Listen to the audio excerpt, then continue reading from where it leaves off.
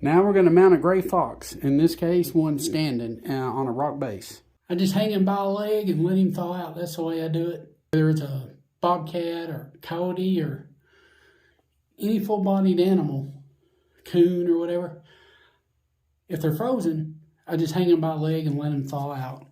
I also like freezing things because a lot of times they'll have ticks and fleas or whatever on them, and if you let it freeze for about 3 days, no less than 3 days, it tends to kill the ticks and everything else on them. Okay, I got to order a form for this guy. He wants it standing on a log, standing up with his back legs on the ground, his front paws on the log. To go eye to nose, I like to go inside the tear duct, and 2 3/8, eye to nose, 2 3/8. Then I'll write that measurement down on my notes, along with his name and his hunt license number, all that. So 2 3/8. Then I go length by width, just like I do with coyote or bobcat or anything. And I'll go with total width.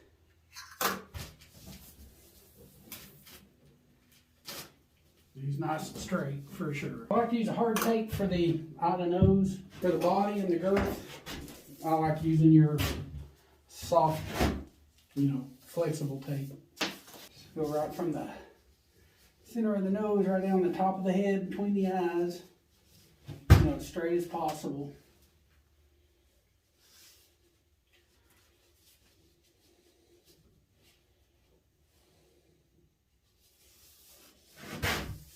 Right down the back of between the shoulders.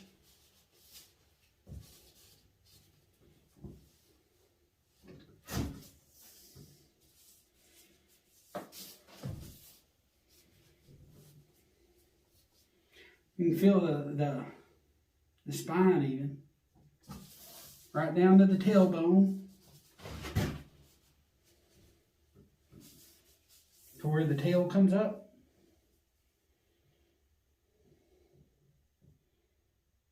24 3/4. And then write that measurement down. If you're within an inch or so either way, you're still good. And then go width at the biggest part of his belly. Sometimes I get a few measurements in different areas of the belly to make sure I'm at the widest spot. See, that's right at about 13 3/4, maybe 14, 14 1/2. Right in here, 14 1/2. If you get pretty close, it'll fit. Eye to nose, you want to make sure that's as close as you can get. Those are the main measurements. Yeah, a lot of times I skin them out before I get a good tail measurement. Although I can feel where it ends, but yeah, you can wait till you wait till you skin them out if you want to get a little bit more accurate of a measurement. Into the tail meat, you can literally feel it. Yeah, it's definitely right at 10 inches. Okay, my goal is when I skin him out, I want to kind of peel him almost like a sock. After I skin one leg out, then I'll hang him back up and just let gravity help me. And a lot of people use skinning gambrels. A lot of your trappers and stuff use that when they skin out animals. But I don't think it's open mouth, but I like to get as much of the, much as I need for, I'd rather have too much and not enough as far as skin to tuck around the mouth when I'm mounting.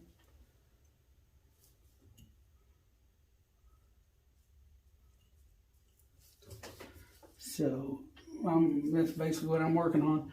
I'll go right up here in front and get as low down as I can.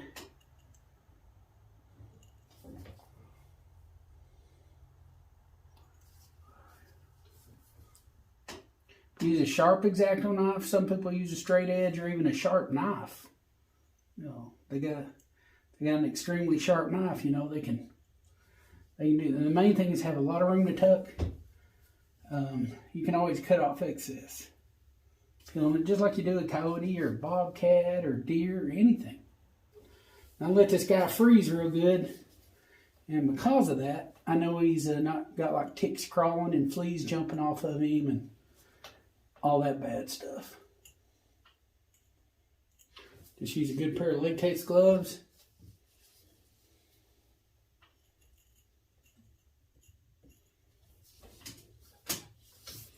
And there's a little gristle that a lot of times I'll chop through right here. Better chop too much and not enough. Right there in the nose area. Right above the teeth, you'll see that spot where you can, the bone will let you know where you can go and where you can't go. Basically just, peeling him, skinning him. Now those scalpels work real good too for this. I usually always have something good and sharp that I can do some precision, you know, cutting or whatever if I need to.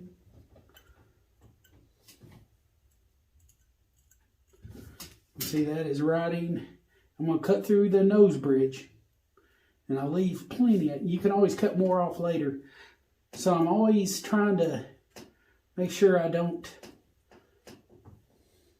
you know, not leave enough skin or something, or nose cartilage or whatever I'm cutting through. And then you see the white membrane now, just like on any other animal. Run my blade across that white membrane and separate it.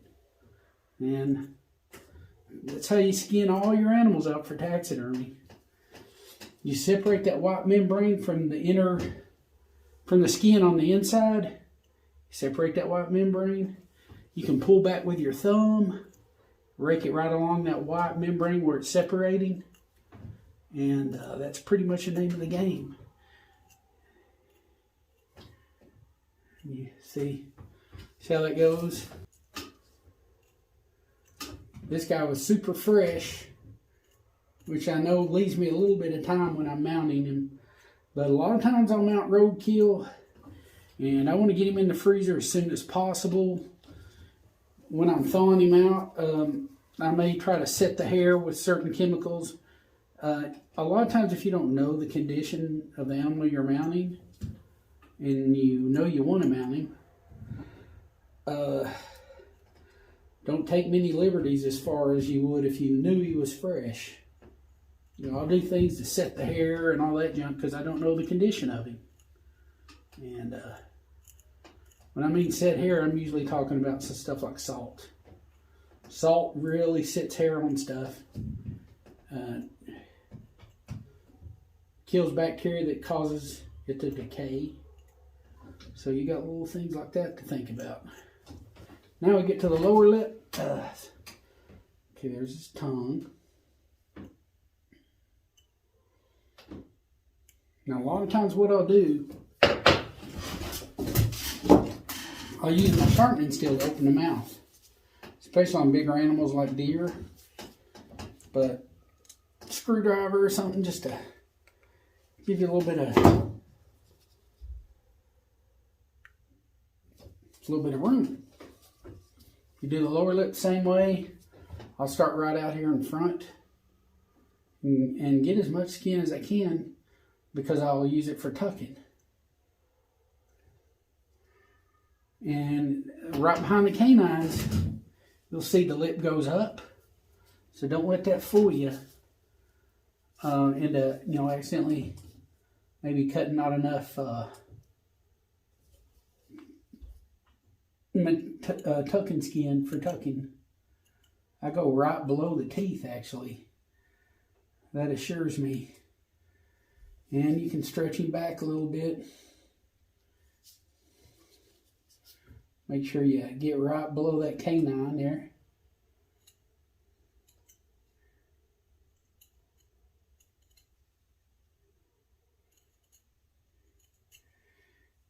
And you skin these lips out anyway, it will give you some tucking room.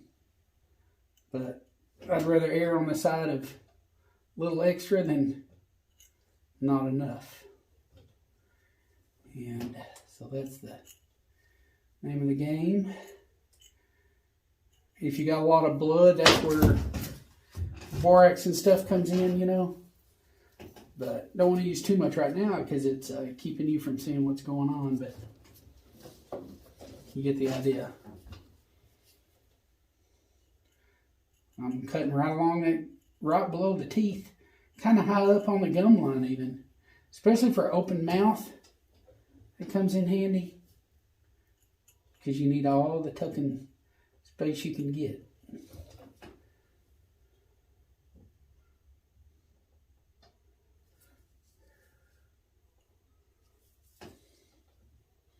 Right here below the teeth in front even, you're going to hit that bone, but at least you know you've got a lot of room for tucking that way.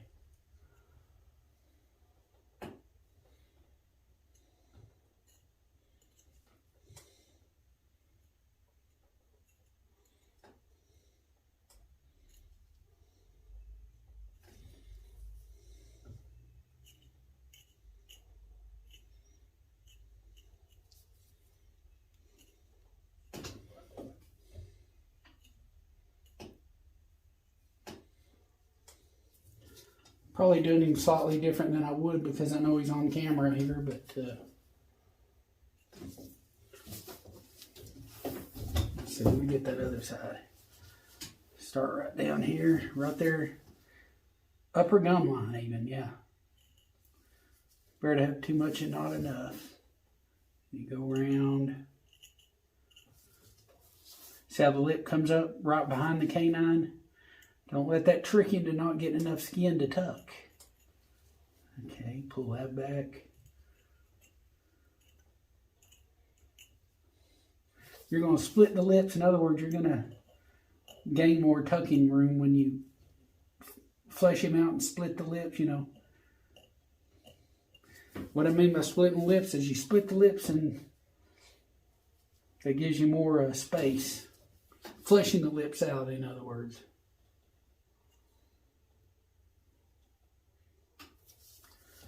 Okay.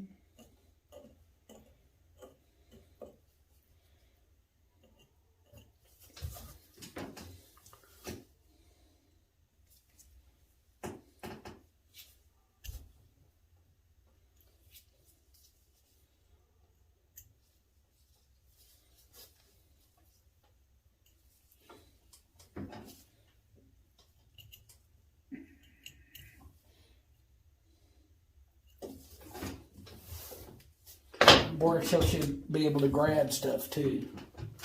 It sure does. Helps you get a grip on things.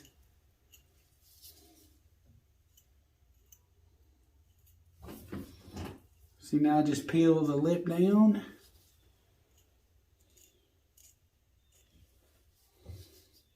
See the white membrane, run my sharp blade over it, cuts it right off.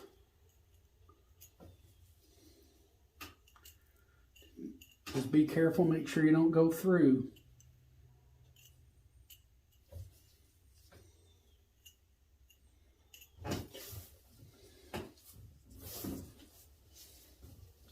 Some of these animals, it surprise you how easy it is to, you know, accidentally cut through the skin if you're not careful.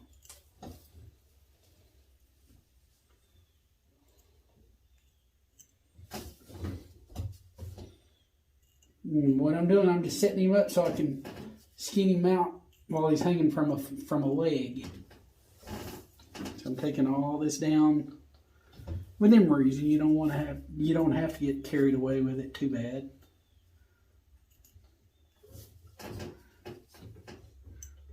Technically, you get the measurements. You could be ordering the form, but the idea is to get this guy back in the freezer until you're ready to mount him.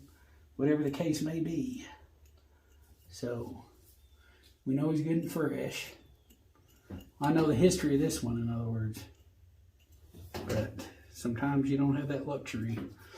So you err on the side of caution not knowing when the hair is going to start slipping or whatever. It's just like with deer heads, but sometimes it's worse with these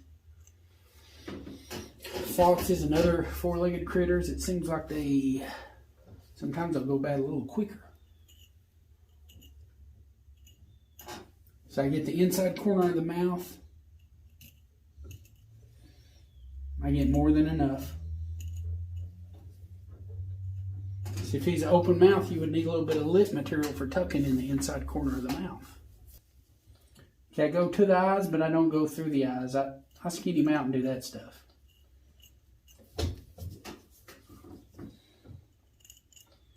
In other words, I work from back forwards. Just got used to doing that. You could go ahead and skin the eyes out right now, I guess, if you wanted to. But I've gotten so used to just doing what I can to get him to come off like a sock. See how that's done? It's all separated. I'm to the eye almost, but not quite. And what I like to do, I like to go in right here around the base of the tail with a good sharp knife. I want to make sure I get right with the hair color pattern. There's a hair color pattern there. And I cut up from underneath. It does less damage that way. There it is. You can use your X-Acto knife or just use a good sharp knife.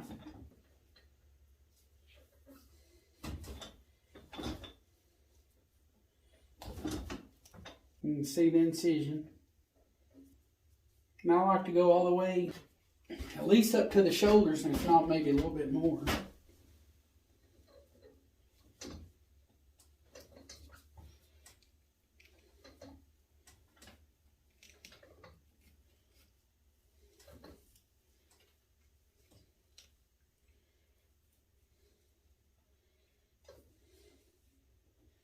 Try to remember the color pattern so I don't get off. Yeah, those color patterns, I want them to really kind of line up. So I do a good job.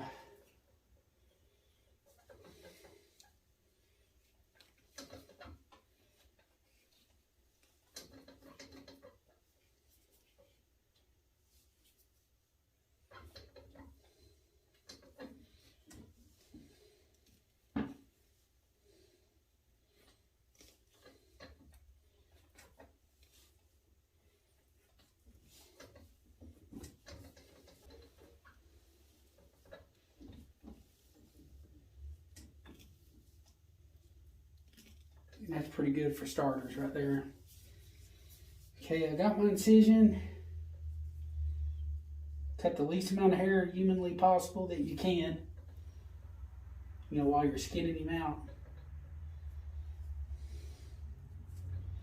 And just start pulling back.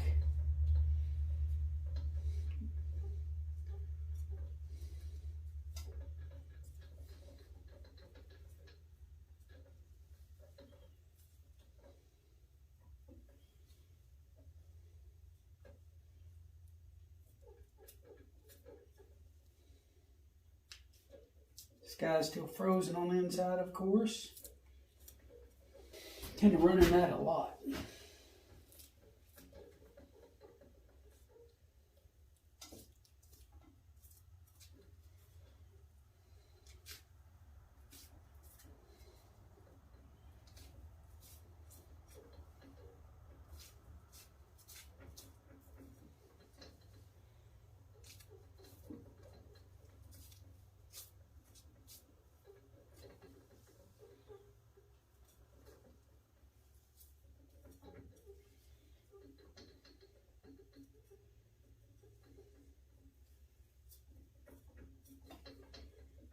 Separating that membrane with the corner of my knife. Pull back on the skin gently. See that white membrane? Run the tip of my knife along it. Cuts it right down.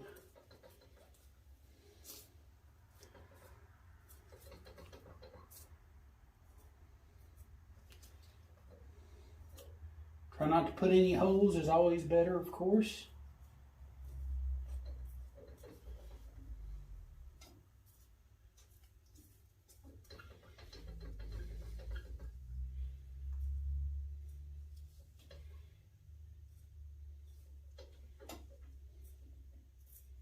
I'm going to get another measurement on my tail too.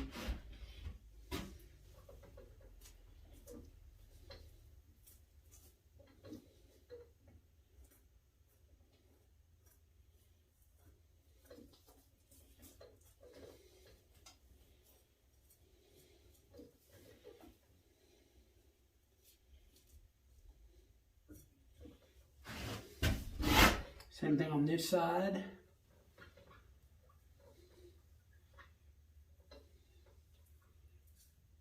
See how it's just opening up?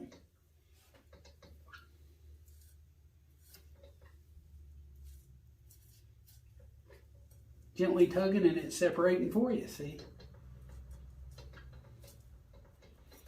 And because I cut up from underneath, it's minimal hair loss, which always helps.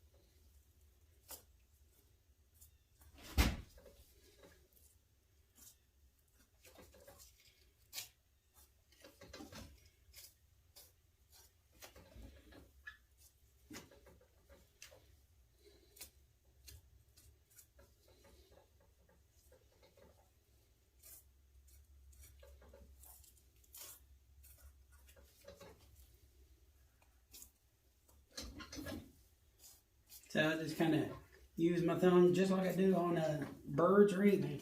If you got a real bloody animal, remember you got borax if you need it. This guy's not bad at all. Here's what I like to do. I like to work on getting that leg out. Just one leg, that's all I need.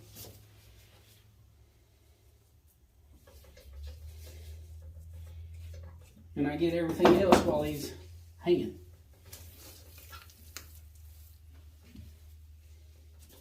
A little tight right here, but right along that membrane just to loosen everything up. That's all I gotta do.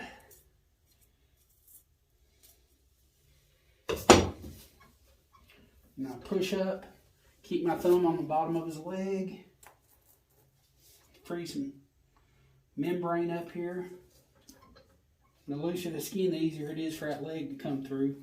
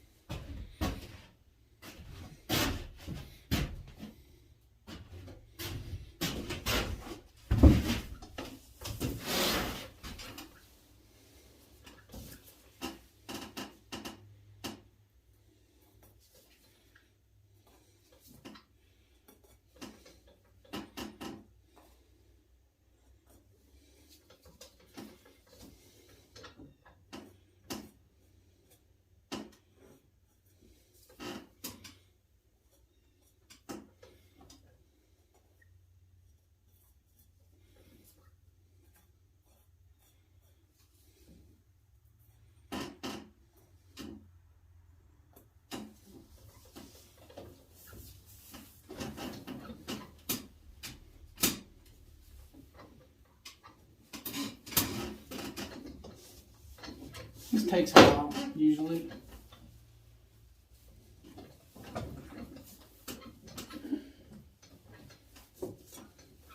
Come below the leg, or the knee, I mean.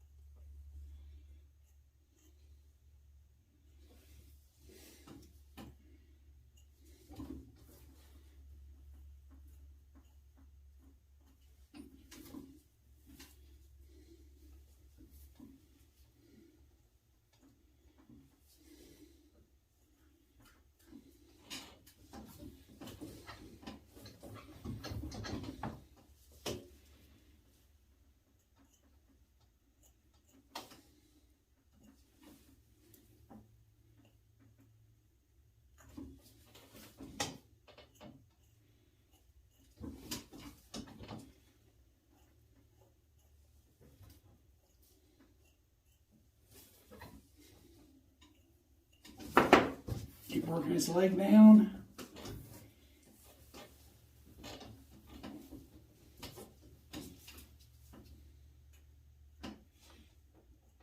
Once he gets where he's hanging, he'll be a lot easier to skin out because you got gravity. You're using gravity. And it's like an extra hand almost. So I tend to use gravity.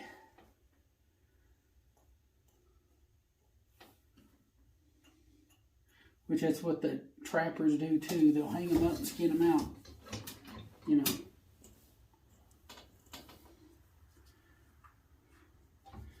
They may leave the paws on or something sometimes. Sometimes they'll cut them off. Well, trappers will do different things. Because they're not doing it for taxidermy. You know. But if I was, you know, if I wasn't either, then I wouldn't either probably. But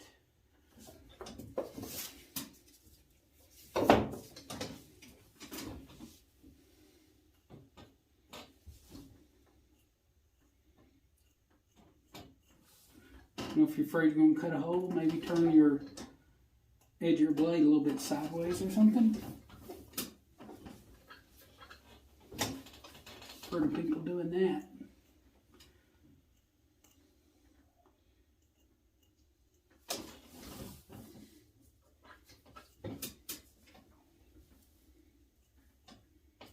Just separating the skin.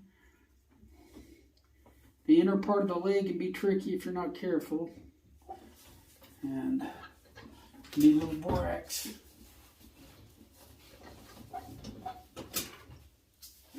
It helps. Anything that aids in. Okay, basically I'm just pulling and holding and then running my knife. Okay, so I went through, I got the back of the leg too. So now, not so much on foxes, or well, more on a fox than you can a coyote. Sometimes you got to make an incision right down the back of the foot. And I'm going to attempt not to do it if I can. On coyotes, I know you don't. You know, you got to make that. I think just to be safe, I've done it on foxes.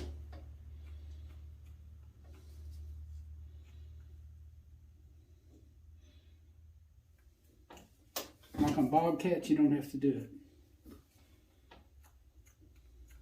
it. And I've seen it not done on foxes. So they can stretch. But you don't want to force anything.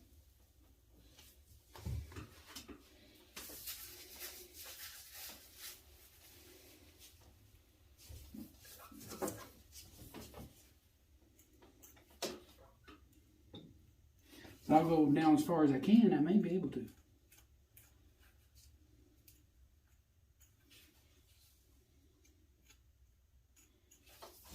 Coyotes, you know, they get tough right down in here, and you gotta really do what you gotta do.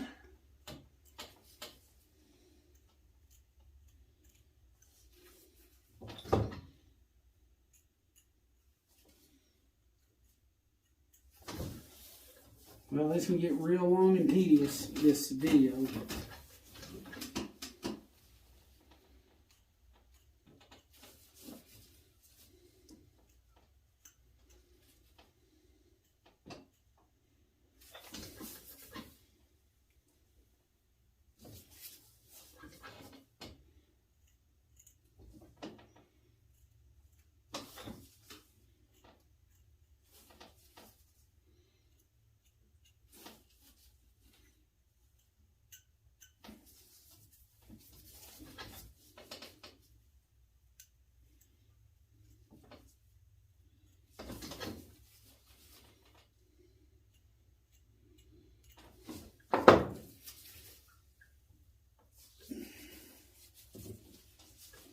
Right here.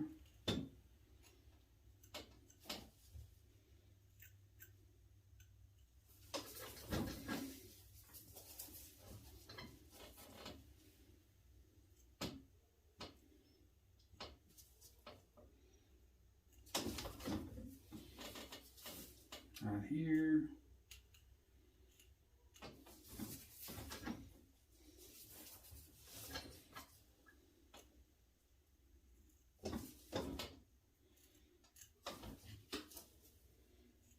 Just keep separating that membrane.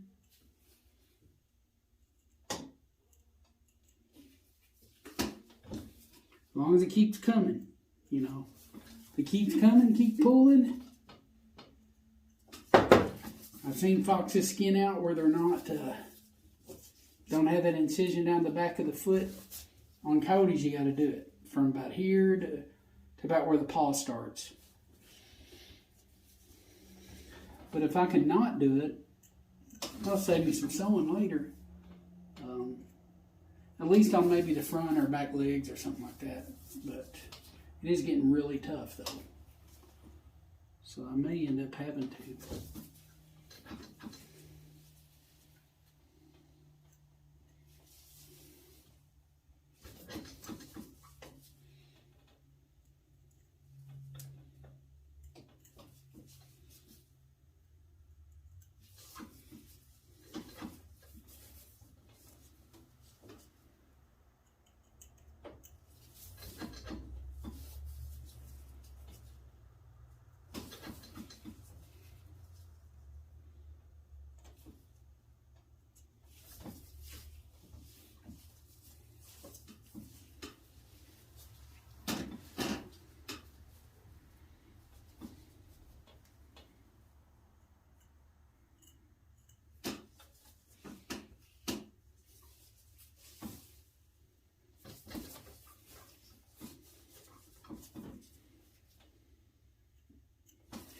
The tail too, I've seen it where the tail was, you know, they used a tail stripper to get the tail bone out of the tail and not make the incision that you make like on a coyote. So I've seen that too. So they can do it somehow.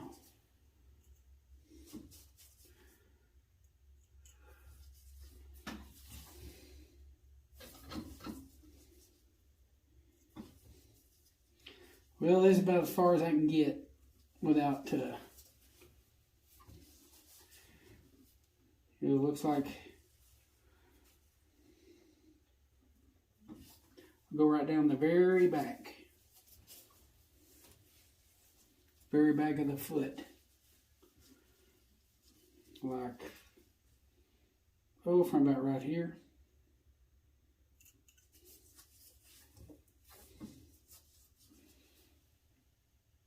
And it's just extra sewing you got to do, but you got to do it.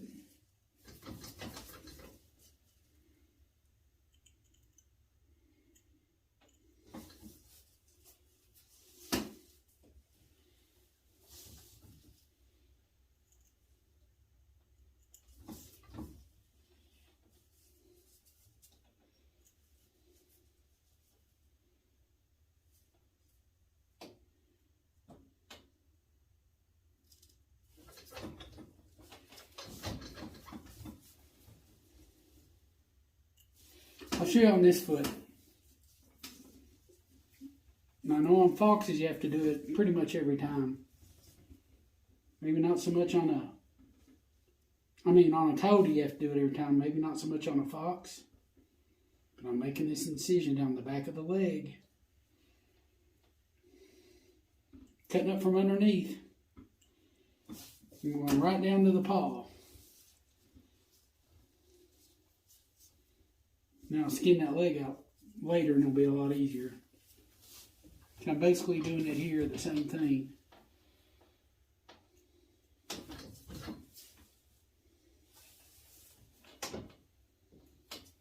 See, with that incision you can pull and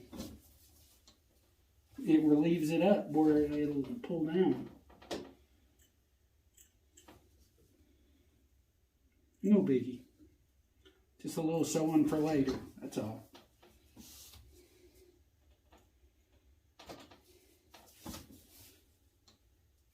See how it comes down a lot easier though? It comes down a whole lot easier. All this membrane. Cut through all this membrane.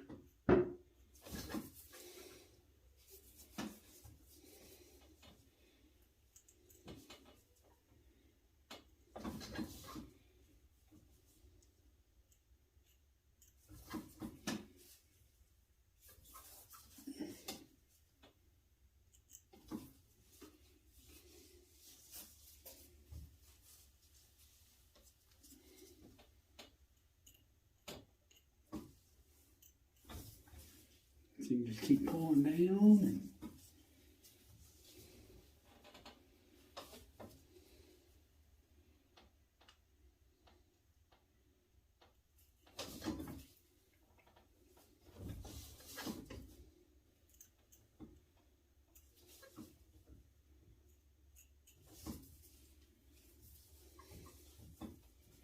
right here, I'm getting close to that first knuckle or whatever. Cut around the sides, free it up on the sides. And just keep tugging.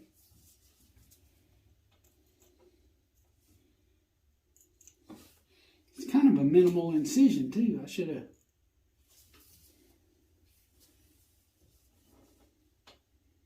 done that to the other leg, but whatever. See, we're down to the, I guess, the first knuckle. I take it down to the last knuckle before you get to the claw, because I've heard of claws falling out and stuff.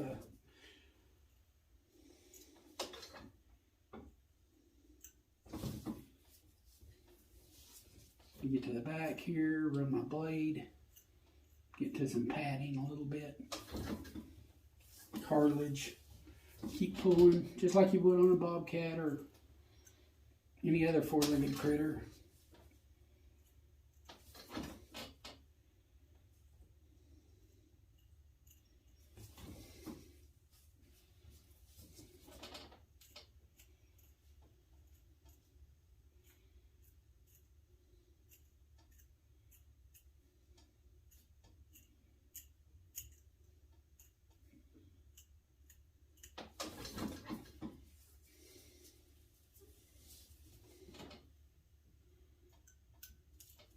Keep running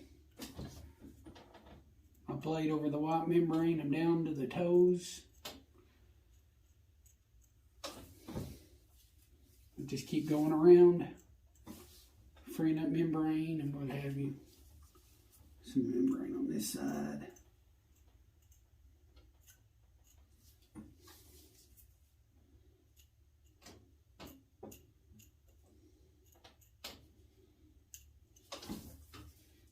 Pull a little bit more.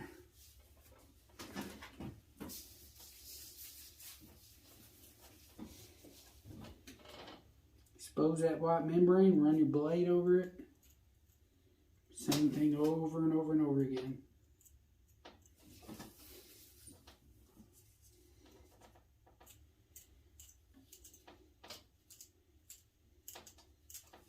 You see the foot padding material right there, that foot padding. So now I'm kind of getting close to the end.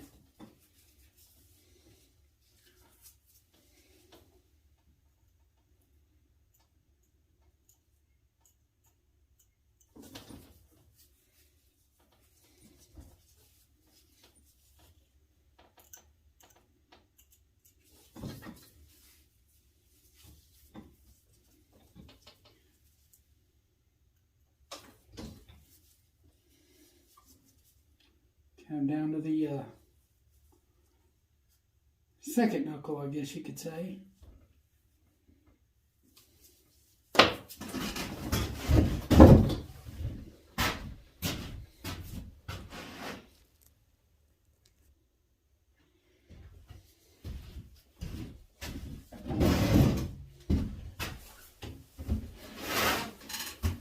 Can I get down that last knuckle? Or get me a good pair of shears or something. I know it's right there. So a lot of times I'm content with just cutting through that last knuckle. You know, he's skin out pretty good. You don't want to go too far or, you know, have his claws fall out or whatever, but you want to make sure he's good enough. Gonna do it again. Use my shears or whatever I'm using. And you can pull that toe out a little bit, what I'm getting at.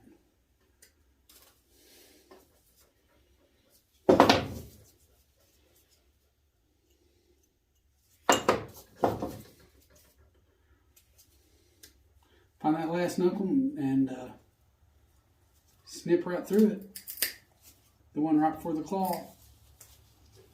Go the next one.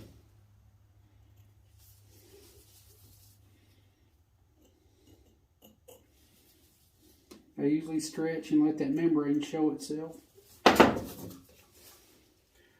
Grab your shears or whatever you're using. Find that knuckle, go right in between the knuckle where it's just cartilage. Separate the knuckles, what you're doing. You're cutting through maybe a tendon or two. You can see how the toes are showing up. I've got one more. Let's get it down a little bit. Find that last knuckle. Goes right through it.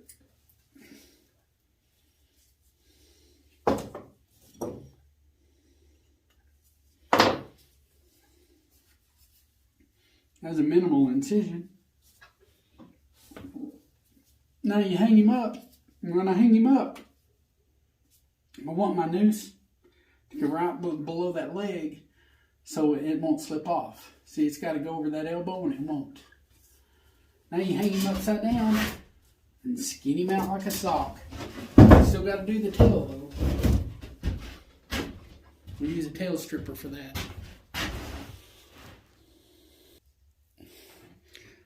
Got me a fancy little noose here.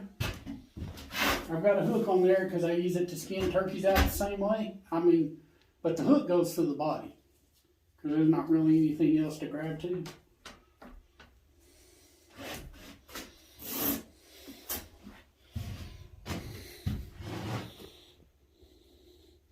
And as you can see, it's hooked. It's not going to drop down because the noose is below that elbow on the leg.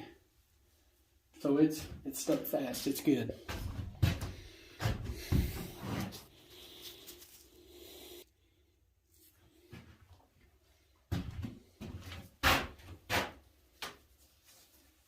Now just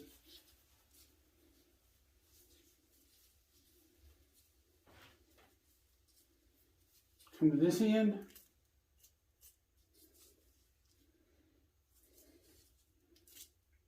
Start separating membrane.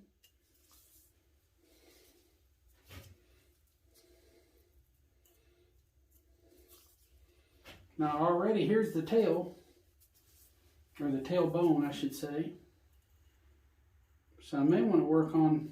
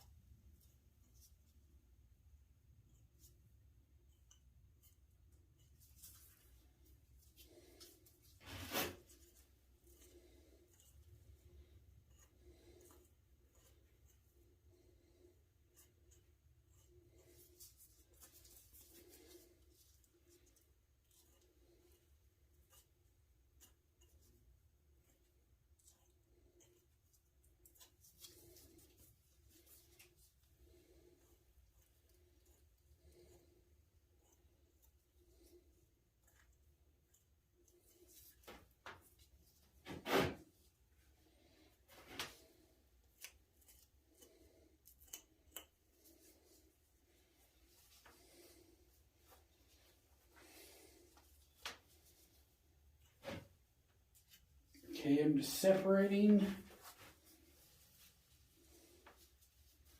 Tend to slow down a little bit around the tail area.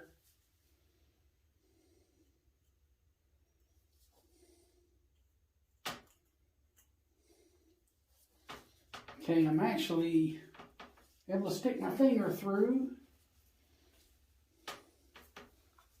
at the base of the tail, or I can cut it. Make it where I can stick my finger through.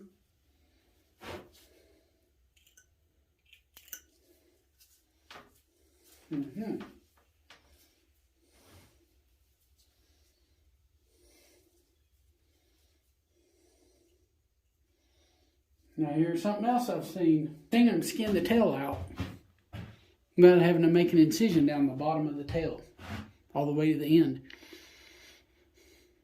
But on a coyote, you got to do it. So I'm going to attempt to do it without cutting down the tail, because I'm going to try to be easy. If it looks like it's not going to give, I don't want to, I don't want to tear his tail off. Well, I don't have a tail skinning tool, but I do have some hemostats. And I've used scissors before. And usually it gets the job done.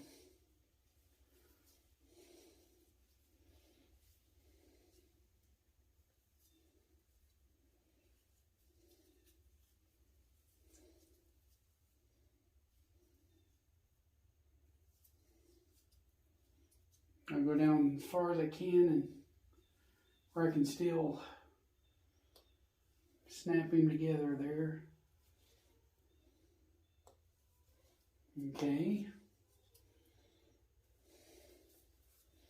Now with a little bit of luck, that tail's going to slip off, but no damage. That's what we're hoping for.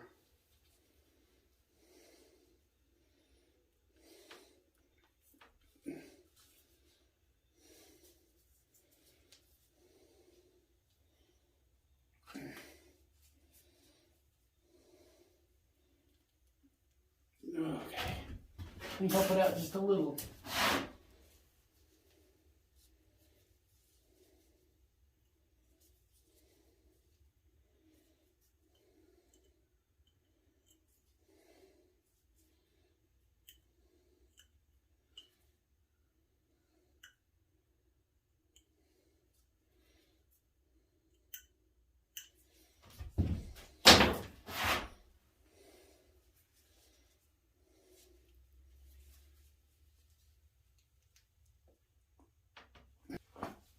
It worked. I'll be. Didn't have to skin the, like on a coyote, on the bottom, I'd have to make an incision all the way down the tail. I've never been able to do a coyote that way. You can do a fox that way though. Tail stripping tool, is it a tail skinning tool, or basically they've got things out there that are better than using hemostats. But hemostats have always worked for me, but okay, now we keep going down and you'll come to the animal's private parts.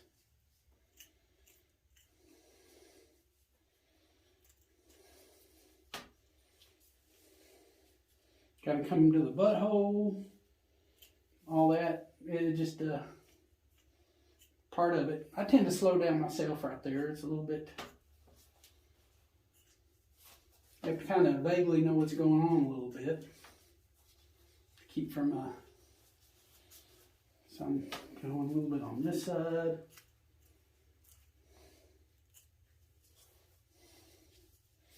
Definitely the butthole, I know I'm in a position where I got to make a cut.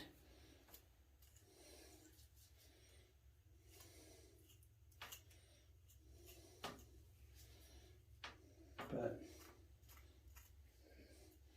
just keep tugging and pulling. So I went to his butthole.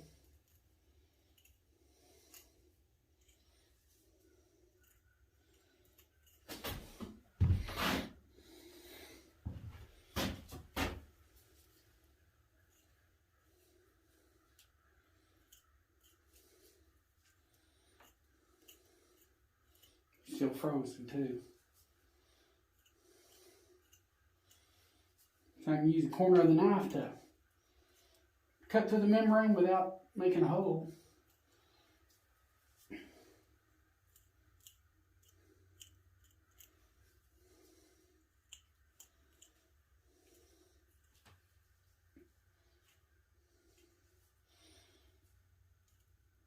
not even sure if it's a male or female.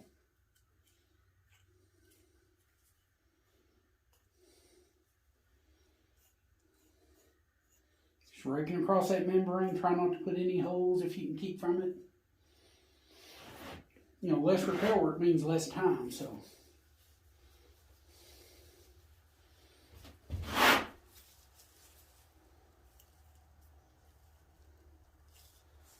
I'm leaving a lot of fat on him, but at least I'm cutting through the membrane and not putting holes.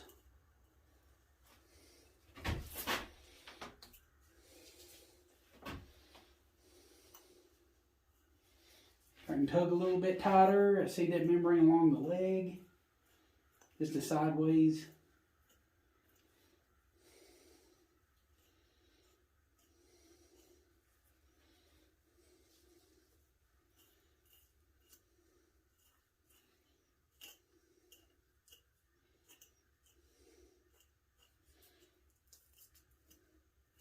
How he's coming apart.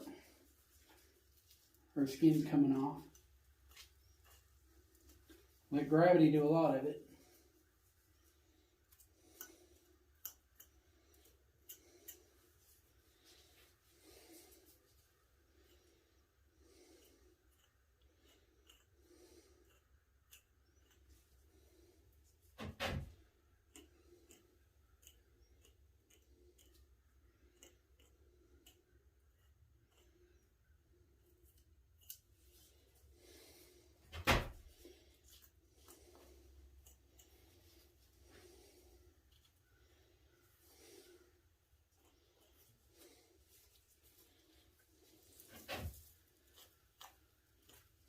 Look at all that, just slightly tugging, not even real hard or anything.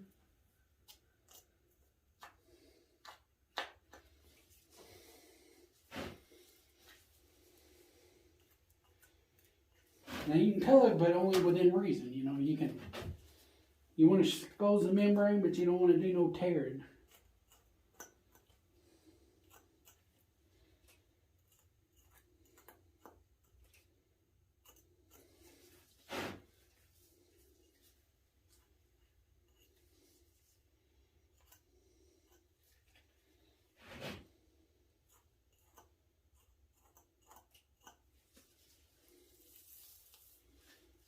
So I'm just slightly tugging, look at that.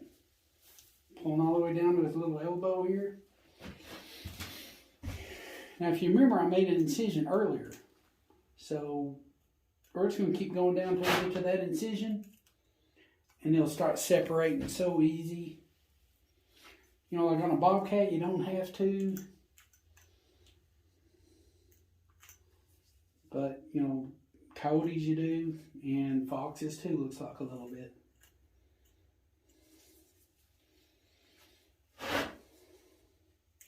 Me, a person might could try skinning a foot out without you making an incision along the back of the leg, but I don't know.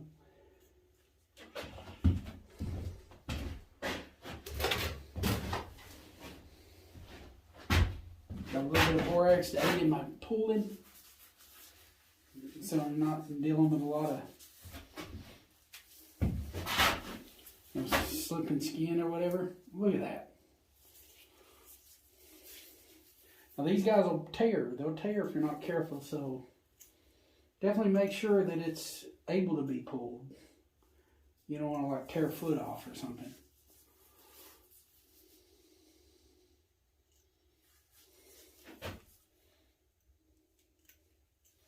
See if I'm in the camera good. Yeah.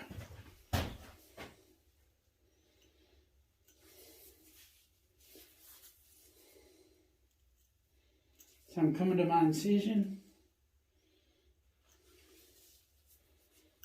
I just run my blade all the way around the membrane to separate it. Tug a little bit. You can see my incision starting to show.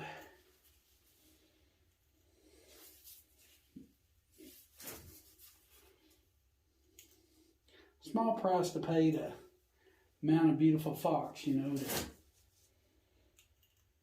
have a little incision you got to sew up.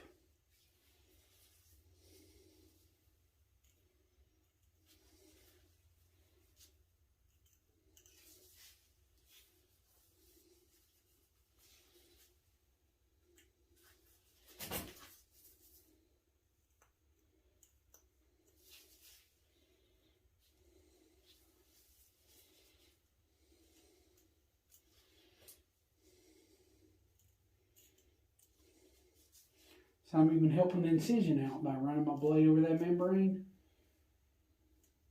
Pulling down with my thumb just a little bit. Make sure you get the back too, like right in here. See, we're coming up on the toes.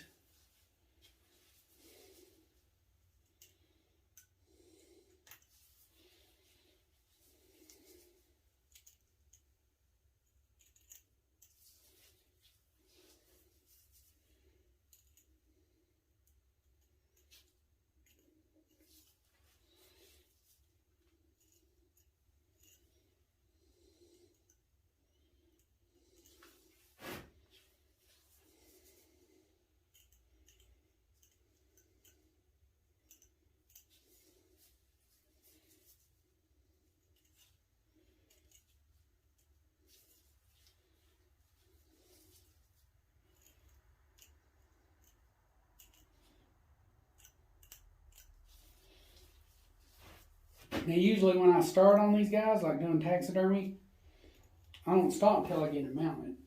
Because unless it's really cold outside and you're leaving your shop, you know, you can let your shop get good and cold and probably be all right. But other than that, I try to get them, I start on them and get them done. Because you never know when the hair's going to start slipping. Especially on coyotes and foxes. Like the stomach area is real bad on coyotes because their stomach acid, like right after they're killed, that stomach acid really starts working on them.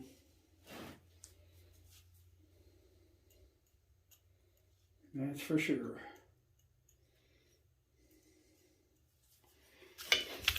Okay, I think I'm down far enough.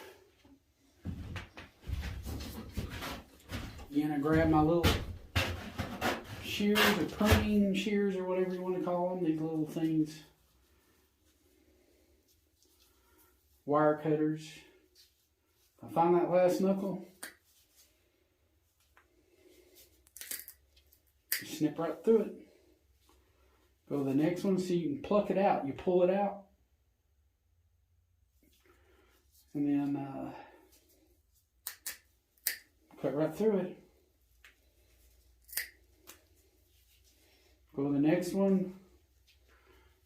Now if you need your blade a little bit, which I usually do, I'll help separate it a little bit.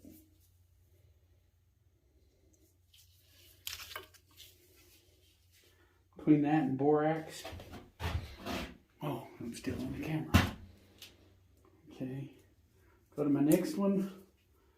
Pull it out. See how I'm pulling the knuckle out? That last knuckle before the claw. I just cut right through it, see? And it's good enough for me.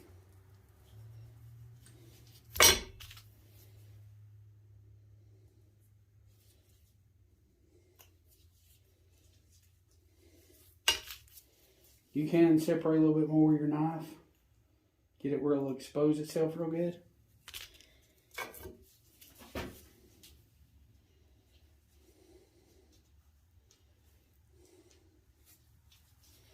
Get that last knuckle to expose itself. Trying to do it for the camera, I'm a little bit awkward with it, but there's that last knuckle before the claw.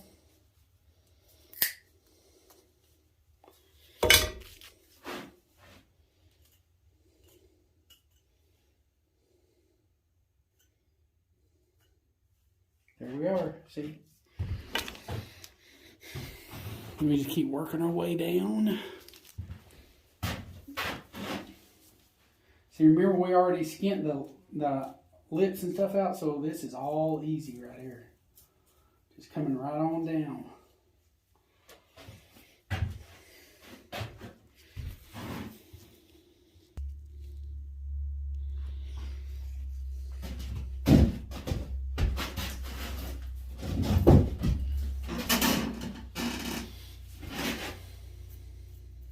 Using my X-Acto knife blade, maybe the edge of it or something. Slightly tugging.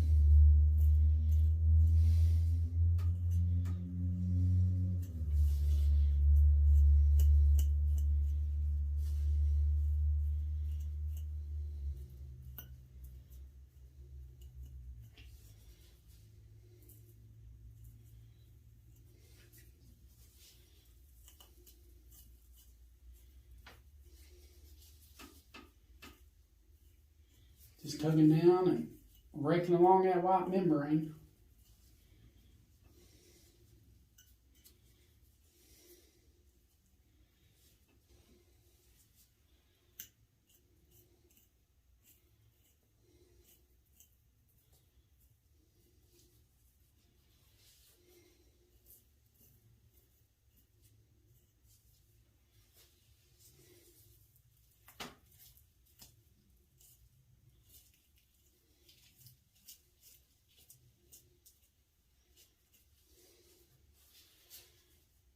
Haven't skinned one out in a while. I think I'm a little bit slower than I used to be, but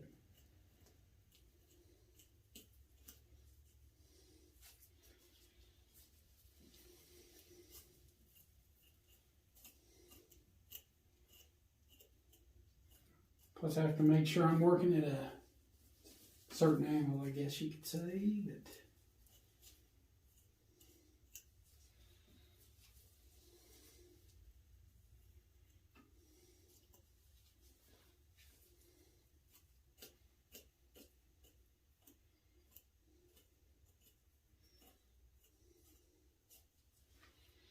okay, we're coming on the front arms.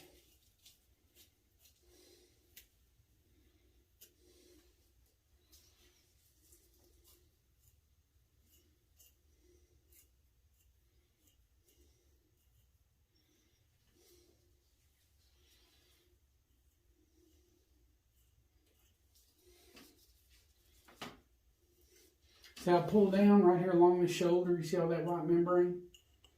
So I'm fixing, yeah, I'm on the shoulder now.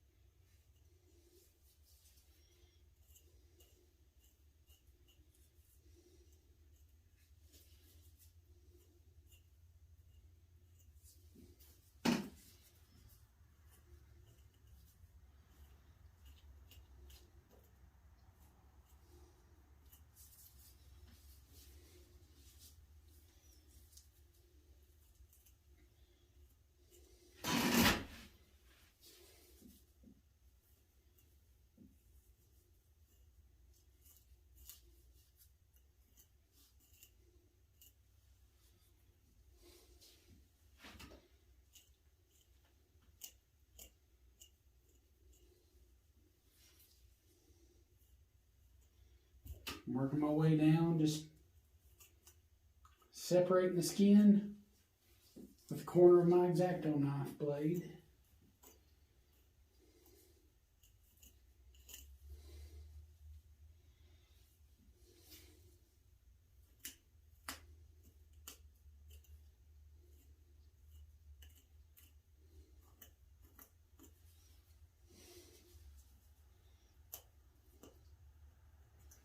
And I'm at a point where I've got to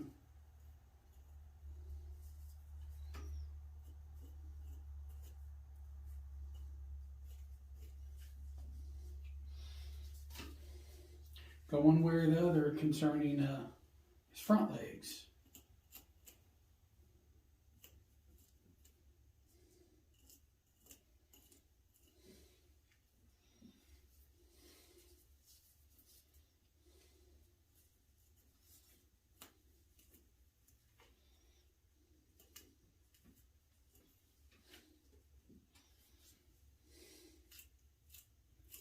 Got his armpits here.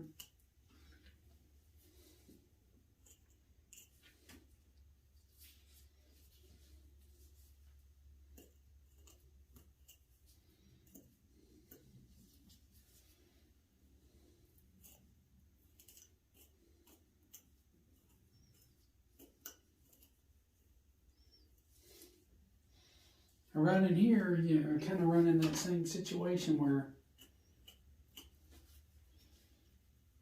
you know, I'll stick my finger through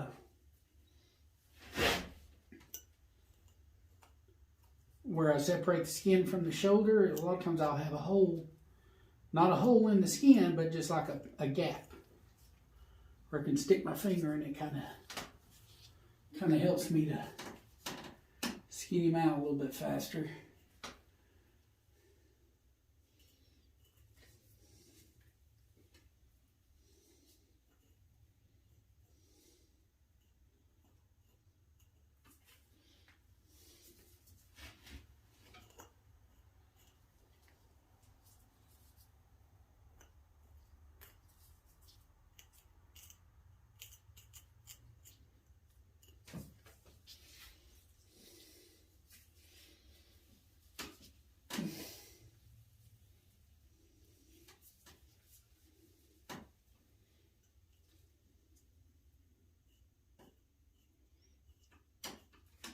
Yeah, trappers do this stuff all the time. A lot of them do. You know.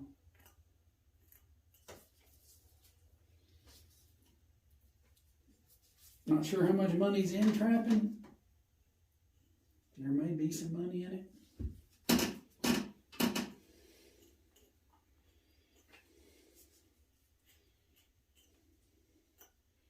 I know there used to be money in it. I don't know about now.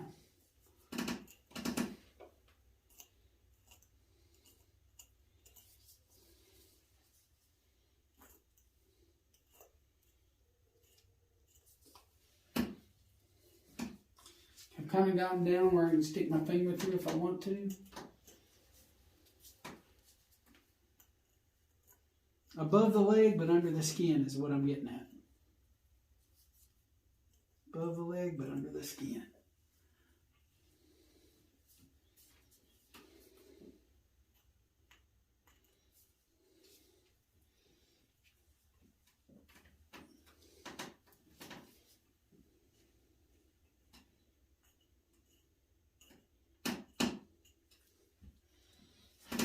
And there I am. Now you can tug a little bit. I'd have to separate some skin a little bit.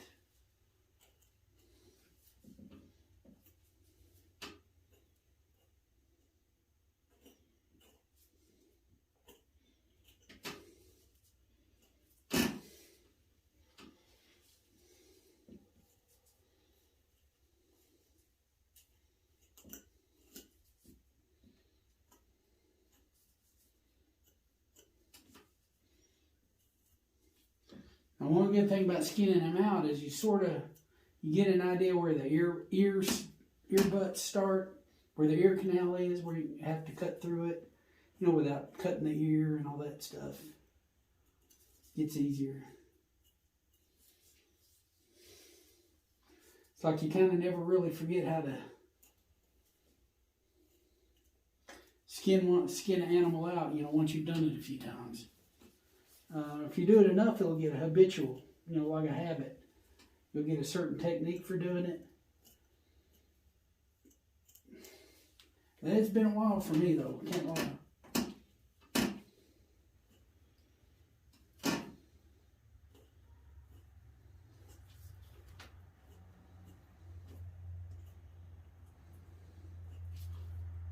Still using the edge of my knife as opposed to the straight on cutting part of it if I can keep from it.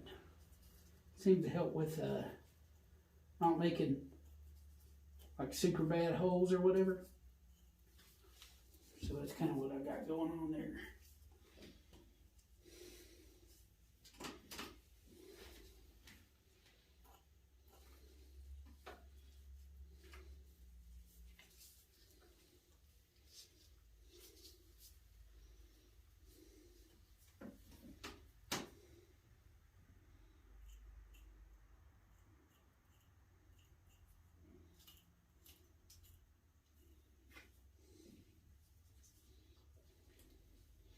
Okay, this leg is about the same way. I got a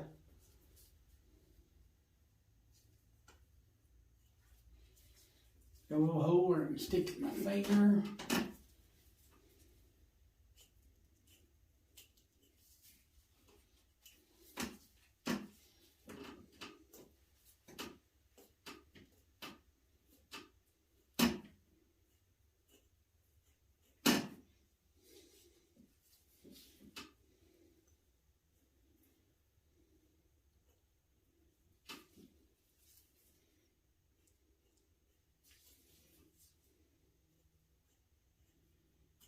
Sometimes using the blade actually has an advantage in these tough areas.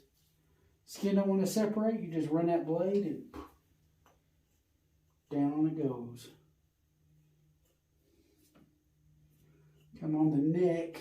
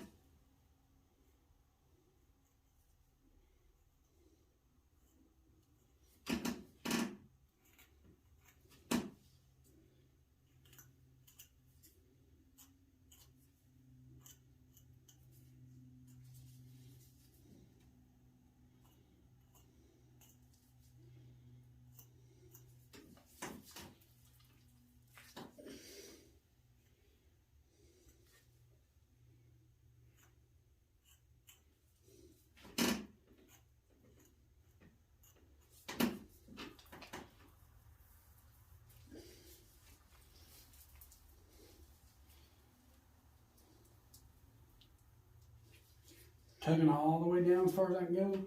Forgot to do the incision right there, but it's a little incision. I may want to go ahead and do it on this foot, just to show you. You can do this ahead of time.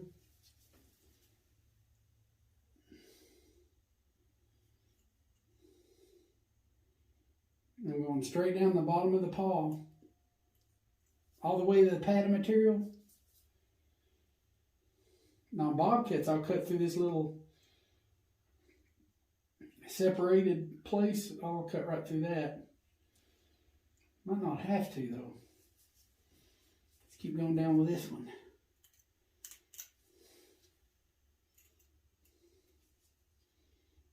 Take it down as far as it will go.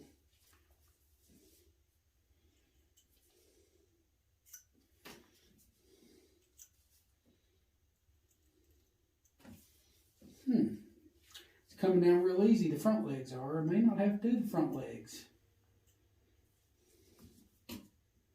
We'll find out right here. It's been a while since I've done a fox.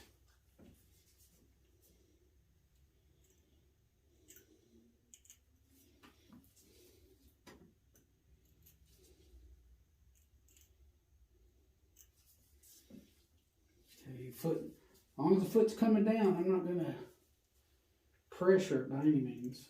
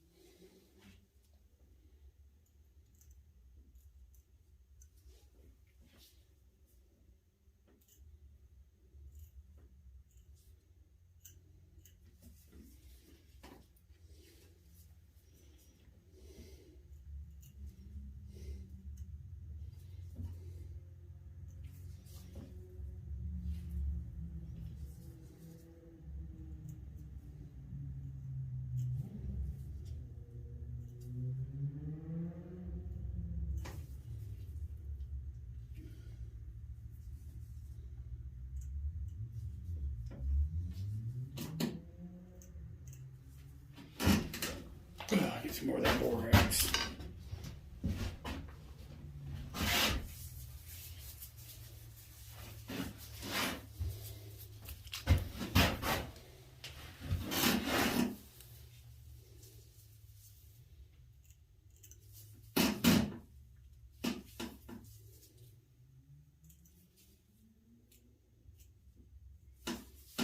Wow.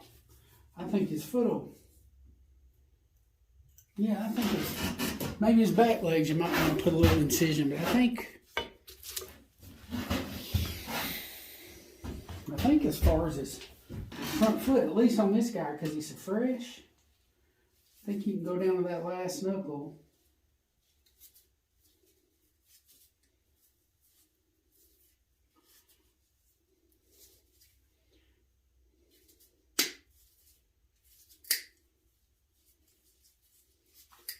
Now that was like that thumb area, and I think I just cut through the bone kind of close to the skin a little bit, but let's see if he'll come out.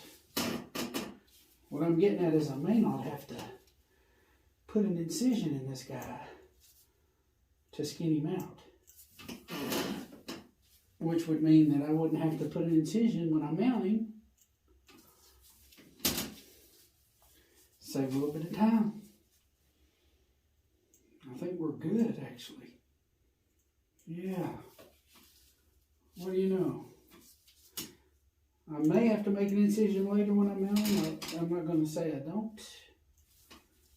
You know, to get him to fit or something. But at least right now I don't have to. And the form is a good loose fit. So it's not going to be tied anyway. He's not going to have like oversized legs because he was too big, or the form's slightly too big or something. Look at that, just like a bobcat. Don't have to make an incision or nothing.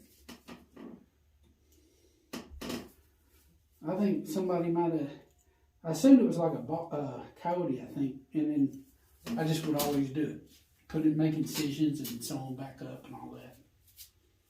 But it looks like you don't really have to do that. At least not on the front legs. Maybe the back legs, which I did.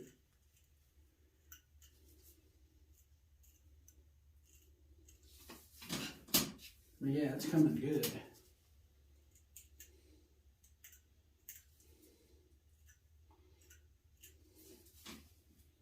Not as easy as maybe as a bobcat, but close.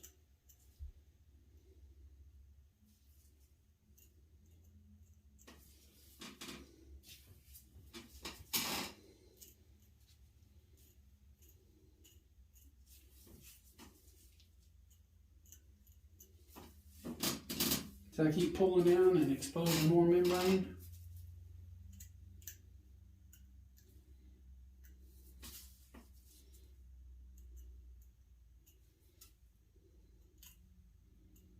Okay, I'm officially down to that last claw. Come to the padding, where the padding is connected to the skin.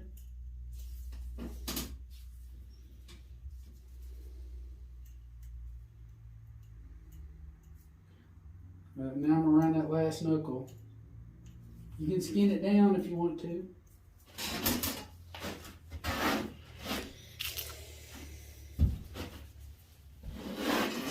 And I'm going to go to that last knuckle and pull it out.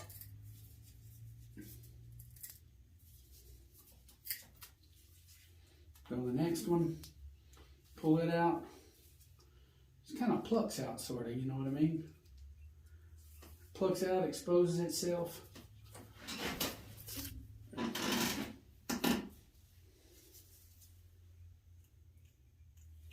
Maybe a little skinning. Get it where it will expose itself a little easier.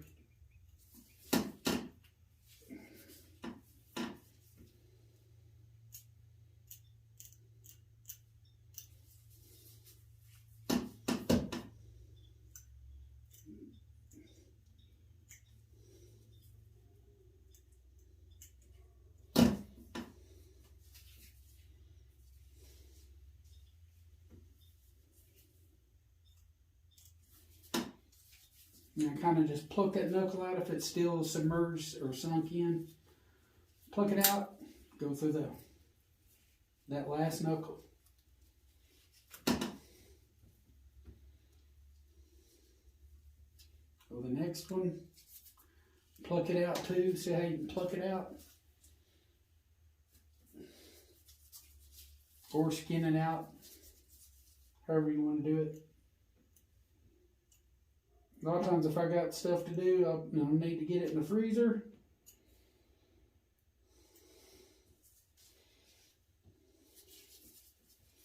Go ahead and go through that last knuckle.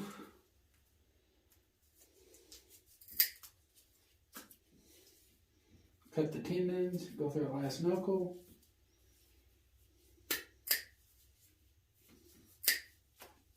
There you are. One side, go to the other. Do one leg, do the other.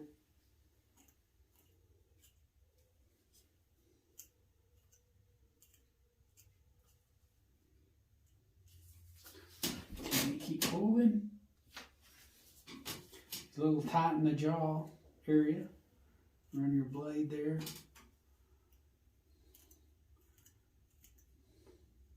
Yeah, this can be the tightest part on the whole animal right here is the, between the neck and the head there.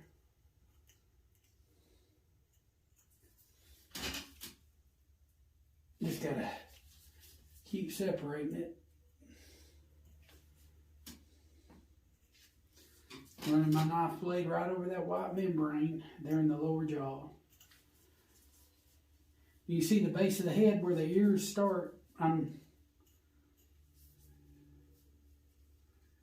I'd rather be safe than sorry, so I'm starting really far back. Still pulling down.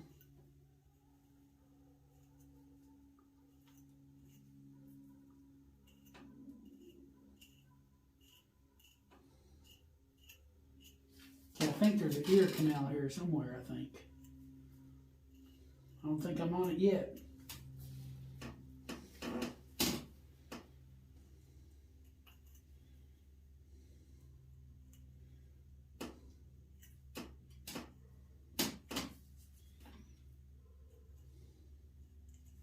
As long as I can separate, I'm going to keep trying to separate.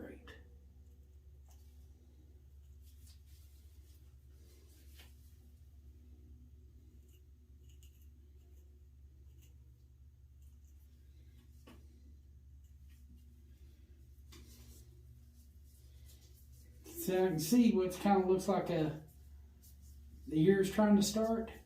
So I'm thinking there should be a ear canal here somewhere. I think I found it. Yeah, here's an ear canal.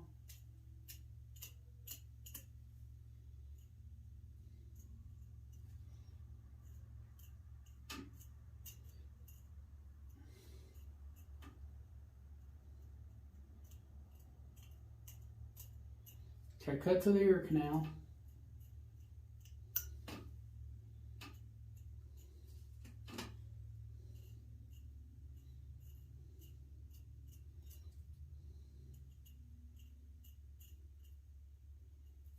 And that's good. The ear canal is right at the base of the skull on these guys. It's better to cut your ears off with a little bit too much meat than not enough, for sure.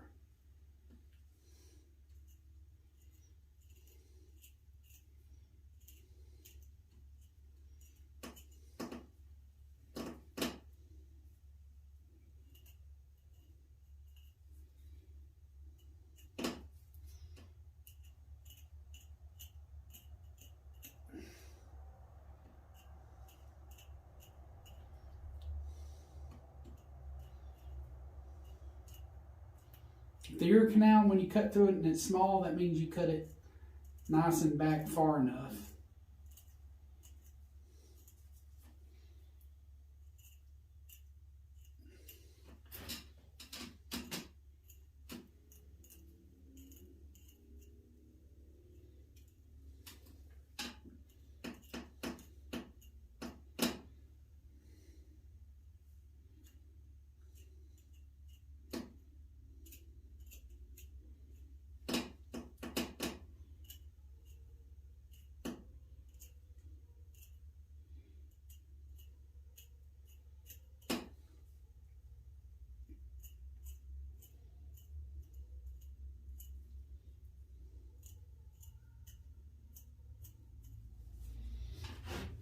I'm just a little bit wary to make sure I don't cut through an ear. I'm kind of rolling it with my thumb too to know, kind of get an idea what I'm doing.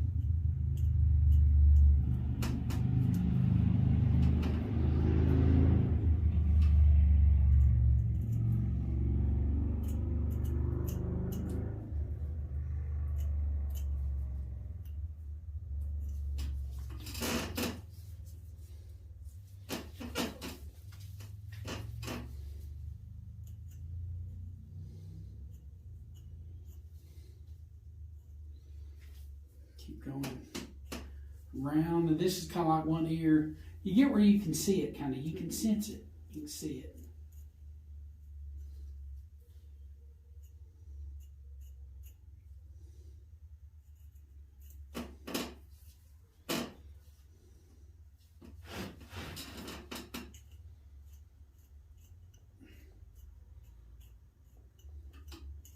So it's coming off kind of separate.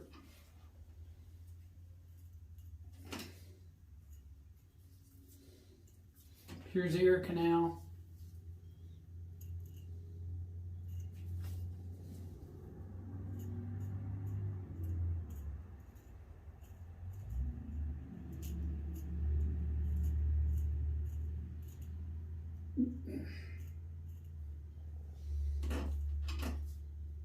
I'm making sure that I'm not cutting the ears in any way, shape, form, or fashion.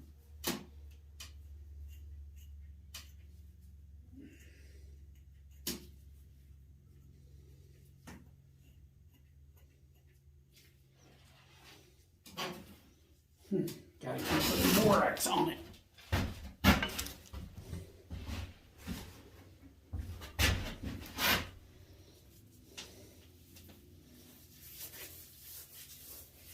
So I can tell what's going on.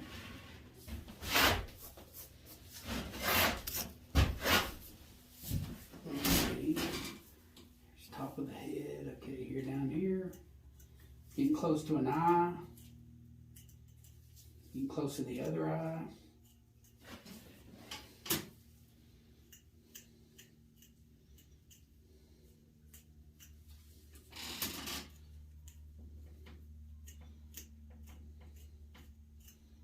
Getting close to the inside corner of the mouth.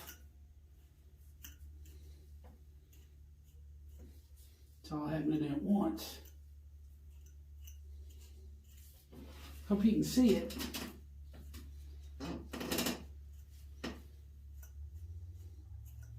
Here's between the eyes.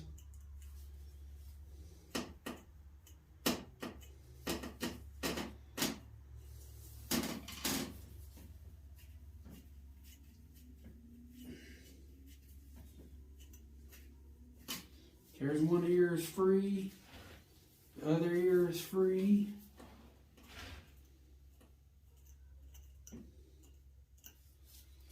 Okay, now the back corner of the eye, you can feel the eye orbit, I guess is the right word. I can feel the back of the eye where the bone is. You can feel it. So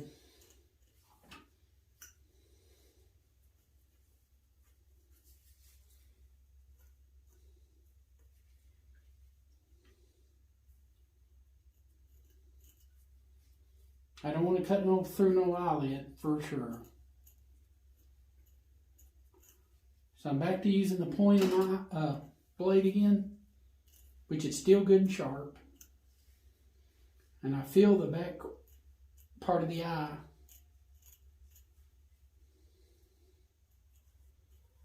And that is where I start to run my blade.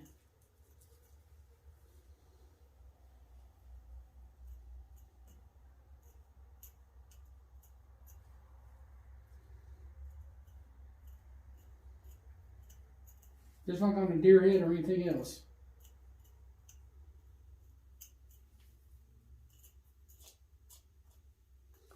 I use my thumb to kind of get an idea where it's at. And you'll see a thin membrane of skin.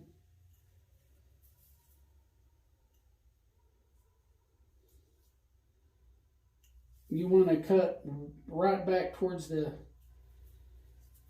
See, the eyeball is exposing itself.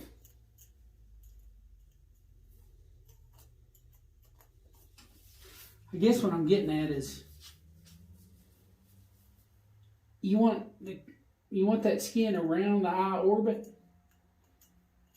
and it's before you get to the eyelid skin.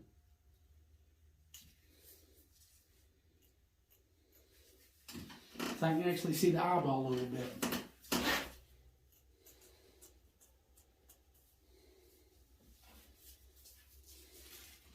I could zoom in a little bit.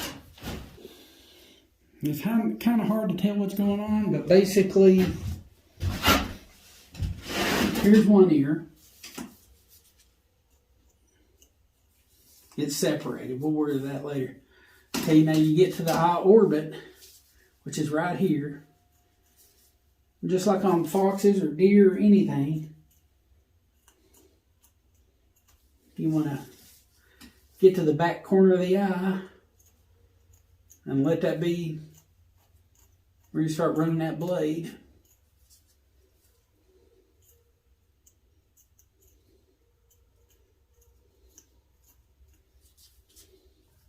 You can see the eyeball.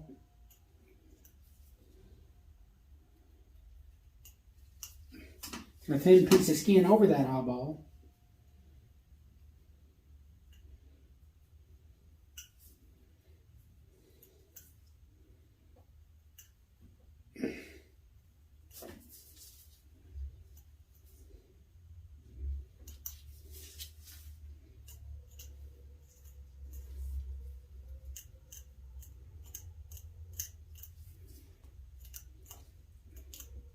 There's eyeball on the other side. So I cut through that skin. I just cut through the skin, not the eyelids. To be safe, I go ahead and do it over the eyeball itself. I cut to that membrane, that small, real thin skin.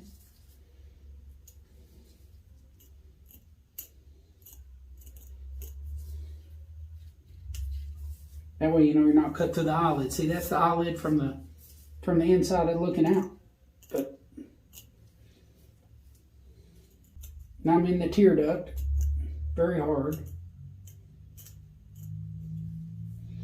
The blade has to kind of be sharp. Okay, but I'm eating into the tear duct. I went through that eye. Not bad.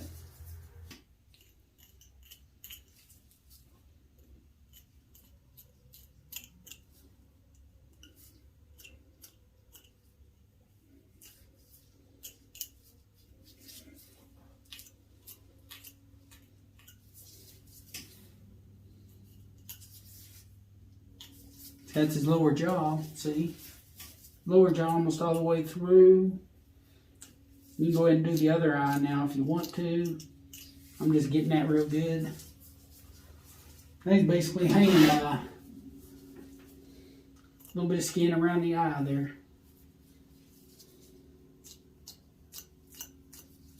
Here again, there's the eyeball. Cut to that little thin skin. It's on top of the eyeball.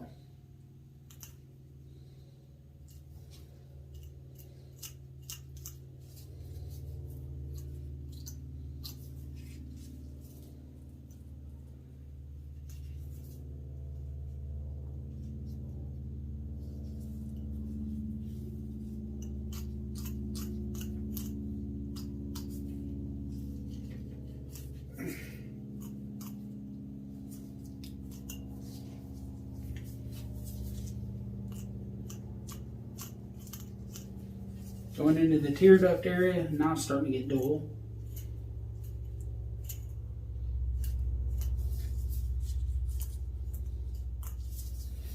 But you remember we skinned all this stuff out earlier.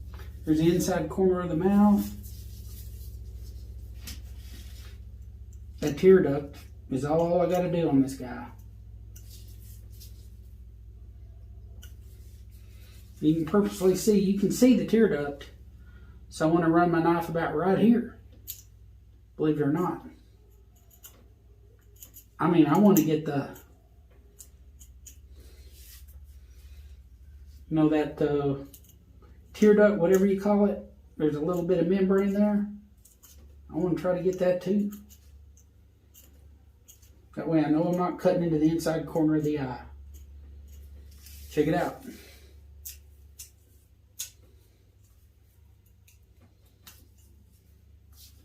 There we are. Now you can re-invert him if you want to, or not a bad idea to re-invert him, kind of.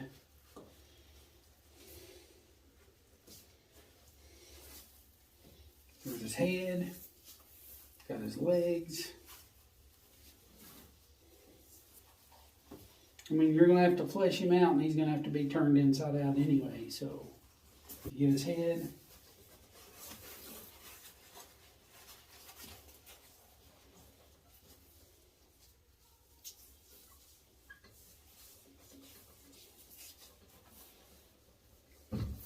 Put his head like that, and fold his legs and arms in.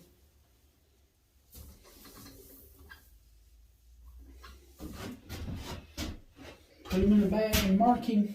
They got special freezer bags, but if you know you're going to get to him pretty quick, you know, maybe even a Walmart bag will work. Just roll him up, fold him.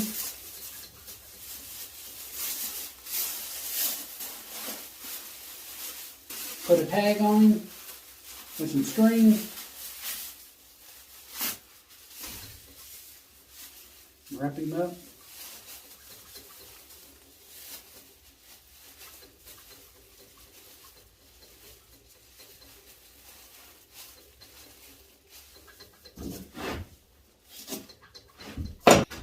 Okay, I'll put what it is and his name. Because you may get more than one species, you know, same species or something. Get you a good ticket, or make one if you don't have any on hand. Make you a good strong ticket. I use leftover thread that I've sewed deer cakes up with. I'll use that to tie a ticket to my specimen.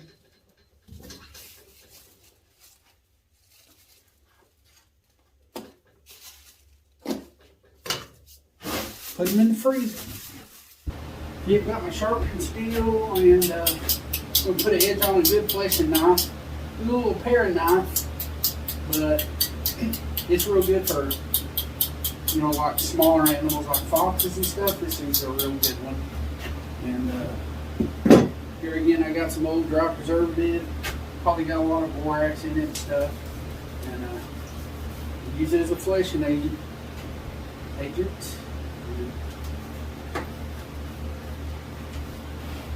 Just basically put the cape, it was wrapped up, put it in a bucket of water and let it thaw out.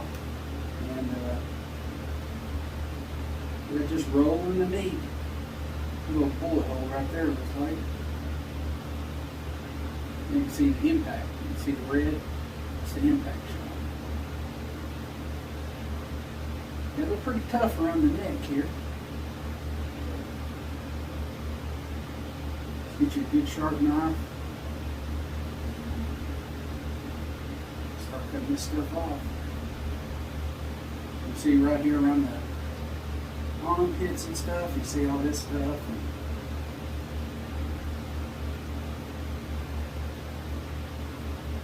all that red meat and everything. Just like on a hog or any deer or anything, you know, you want to get as close to the skin as you can. You don't want a lot of membrane on there. Get all the membrane off that you can. Just keep rolling it.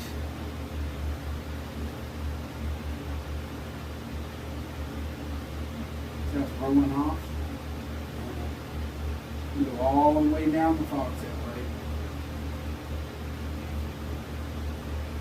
A lot of times I may even skin the ears out while he's up this way. I may do that quickly, you know, before. He's real fresh, but if he wasn't fresh, like a roadkill or something, I'd probably get the ears first.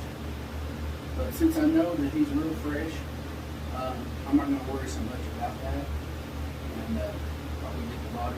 May end up getting the ears before I get him completely fleshed out, but I'm not like in panic mode like I would be if he was like a roadkill that somebody found and wanted to get mounted.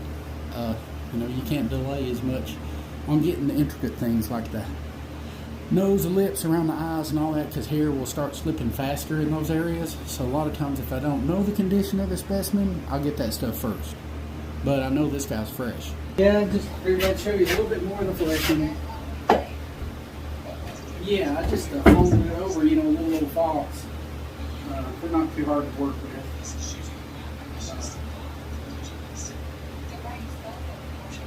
just comes that thick meat. The neck's kind of thick, always thick on these guys, like the coyotes are the same way. A little bit thick there at the neck. Just make sure your knife stays good and sharp. Here's the incision right here, so I want to kind of make sure I go down the corner of it.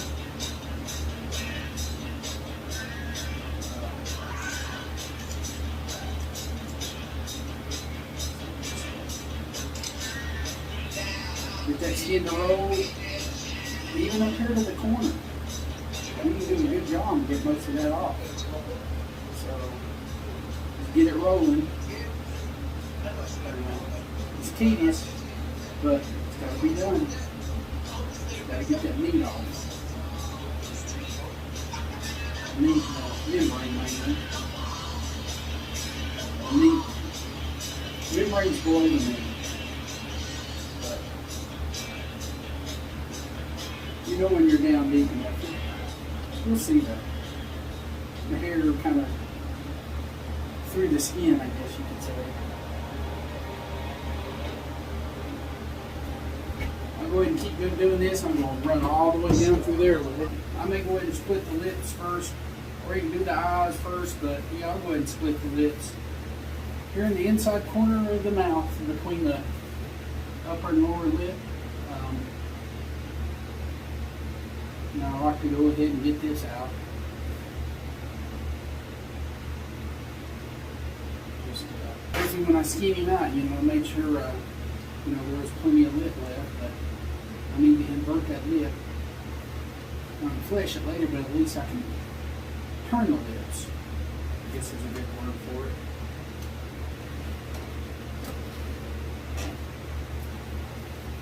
Basically, that's the inside corner of the mouth. And I go all the way around, and I can feel with my pointing finger, my index finger, I can feel that skin separate.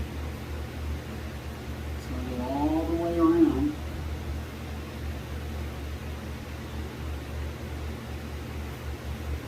Until I feel it kind of bottom out. That's the best word I can use right there.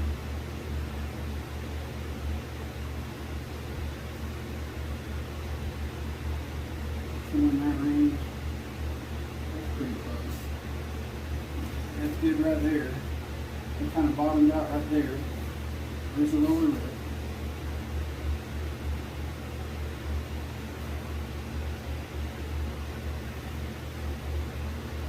And I'm going around to the upper part of the mouth, and it will separate too.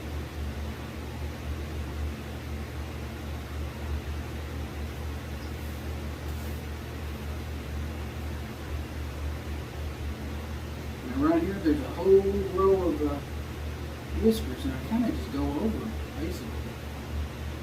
And instead of going down into them, what I'm getting at is all the whisker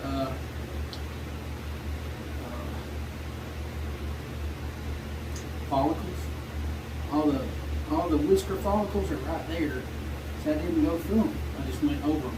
Because right now I'm just splitting the lips, and if I can flesh through them a little bit. Later, but the dry preservative does a good job, later I may cut down in between the follicles, just to let the preservative penetrate down in there. And, but if you lose a follicle or two, you cut through the whisker or something, no biggie. They got quite a bit of whisker follicles. Okay, we're here at the nose. Okay.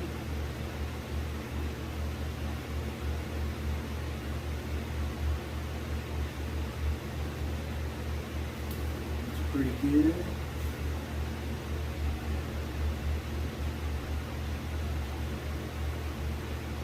This other side.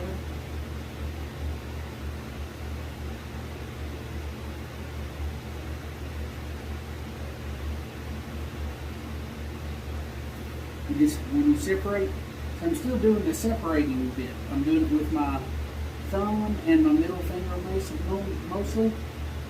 And or I may use my index finger, whichever's more comfortable for you. But basically, I want all this to be split. Is the right word. It's called splitting the lips. So. Basically, you just run your blade until you separate the lip as much as possible. You want to separate it.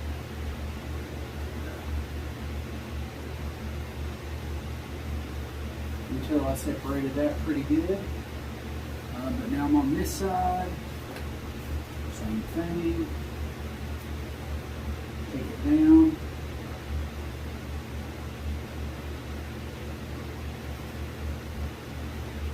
Across those whiskers again, just like you did on the other side. It's going to happen on this side.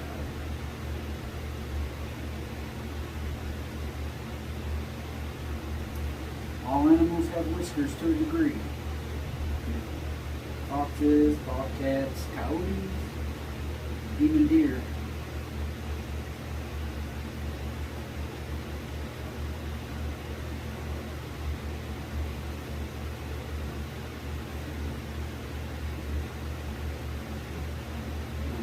in it. A little bit more control.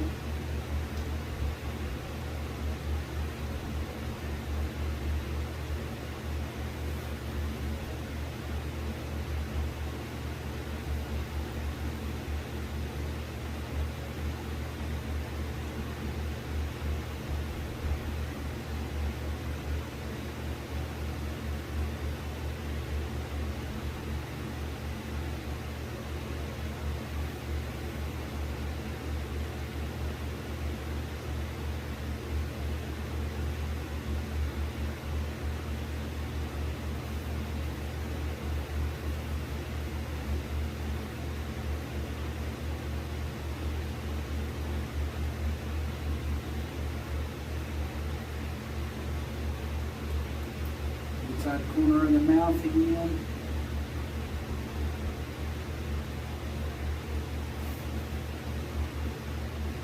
Separating it down.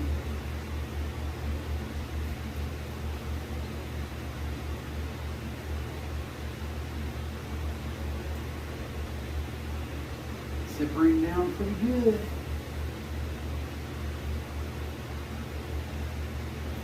A lot of people do this first off. A lot of times I do. If I don't know the condition of the animal, I'll get the mouth, nose, ears, eyes, get them all fleshed out and ready before I even do the body.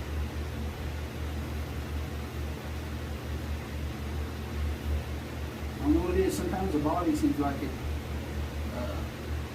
doesn't start coming out quite as quick. Helps to generally know the condition of him when you get him anyway. Say I've done split the lips on both sides, and now I'm coming down to the lower lip, and it's got some lips to it to be separated. Now this is a closed mouth. It's not a big deal on like trying to save a bunch of lip that's going to get cut off anyway. But you know, if it was, you want to save every little last little bit of lip that you can get, you know.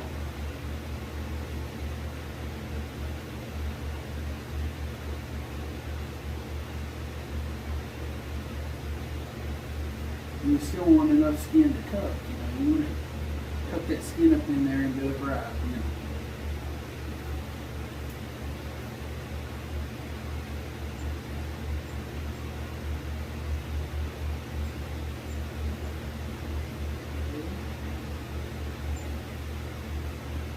Inside corner of the kind of the bottom lip though, but kind of merging out here.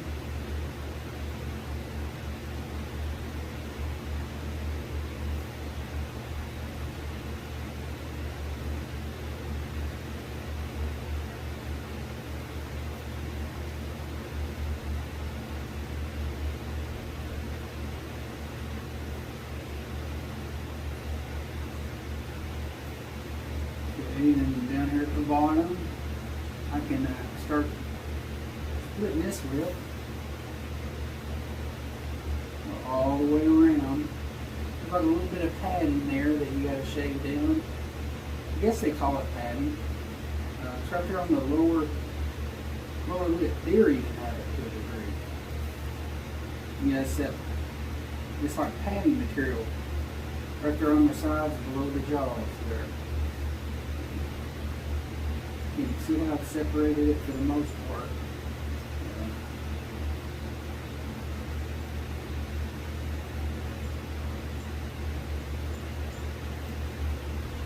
This is real thin skin down here, but it's still separating a little bit. You know, I do it all the time.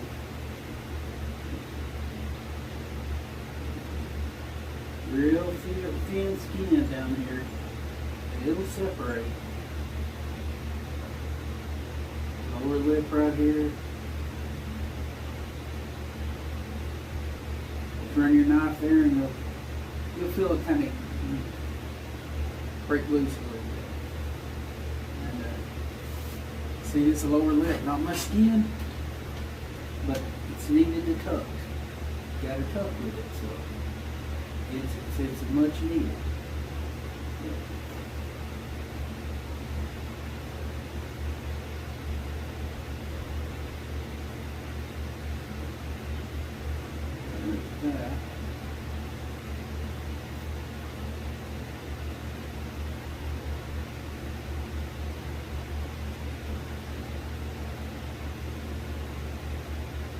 Okay. So that's it. See, I split the lips all the way around, turn them inside out.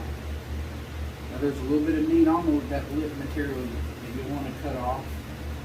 A little bit of this meat material up here. But you're going to cut a lot of it off, but you want to, cut off what you're not going to need. So what I'm doing right here is fleshing the lip, or getting the meat off the lip.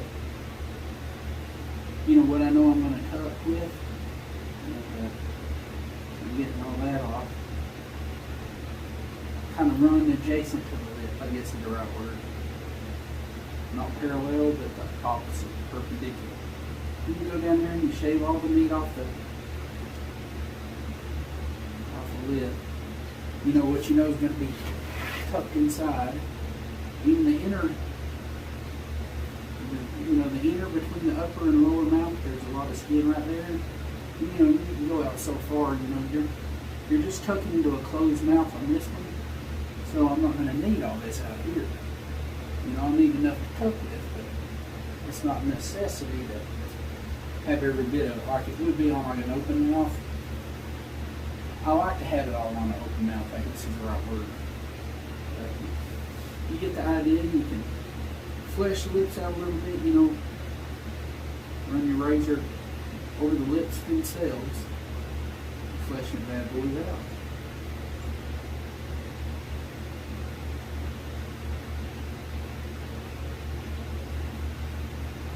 If needed.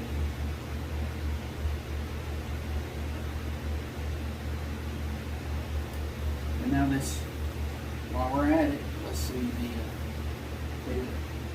hold on, yes, there's some whiskers, I can see them. Bobcats got them too. Coyotes, I don't want to bust those. If you do, you'll just lose your whiskers. So I try to keep them if I can. There again, I'm fleshing the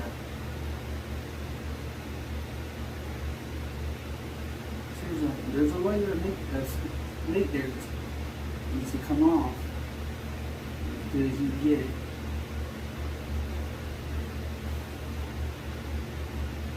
The preservative is strong. You can leave a little bit of membrane here and there, and sometimes you got problems with it working so quick, before you flesh it out. You have to kind of keep him wet, run into that. Okay. Now, in no particular order. A lot of times I'll do the eyes right now, but since I'm here at the lower mouth, I can see some whisker follicles. Look, I cut through a bunch of them. There is some meat down there. I don't know what the material is. It's kind of like a padding type material, and you can run your razor down through that. Coyotes have it real good. And basically just, I hate cutting through all the follicles, which I won't cut through all of them, but I'm cutting through a lot of them. Okay, that's the lower lip, and here's the padding. When I get that first layer, there's some whiskers right there. You can see them right there on the bottom. And now this padding material, a lot of times I'll do a crosshatch pattern with my razor. And what that is, that ensures a dry preservative will get down in there. If I keep it good and damp. And I didn't even put that hole. That's what I was thinking. So I'm using this razor to do like a crosshatch pattern. And that will let the preservative get down in there. And I make a mindful consideration to let the preservative get down in there. But you see I did the crosshatch pattern, just making like a little tic-tac-toe type pattern. And gets down there in those whiskers. Here's some more whiskers, I can see them. Since it's not a competition now, my goal is to get around them and get as close to them as I can without actually cutting through the follicles. Because as we know, when you cut through follicles, the hair will fall out. So that's it. Okay, here's some more whiskers. This is the upper. You can do the same thing here. There's a strand of membrane that needs to be cut.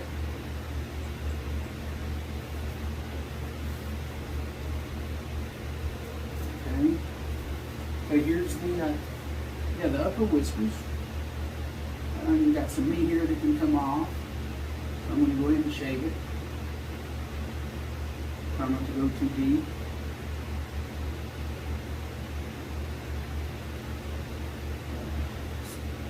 These little gray foxes are pretty tender anyway, I've noticed. I mounted a few. Mounted more reds and grays. But they both make nice mounts. Like right here, I can run this in between the hair follicles, like this. And I can go this way. And it ensures that preservative gets down in there. And you may accidentally cut through a follicle here and there. No biggie. It happens. We all do.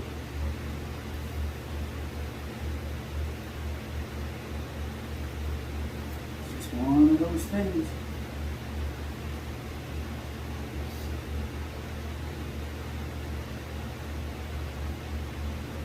Oops. It's real easy to go too far. I need to slow down with this razor for sure.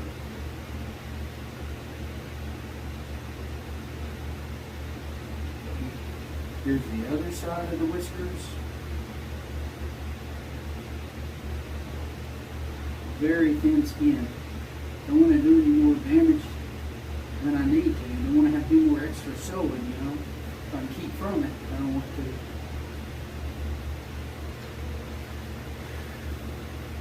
And when I start fleshing around the eyes, I tend to go from outwards in is what I tend to do. When you go from the outwards to the inwards.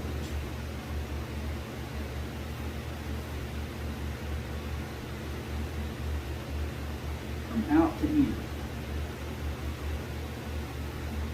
Like that. We'll cut a few more of the little plates for those whiskers there.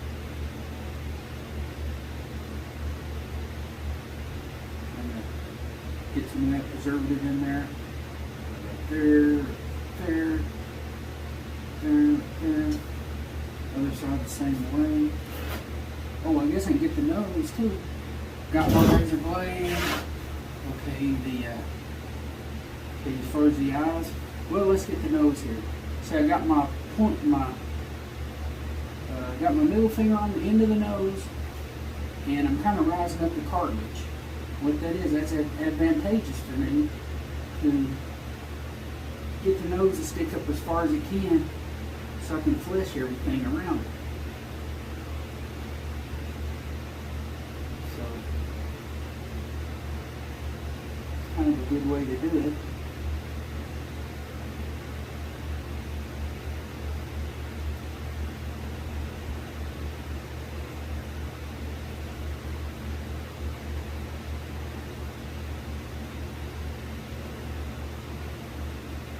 I can also, I've got extra, so I'll go ahead and run my razor through there, cut off that extra. I don't want to destroy the integrity of the nostril anatomy or anything, but down towards the bottom of the nose, I tend to cut almost all that cartilage off.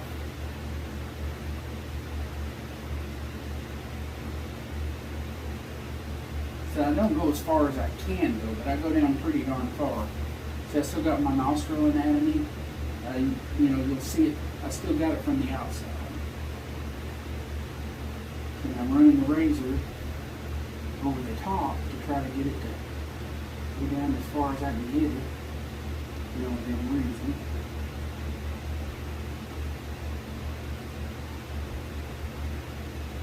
I actually think I'm pretty much good enough already.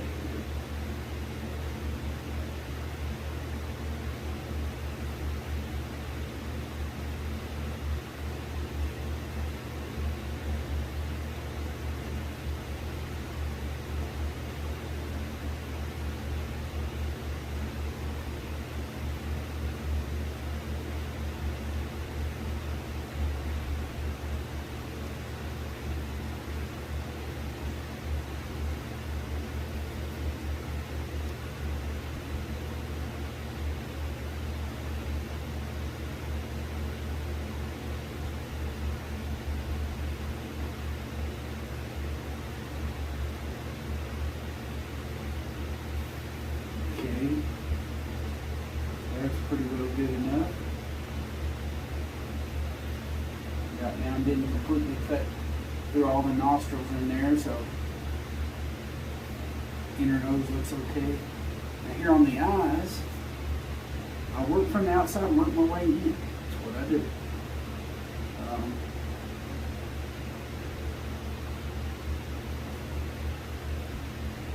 You know, within reason. I don't, you know, I just try to get around the eyes is basically what I do.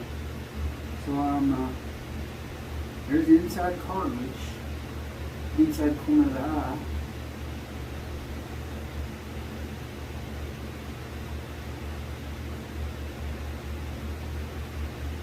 Got that.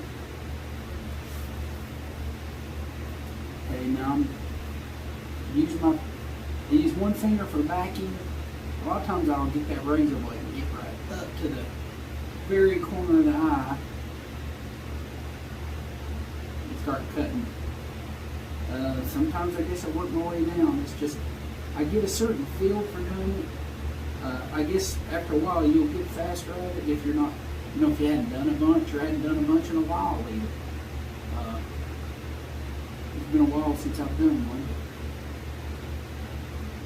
So I kind of cut all the meat down from as close to the eye as I can get. There's a lot of little holes. I think I'm nervous a little bit. I'm limited on how much time I got, and that will affect putting holes in it. Sure will.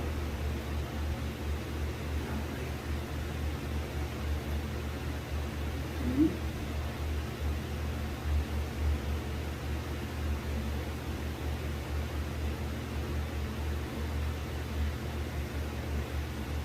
We got that.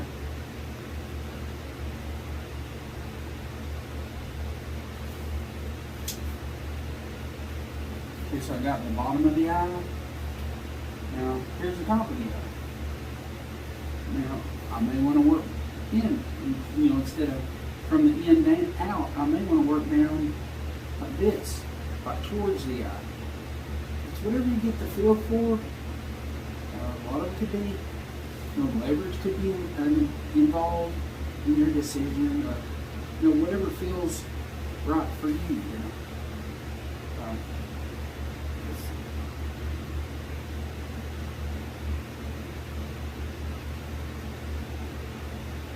Pretty good for that eye.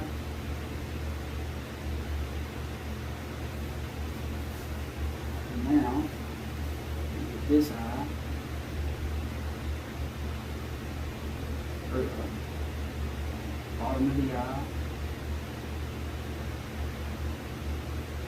And all the meat membrane associated with it. We're going to cut it off.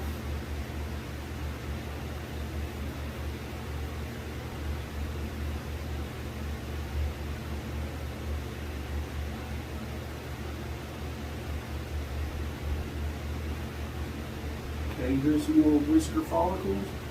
Looks like these are, these are eyebrow follicles right there. So luckily I saw them, and you don't want to cut through those either. You know, the preservative is scout enough, they'll do a good job anyway.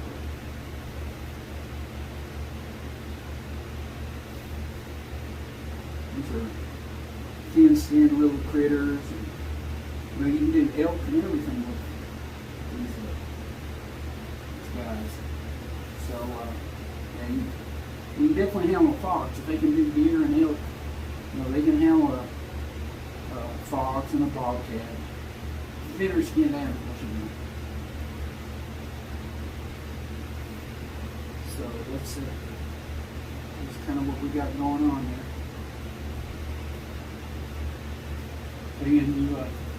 And you do the other eye the same way.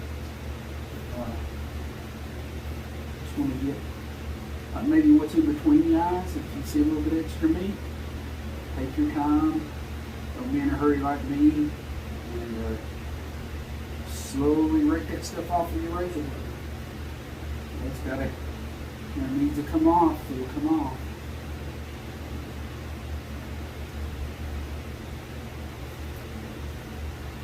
So,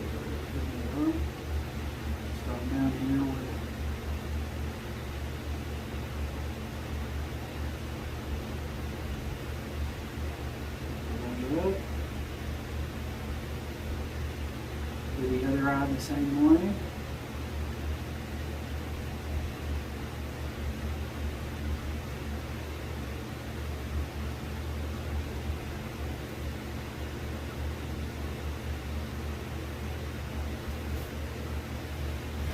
Now I'll go ahead and do this eye just like I showed you on this eye. Let's see how good that eye is. I pretty much cut straight up to the right up to the eyelid. I even work from the eyelid outwards. Whatever you can get a feeling for. We got the eyes, and you know, if there's some meat associated with the head, go ahead and use your razor and get it off.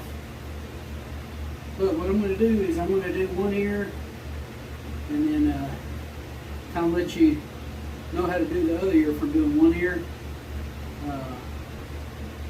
The way it saves me on, you know, memory on my phone. You know, these newer phones don't have a SD card storage, and that's what I'm using as a phone. But basically, I can see it's wanting to invert right here. You can kind of you can see it. See, I'll just get my razor blade and help it out. I'm going to use my fingers as leverage, always.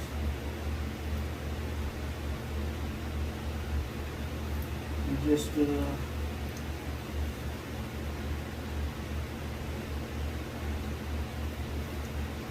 a little bit on both sides. Do it on this side.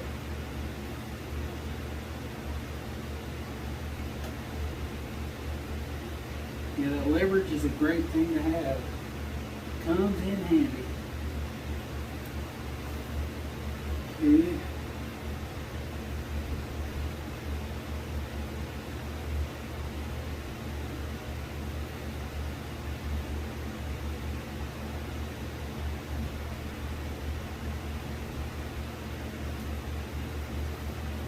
Load this side and pull it away. You use just enough tension to make that membrane show. You know, it's a tender animal, these foxes are, so you gotta be careful. And this is kind of where the ear kind of starts, you know, the main part of the ear, the widest part. Not so much the butt area, you know, but other stuff.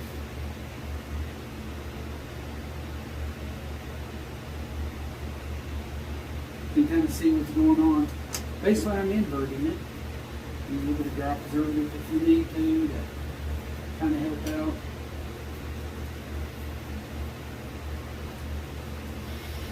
You have to keep running the edge of that razor along it and watch it separate, watch it do its thing.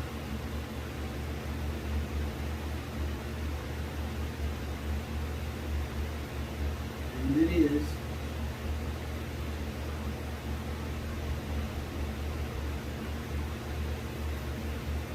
Turn upside down, do this side for a while.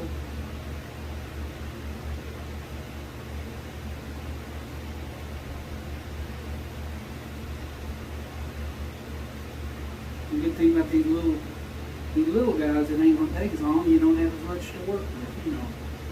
So I guess that's a positive way to look at it. At the same time, you got to be a little bit more careful, a little bit more tedious.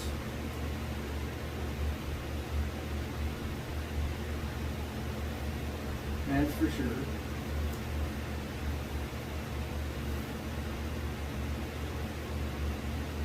You kind of get an idea of what the anatomy is like. And if you put small holes, it's not the end of the world. I do it all the time. I still do it. You can get good, you know, if you do it enough, you know, pretty constant. You get pretty good at not putting holes. That I can say for sure.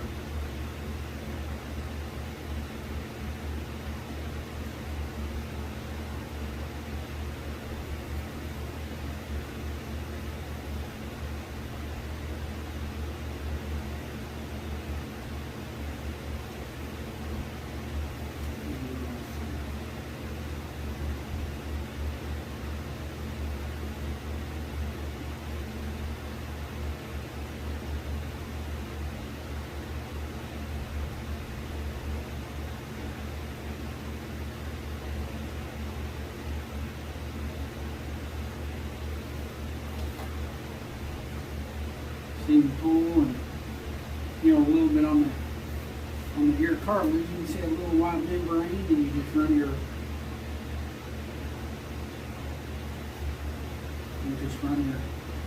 razor over it. We'll keep separating.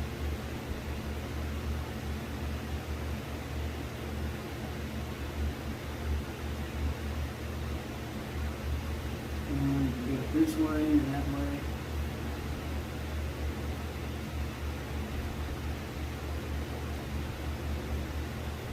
Like this. Like that.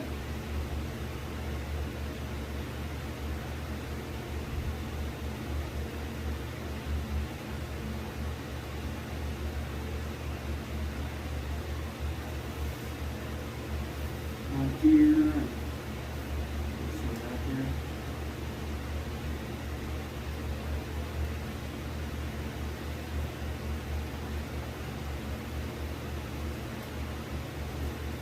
Right here.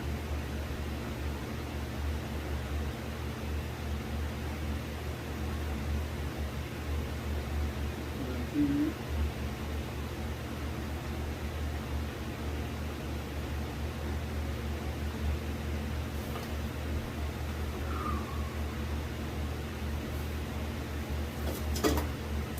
A lot of times I grab a sharpening steel, you know, I'll be extra easy with it.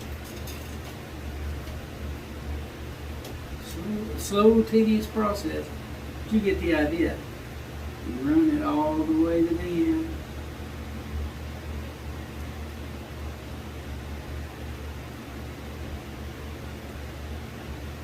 If it has a little bit of a damaged ear, you may have to work with it, but it still should flesh out.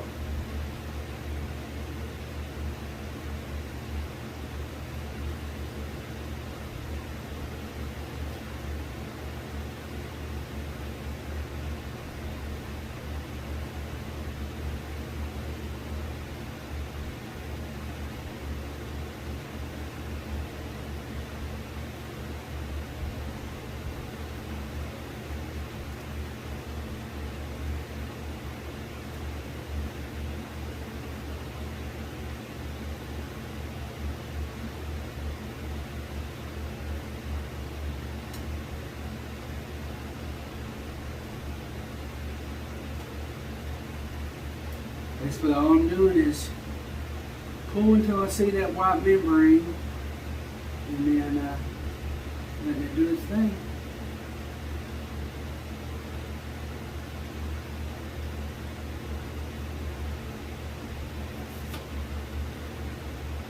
It's close, but still not quite.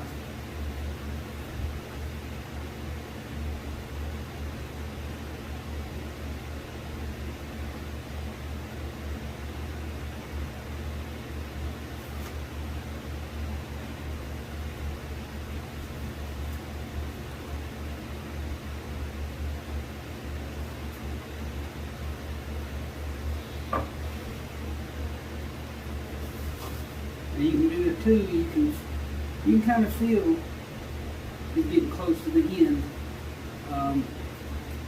You know, just like you do on the lips when you help it out. You know, just one little bit better separation. You'll be able to feel it.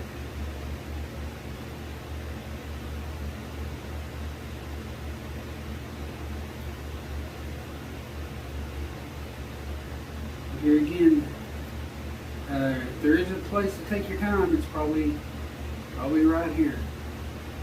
It's real easy to kind of screw up. And,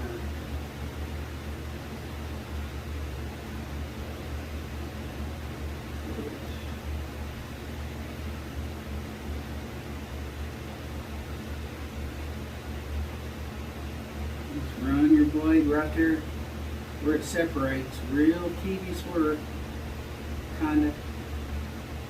You'll feel it separate.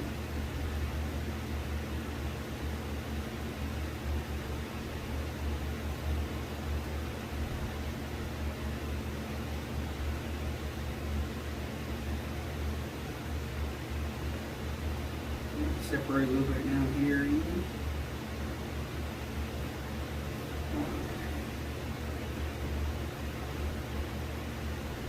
Well, this here was a little damaged, so it's about as good as it's going to get.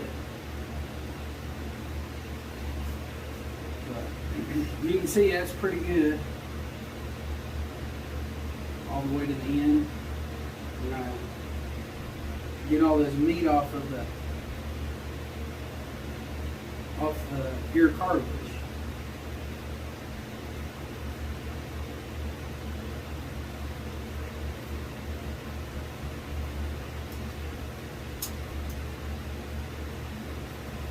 What I'll do is I'll leave the canal until after a bondo, then I'll cut him off straight at the butt of the ear. You can cut off the canal with it, but I don't go through the butt. I just right below the butt, I cut all that off, the canal, everything. But I'll leave the canal mostly right now for it won't be as messy when I use bondo on the ears, what I'm getting at. So that's kind of what I got going on. I got cutting all my meat off inside, bottom portion of the ear. Of course, a lot of this is going to get cut off, around the canal area. That's just coming off anyway.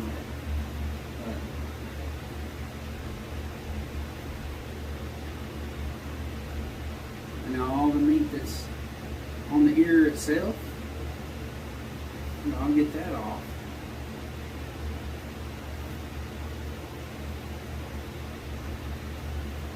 I have to pull with one finger to get it to come up, and then just cut all that off.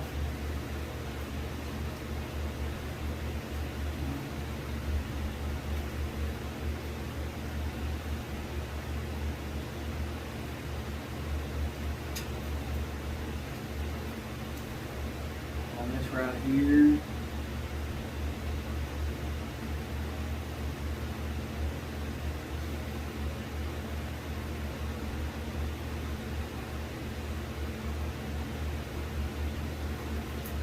Cut all that off.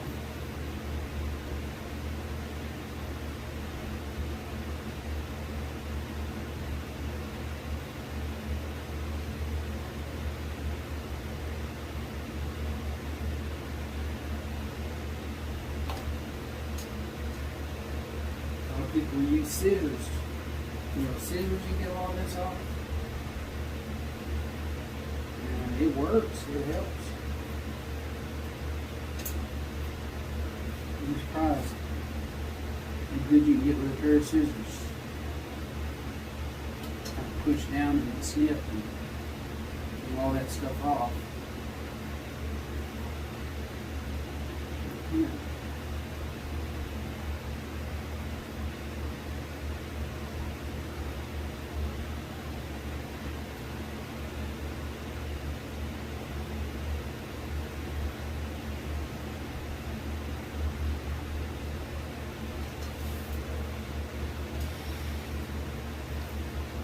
Get all that membrane off the ear.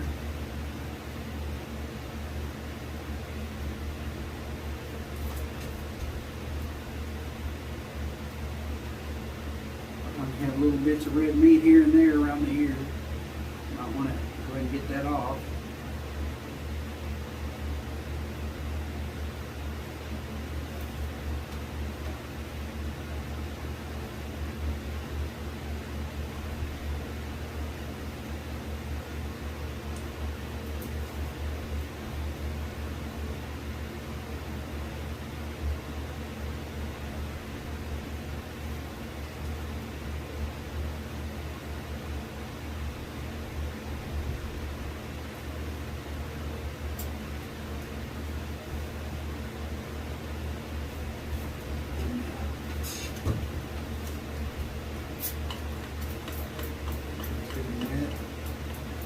I like to go ahead and put a little preservative on it, get him preserving, even though I got to do the other ear and everything. Don't know if it helps or not, but I do. Over there, over there.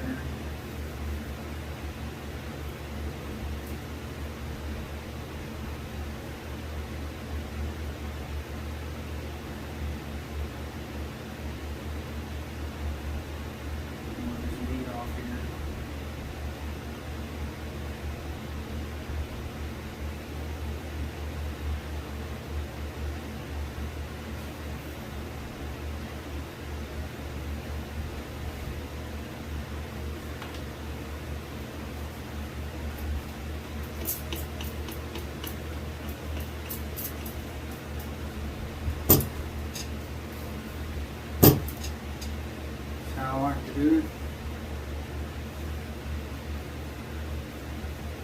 Sure everything is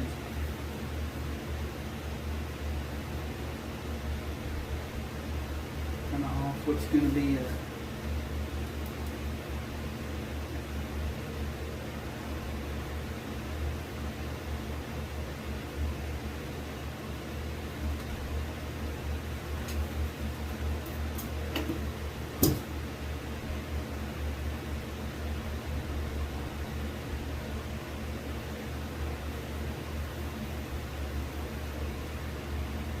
we do the other ear the same way.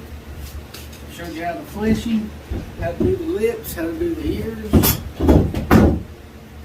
Then you degreasing. I like to degrease and then wash them to get all that degreasing smell out. Then I preserve them again. We got the body mainly. Here's some like chunks of meat right here. I just kind of, I'll even lay it on the table, whatever it takes to just get that meat off with a good sharp knife. So that just comes right up.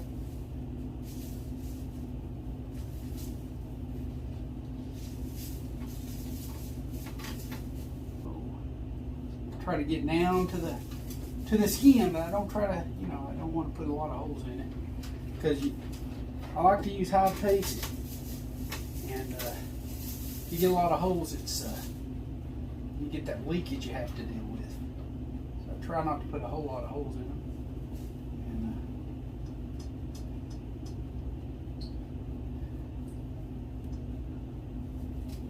so I'll get it off like that.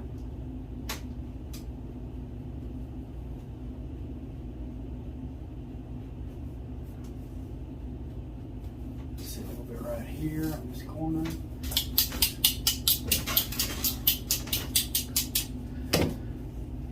Yep, I try to get down to the skin without putting holes, but you can kind of tell there's like a layer of membrane, and yeah, you'll see your blade kind of going over it, and you'll know when it's good enough, it's deep enough. Like right there is pretty well deep enough. You can kind of tell.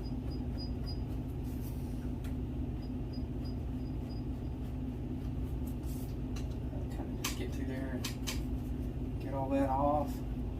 May take a couple of turns at it, a couple of swipes, put a little bit of preservative on there, you can go back over it. But you get the idea. It actually looks pretty good. Right out here on the ends. It's hard to not put little holes, but if you keep from putting holes, you're a lot better off. Just everything just a lot better. Now, like for the mouth and stuff, and around the, let's get the ears out already. Got that while I was on the post. Oh yeah, here on the feet, even on the paws here, you can get a lot of that. That paw, that gristly like paw material, and you can get a lot of that off. And I build my feet up with a little bit of clay, or usually a little bit of clay, or even I'll shoot claw cup in there. And when I put it in, I try to put it more towards the front where the toes are than anything. But you can see all this comes off, and that's that paw material, I guess is the right word. Yeah, a lot of that will come off. You'll get what you can off. Everything helps out in the end for longevity. So that's the way I like to look at it. But yeah, basically you see it and get it off, just like a coyote or a deer or anything, or a bobcat. You see that stuff on the legs. Run your knife over it and bring it up. What you got to do.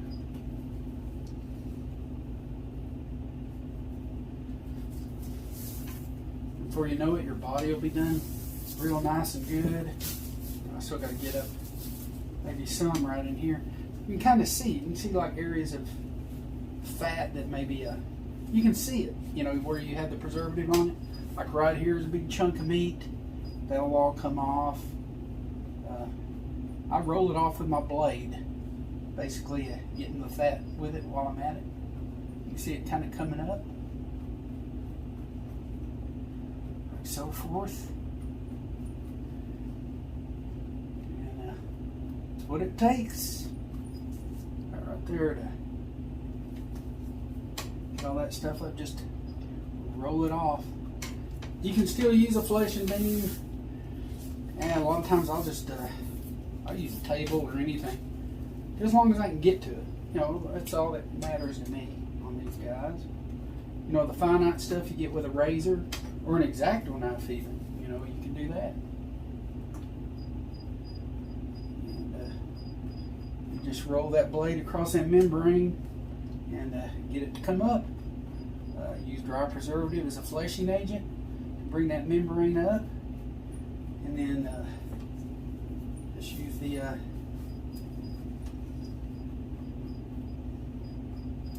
knife to get it to roll off. You just kind of peel the skin off and roll it. Being in big chunks like that.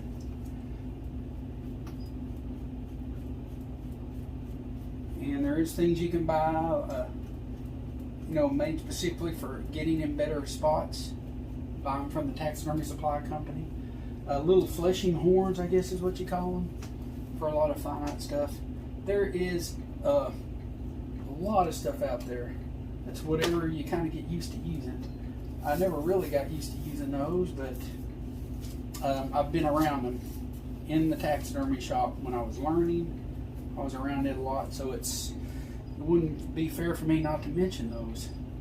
They're like for getting in the finite areas that you got to flesh. And, it just peels and rolls right up.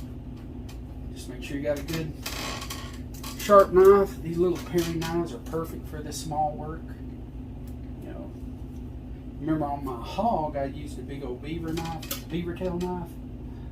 That was real, had a lot of backbone, so I could push against that meat and that fat and get it up. So it's just, it's kind of what you know, you kind of, everything has got little different things you got to do to get it the way you want it. So work it out. Well, I got some of the neck right here. I can see where I shaved a lot of that off. A good sharp knife. Okay. Comes right off with a good sharp knife. As with all animals, the neck's pretty darn thick. I can see right here there's a layer of fat. I can see it. So right here I can start peeling it off. Just use a good knife with a good blade and get it off. How it comes off. See how I'm rolling it off? Get you good. Get under that fat and just peel it off. You'll kind of get it'll come off in a layer and just start rolling as you're cutting. That's how I like to get them off. But right in here's a little.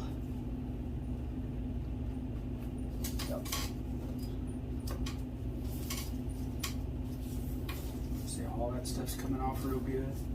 Around the eyes, I'm going to use a razor. I get places on the body where I might not have gotten good enough. Right here, maybe a little bit. I don't know, that looks pretty good. Okay, see what we got.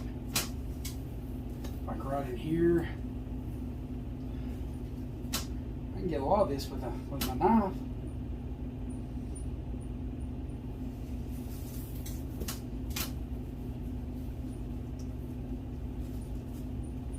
Around the anus area.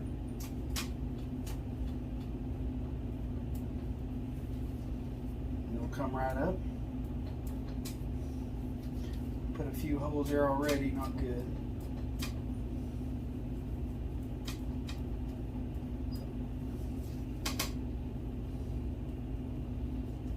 You get the idea. There's the anus, so I'm actually fleshing around the anus hole, trying to bring up all the all that membrane. I guess you can call it part of the intestine where it starts.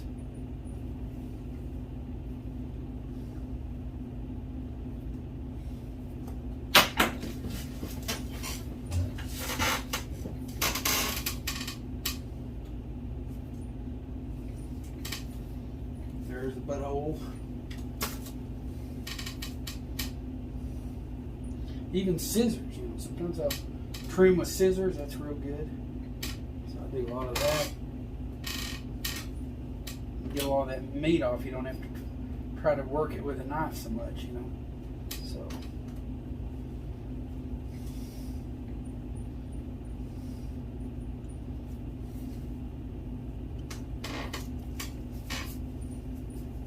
now those, you know, like if they got, you know, their sex organs or whatever, their testicles or whatever, they'll come right out.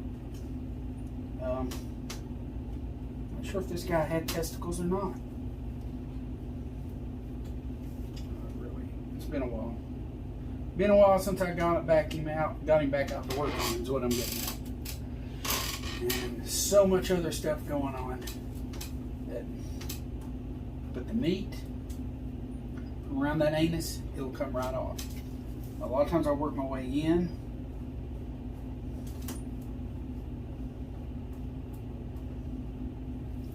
And just get all that stuff off.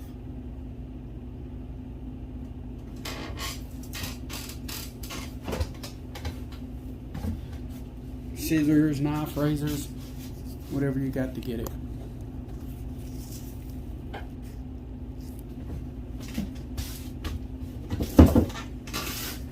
Yeah, this membrane on the ears, I get everything off, even what's on the ears.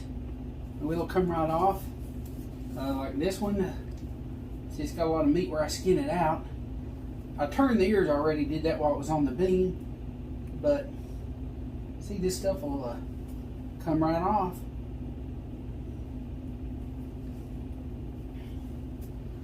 All this meat and stuff.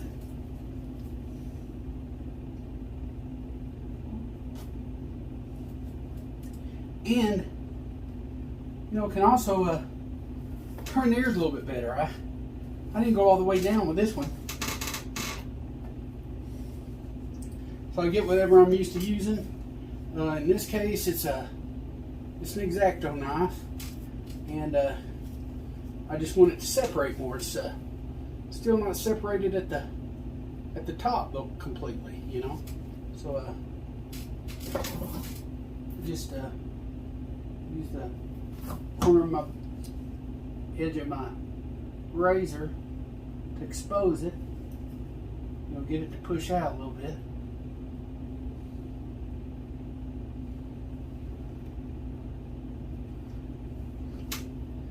For me, I have to take my glasses off, but it will come out. Just gotta be a little patient with it.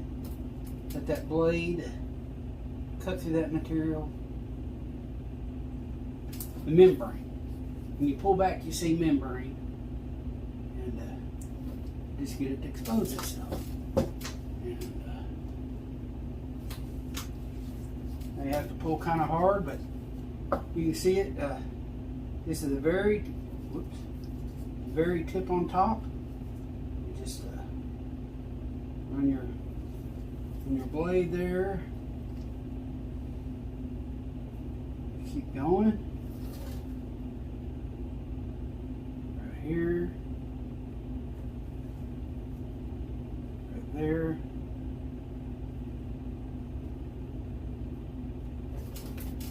Okay.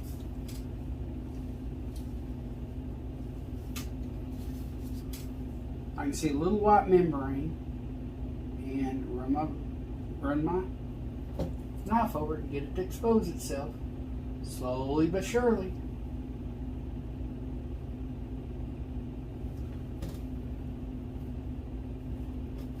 And get down as far as you can, and if you get down all the way, you're gonna have a really nice looking ear. I try to get as close as I can. I don't always get all the way to the very end, but I get really darn close. And it really helps to, to have a good looking ear when you put that Bondo in there, see? Even if you're using ear liners, you definitely want to get all the way to the end. Get all this extra meat off that don't need to be on there, of course.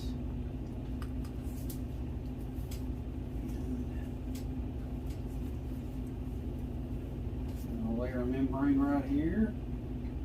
I just slowly kind of almost scrape it off, because the cartilage on the ear is it's real easy to put cuts in the cartilage on the ear too, which is no biggie. I've done it a lot. See how that stuff just comes off. I want to turn the ear in the opposite direction, and you work your way however it looks best to you. You might want to work down, you might want to work up. But you're getting that membrane off the ear. It kind of interferes with pretty much everything that you're doing, But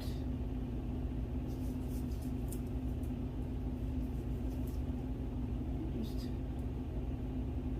expose it.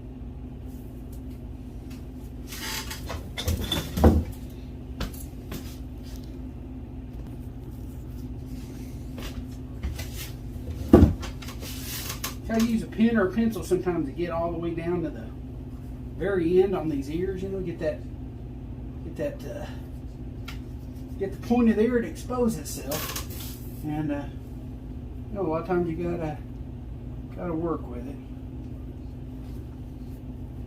but that's exposing itself pretty good.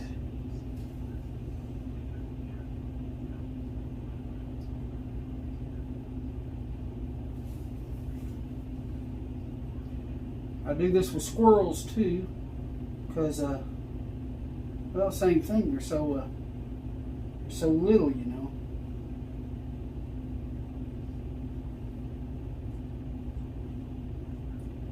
And you gotta do what you can to get those to invert. That looks pretty good. That ear's good. This one's pretty good.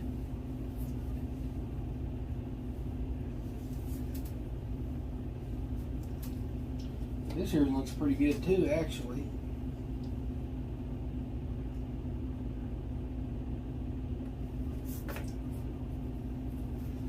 But I can see a little bit of a line there where I can run my membrane, or run my blade across my membrane and get it to separate a little bit.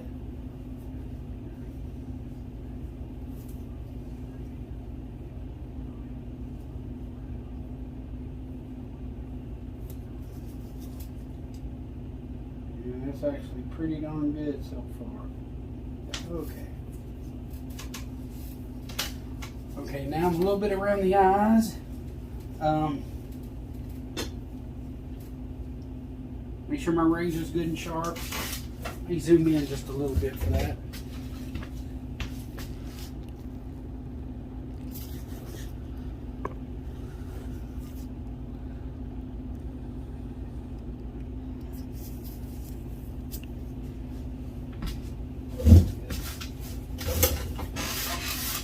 Right here, I'll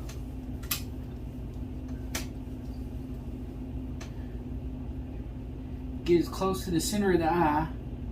Make sure I got a good sharp razor, and work my way out. And I use my pointing finger usually to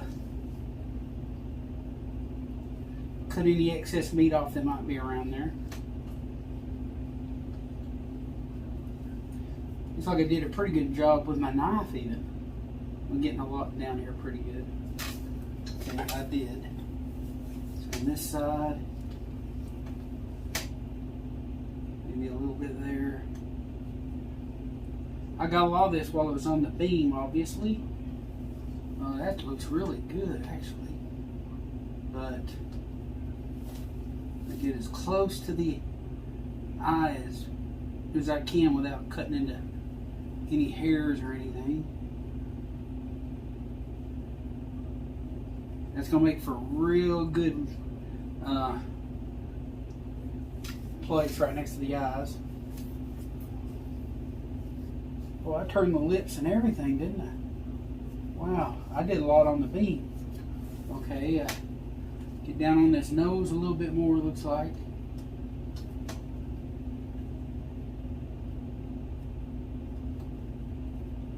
Still exposed a little bit. Just running across that membrane and pushing on the nose with my middle finger. Pushed a little bit forwards.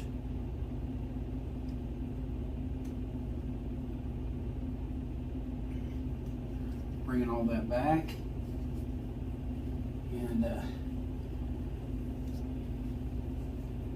that looks pretty good. I may take a little bit more off. I don't want to destroy the integrity of the inner nostril, but I will cut as much of this off as I think I can get away with. And that's about enough right there. Here's below the nostril. Any place you see meat, like below the nostril,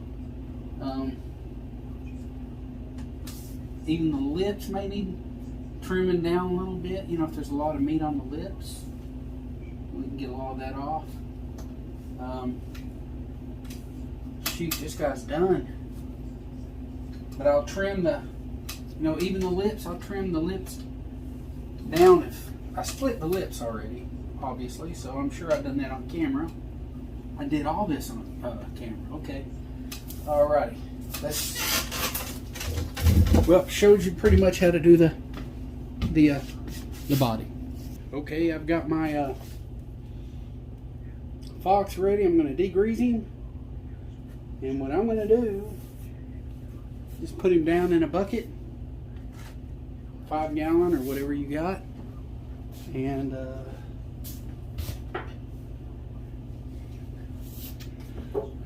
now I can go with the McKenzie degreaser. There's a formula on how much you put in, and it's some good stuff. I use it on my hog, but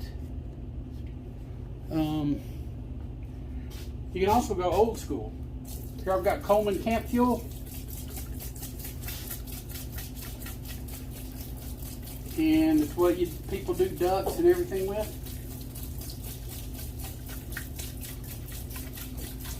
And to me, it's easier to go old school when I can, so I'll go old school.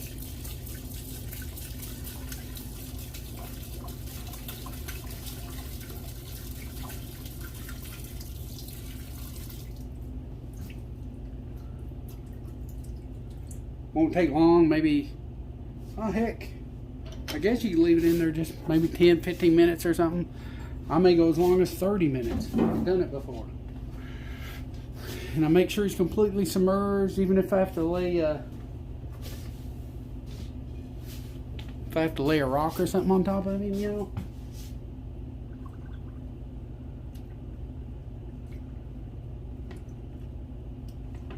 Or heck, in this case, even a stick.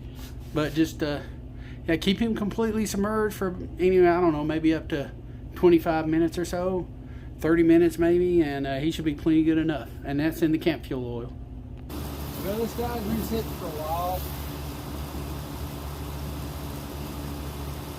Take the block off.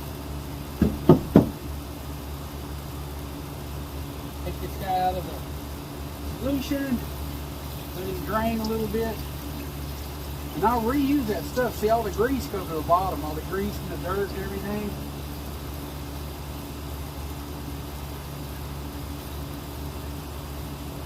A lot of times I'll grab his feet, so that I don't want it to build up, like say, in the paws or anything. Grabbing the feet.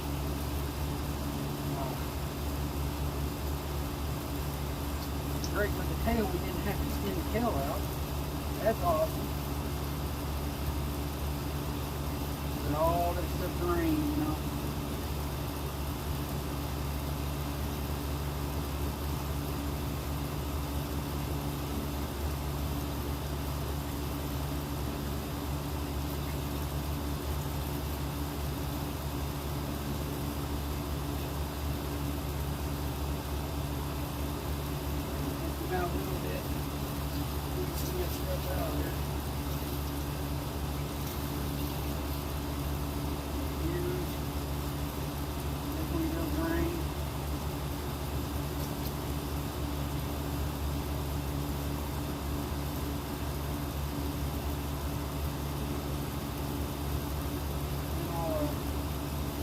let him sit for a while,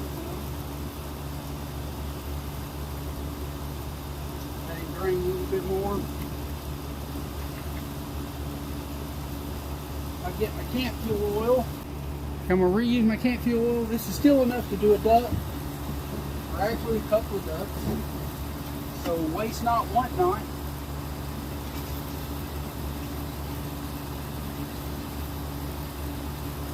I reuse it. Plenty good enough for squirrels and ducks, and I know they got, you know, new stuff like Kinsol degreasers and stuff like that, like I use on the hogs. But hey, waste not, want not.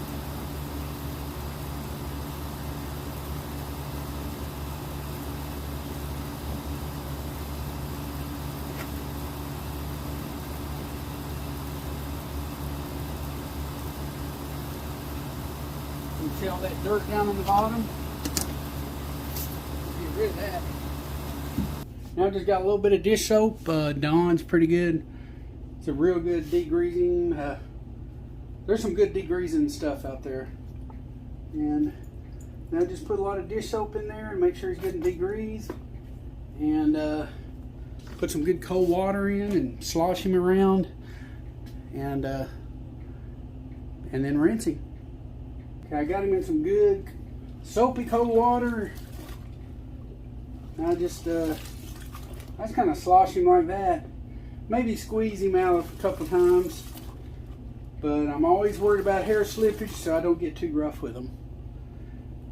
And then, just like before, I hang him out to dry just like I did with the other stuff. Or just let him drain in the sink or something. You're going to rinse him anyway.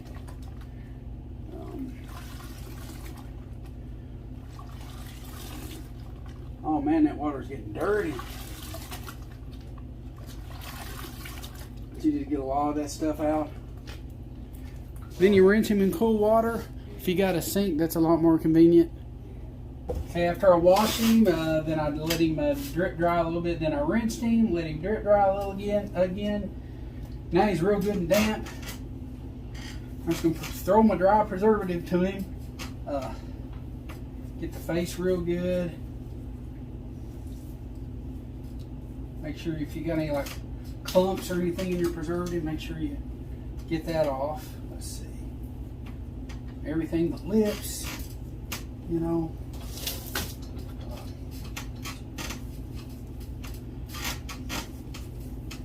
Around the eyes real good.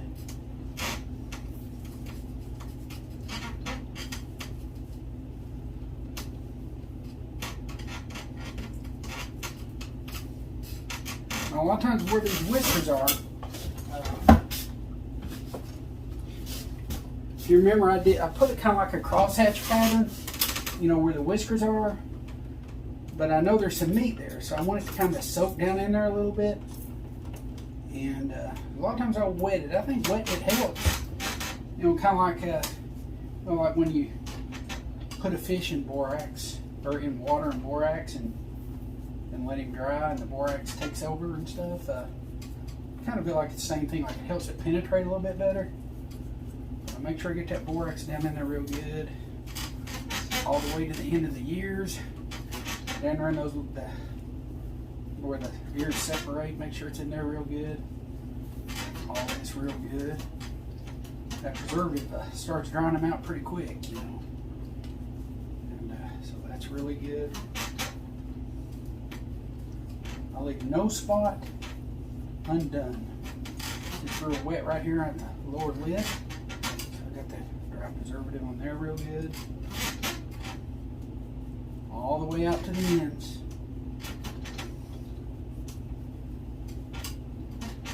And yeah, this preservative really starts drying them out pretty quick. And that's how it dries them out. That's, you know,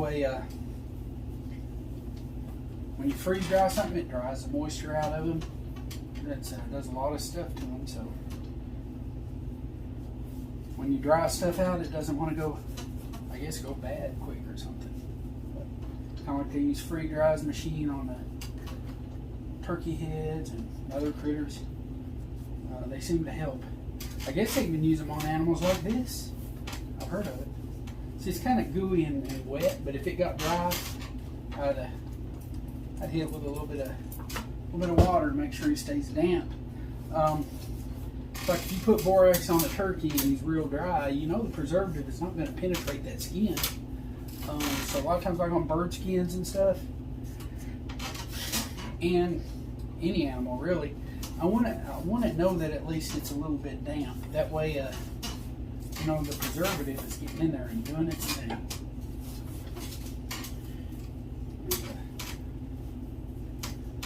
Even as a precaution, I may go ahead and re-dampen it to make sure it's good and moist, like this, between the toes, going down, get that leg real good.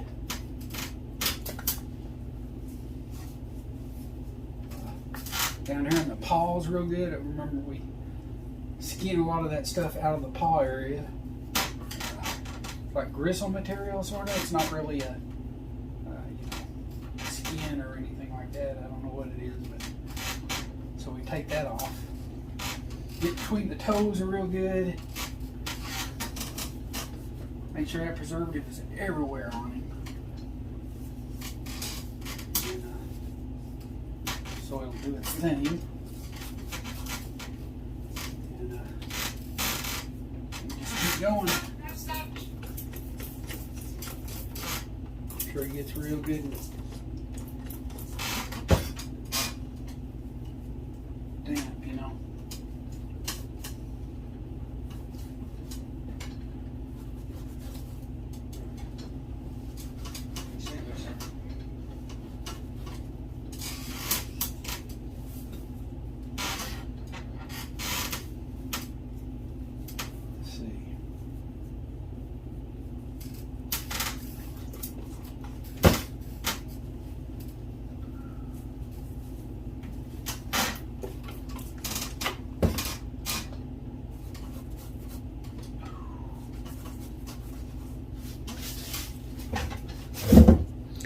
Keep going like that. Make sure every part of him is preserved. Okay, here on the main body, I sprayed it down to make sure it's good and damp and everything. And you know, just make sure that old preservative is all on there real good. A lot of people have a big old tub. I used to have it.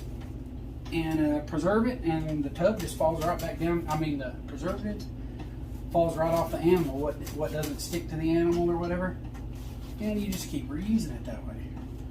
The tubs are a good little way to go, but yeah, that's been a while.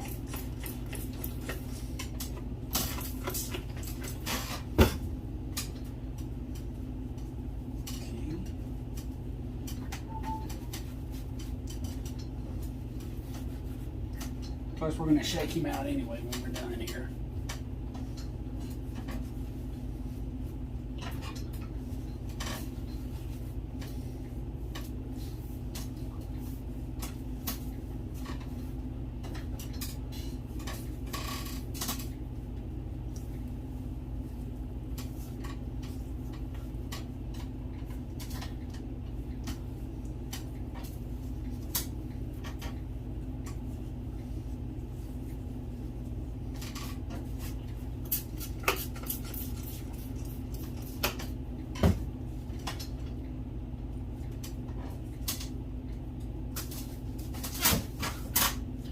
Okay, we'll get to the tail here in a minute.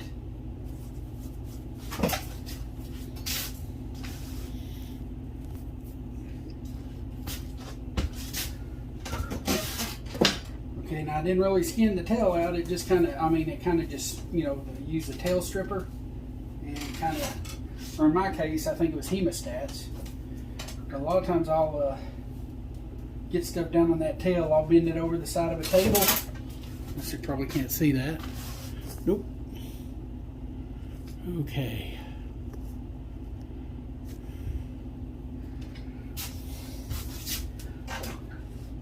So what I've done is I put the tail over the side of a table, and I'm going to sweep afterwards. But I get a lot of preservative put down in there. Make sure it goes down in there, all the way down in there.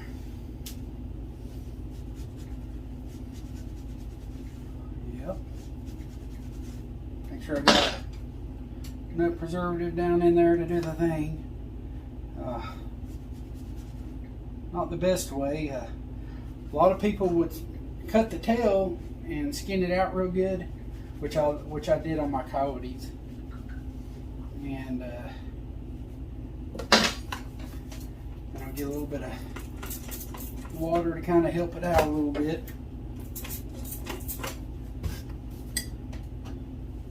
I know it's just some good old preservative, but hey, it gets the job done. So, and all that stuff may even come back out, you know.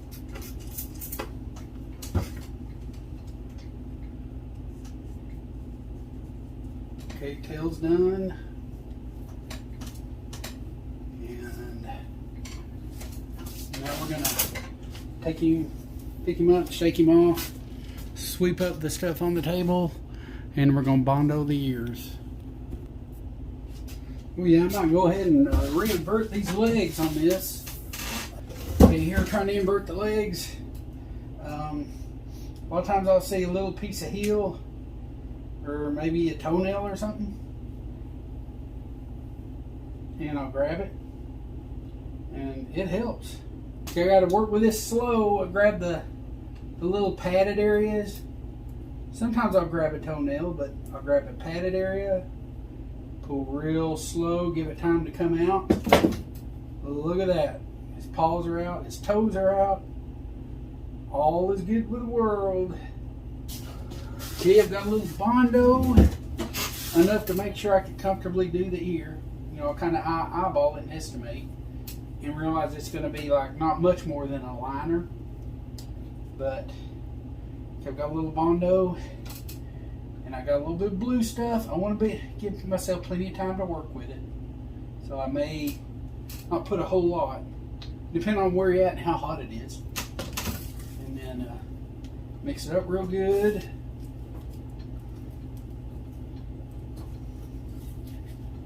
I'll let this bondo get a little bit dry, but it'll work. It'll work. It'll work. It's not runny. That might have its good points. Mix it up real good. You can get a paper towel if you want to stay neat with it. That helps out a lot.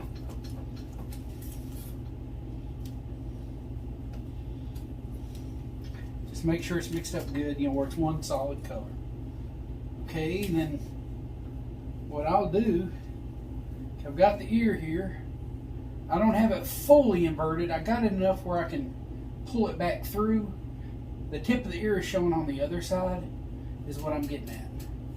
I've got it situated where all I got to do is grab it and go back through, is what I'm getting at. That's kind of what I'm getting at. And it'll easily come back out. So basically all I'm doing is making sure I got quite a bit in there before I do the re-inverting. Then I'll squeeze it however I want it, you know, on the other side. That should be plenty right there. Pull the ear back through. I'll hang it over the edge. I've got an idea where the bondo's at, and I'll push it up in there. Make sure I got enough in there, and go all the way to the end. Oh, that's plenty. Plenty, plenty, plenty. And squeeze the rest of it out from the bottom, and make sure I got a good ear. It's got plenty of bondo in it. You know, situated around where it's, you know, all the ear is like it's supposed to be. You know, all that matters. And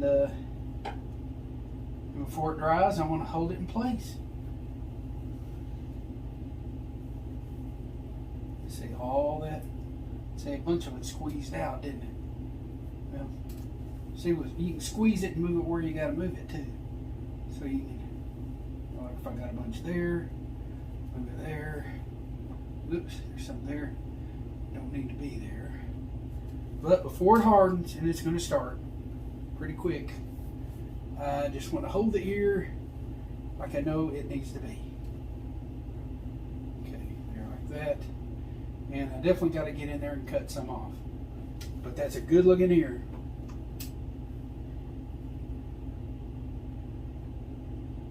And I just want to hold it in place while it dries. Make sure it's all the way to the end.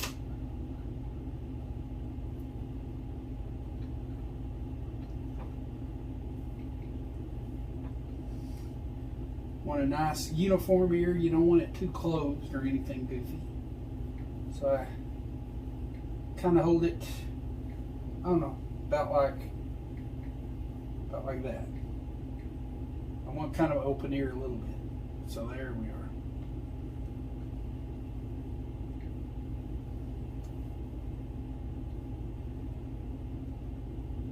Yeah, that ear's getting hard and quick.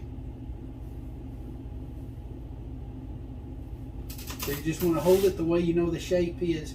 It'll naturally conform to how you want it to be, but you don't want it too close, you want it uniform. So I'll kind of just hold a good pattern on it while it gets hard. Then we'll go in and cut all the excess off. You're going to have excess around the eyelids on the inside and all that. You can just pluck it right off.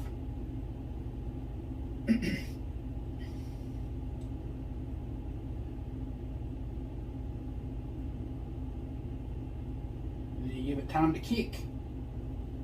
I'm going to let go of it and I'll let you see it after it dries.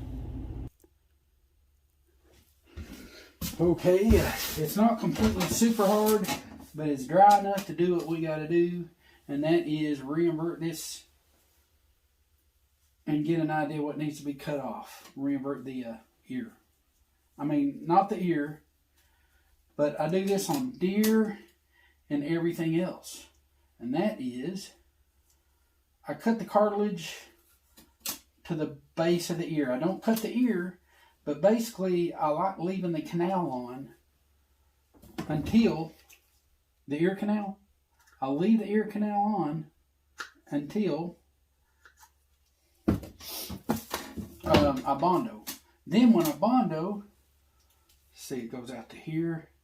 That's pretty good already, but I may go down all the way to the base of the ear is where I like to get. I think I'm pretty close from what I see. I just kind of, I do judge a little bit as far as how it needs to go, you know. Let's see. Okay, the base of the ear is still not at the base of the ear, but here is the ear canal. And I left a lot on purpose so I could do that. And, okay, I'm about to there. I could go down a little bit more.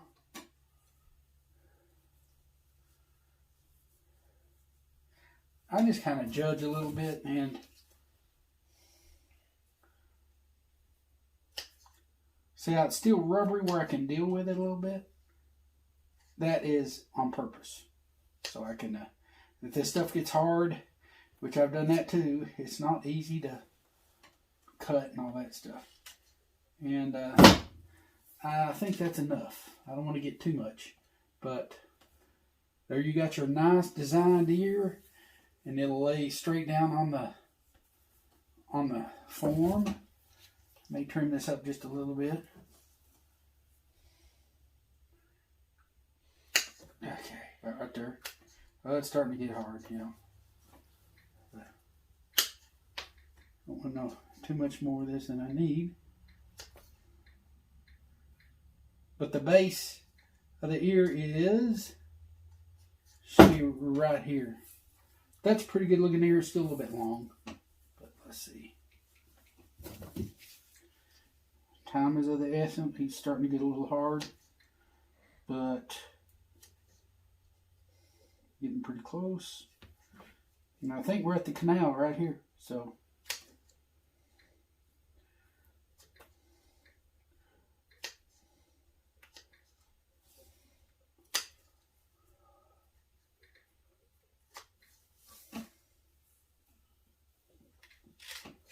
there we are. So I can see the base of the ear kind of peeping through right there. So we're at the base. So that's pretty good. And I left Bondo here and there. Kind of evened it out a little. So that's a good ear.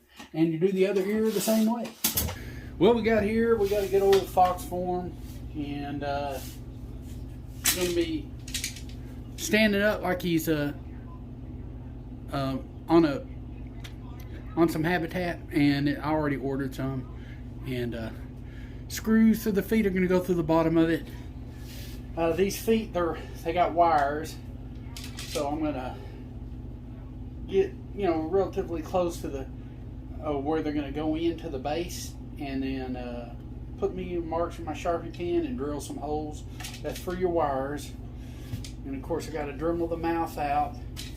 And I got a tail measurement before I skimp my fox out. I got a good tail measurement. I may even measure him after I skin him out for a better measurement. So we got us a good tail measurement there. And I'll go ahead and measure my tail and cut off the excess. Yeah, I wrote my tail measurement. Tail measurement is 10 1/4. So that's what I'm going to measure my tail at and cut off the excess. Okay, I'm going to go to the butt of the tail. Some may even include the tail a little bit, but I'm going out 10 1/4. You may even want to go a little shorter because the thickness of the wire is pretty thick. And I got preservatives down in that tail, but roughly 10 1/4.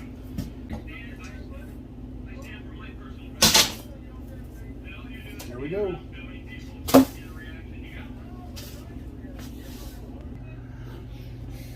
Okay, we got here a base, and you can order them to the supply company.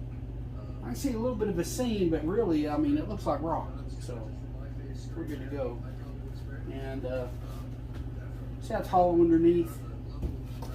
And here's where his paws are going to go. And this is the one that's recommended for that pose. You know, McKenzie's taxidermy supply companies are good for that. You know, when you get them from the company, you got excess. Depending on what your base you're mounting on it, you may want more or less of that wire on there. So I don't need a lot because I'm just going to mount it to this and be done with it. So I'm going to take the tedious time to run these nuts all the way up through here. And a little bit of flashing on there I had to kind of carve off. You know, but you get the idea. And you go all the way up to the bottom of the foot, actually.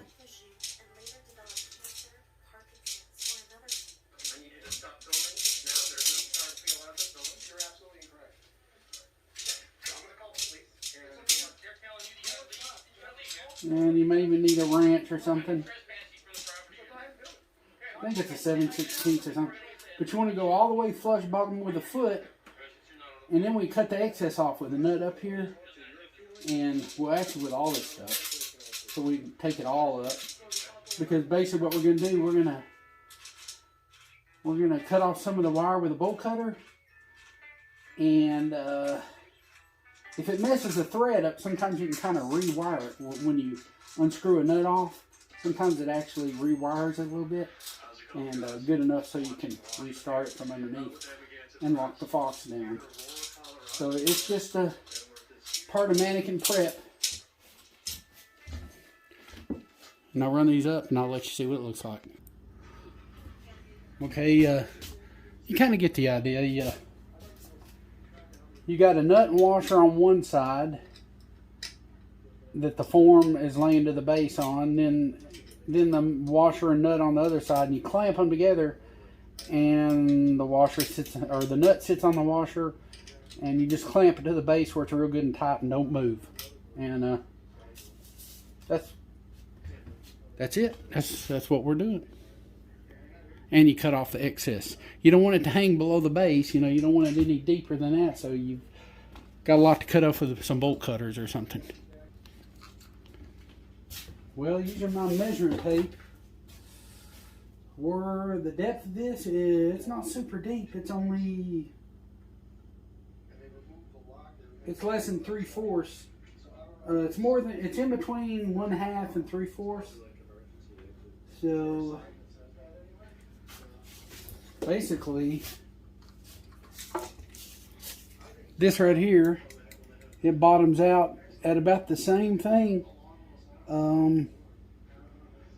Actually, if I cut it flush, it's not going to hang down too deep. So basically, right here at the nut, I want to cut it off. That's about it. Cut it right there as close as you can. According to the base, that's what I got to do. Okay, like right here, the width of the base is about an inch and 3/4. So if we go, I'm thinking we go about, yeah, I'm in there, about 1 inch and 3/4 down and make a mark. We should be good. So I'm going to make a mark on both of these. See if I'm still in there. Yeah. So I'm going to go down from the bottom of the foot. I know I'm kind of like foreshortening a little bit the way it looks. But it looks like 1 inch and 3/4 all together. So really I could probably use that measurement to determine my cutting length. You can always cut a little more if you need to. You know how that goes. But 1 inch and 3/4 is right. That's from the base of the foot, all the way to the base of the foot. So 1 inch and 3/4.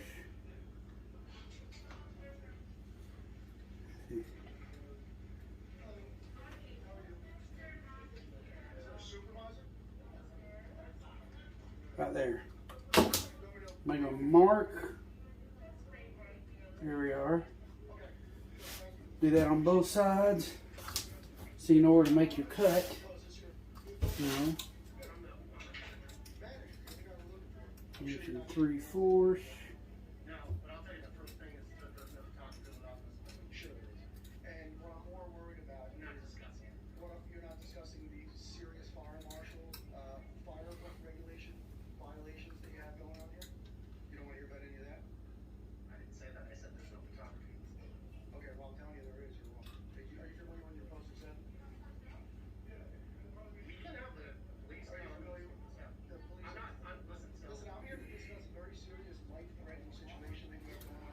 Okay, 1 inch and 3/4.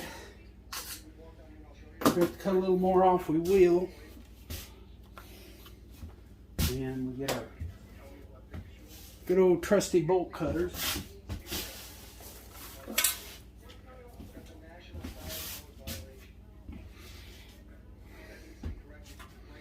Let's see, go in with it a little bit.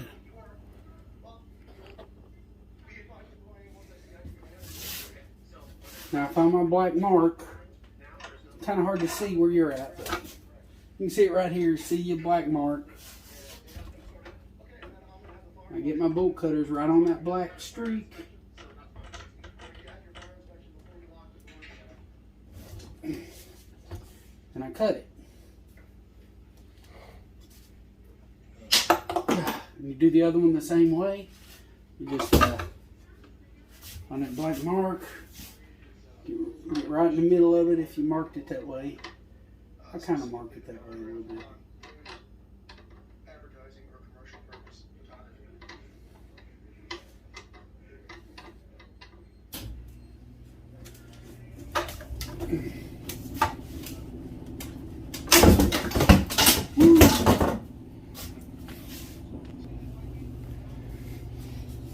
Okay, here's what we got there. Roughly 1 inch and 3/4 on both sides. And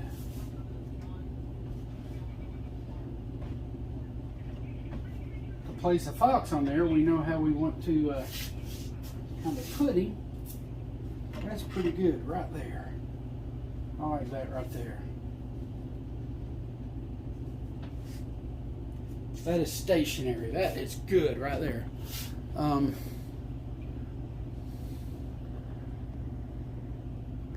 This is how he's going to hang. And that looks pretty good. Now these wires right here, I bent them out to the side as close to the feet as possible. And then basically what I've got is the ability to mark my feet with a Sharpie pen.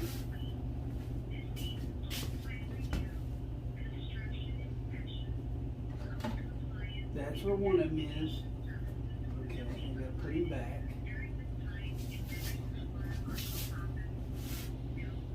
Pretty even up top. Actually, he is perfect right there. Okay. Or you can go around. A lot of times I just make a ring around it. I'm not too particular. But since this is a rock base, we're going to go like that. Okay, that's where those are. And if I want, I could go ahead and drill those now. Kind of sturdy them a little bit. A lot of times people build the base before they even start working on the animal itself. And I can see why. I'm going to get my drill and drill the bottom feet and go ahead and kind of secure him in just temporarily. Yeah, actually there's so much, foot takes up so much of the area. Go ahead and make a good circle. That way you kind of know where to exactly put your drill.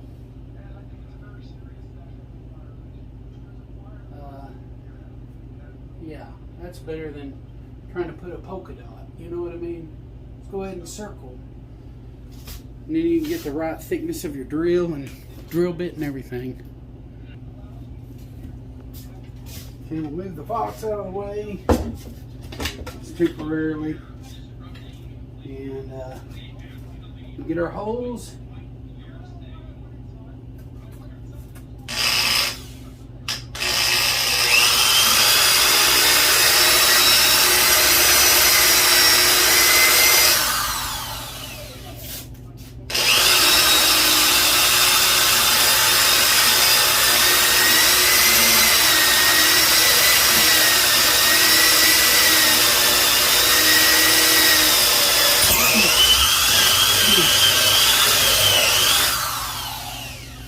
Whew. Here's the other hole. See how easy that is? We do the little trial fit.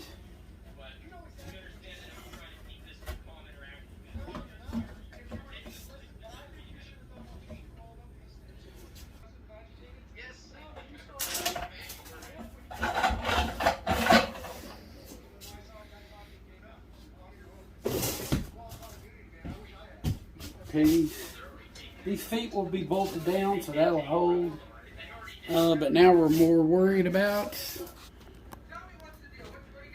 up here.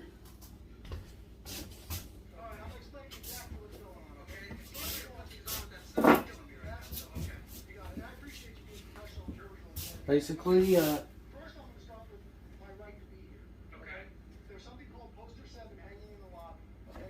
see right there.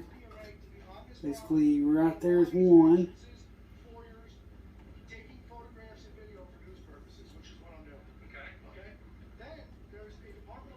And then right here is one. You can put an X even if you want, because a small X, because basically it's just going to be the feet. Feet are going to cover up your holes if you enlarge the holes a little bit or something. So keep that in mind. Couple holes up front.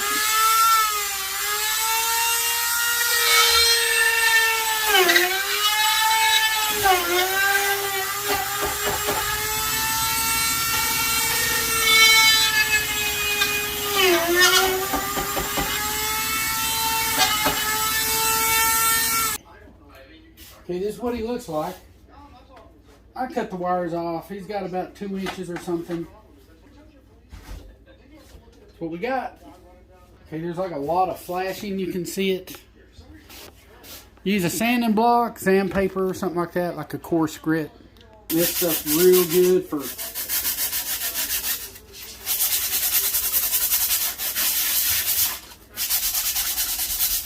you get a lot of this big stuff with a rasp, you know. Hold it however you gotta, do whatever you gotta do.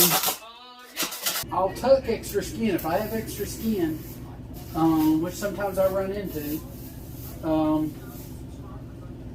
I may Dremel this out a little bit, part of the arm, shoulder. This is for tucking room. I'll actually Dremel that gap out. I mean, nobody's going to ever see it anyway. There's so much hair. But I'm kind of putting marks kind of like for you, and it helps me too to do it. But you can see right through here. You know, I can Dremel some of that out. And here in between, if I need it, I know I've got room to tuck stuff if the skin is loose. It may be a good fit. I'm saying if it's not, you know, you've got options here to do a little Dremeling. You know, not all the way up, but just enough to, you know, like tuck skin if you need to tuck skin. I use my Sharpie pen right there where the details. There's a crease right there, a natural crease where the arm meets the body, and I use that for tucking room. I did the same thing here and around here, so I can Dremel that out. If it's a big fox, if the fox is a little bit oversized, I can tuck some in there. You know, Dremel like right here, the lower mouth, and I still try to go in from underneath as good as possible. So I'll just like I would on a deer head. I kind of go not straight down, but kind of at an angle, kind of go in like that, but straight down as much as possible without going through. I seem to have good luck tucking that way.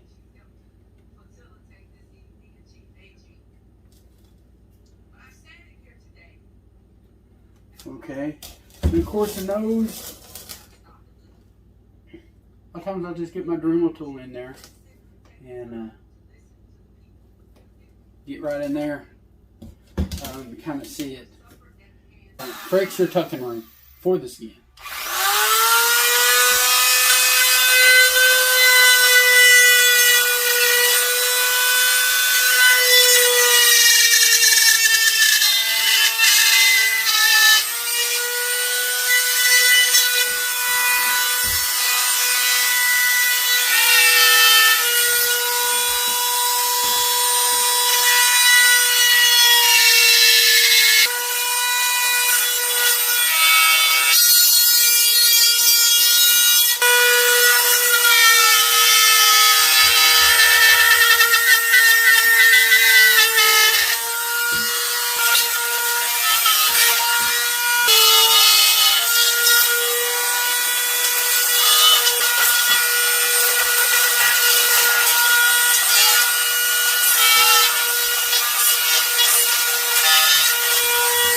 Do the mouth.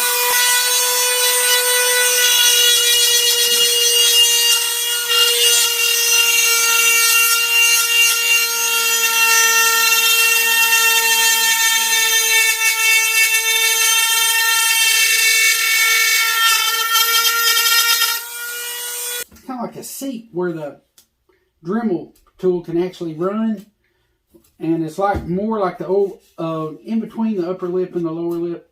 Probably more the upper lip, kind of. It can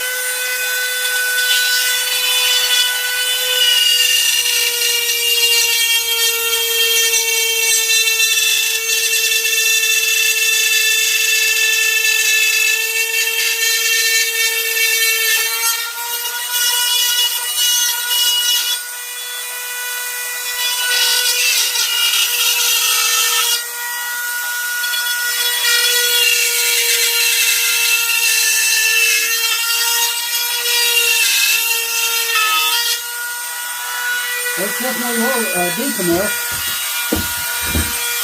Right here in the corners, I do kind of like I do a deer.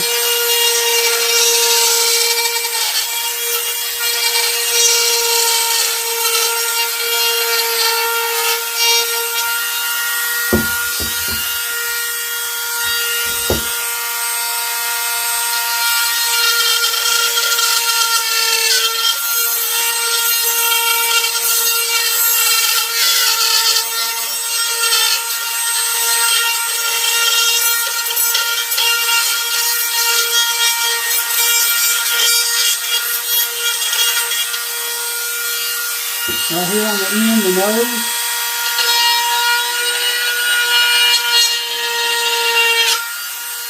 I just put 2 holes right there where the nose is.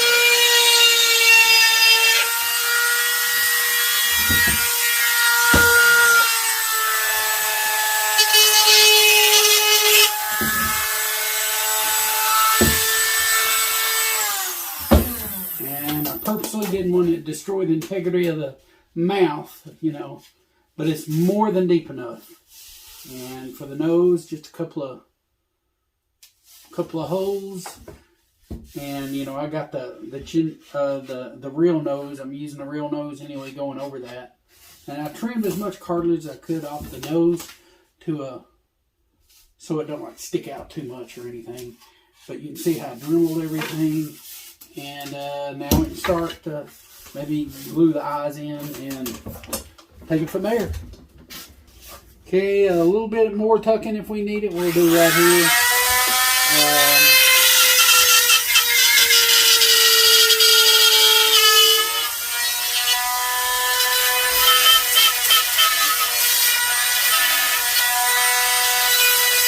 A little bit right here.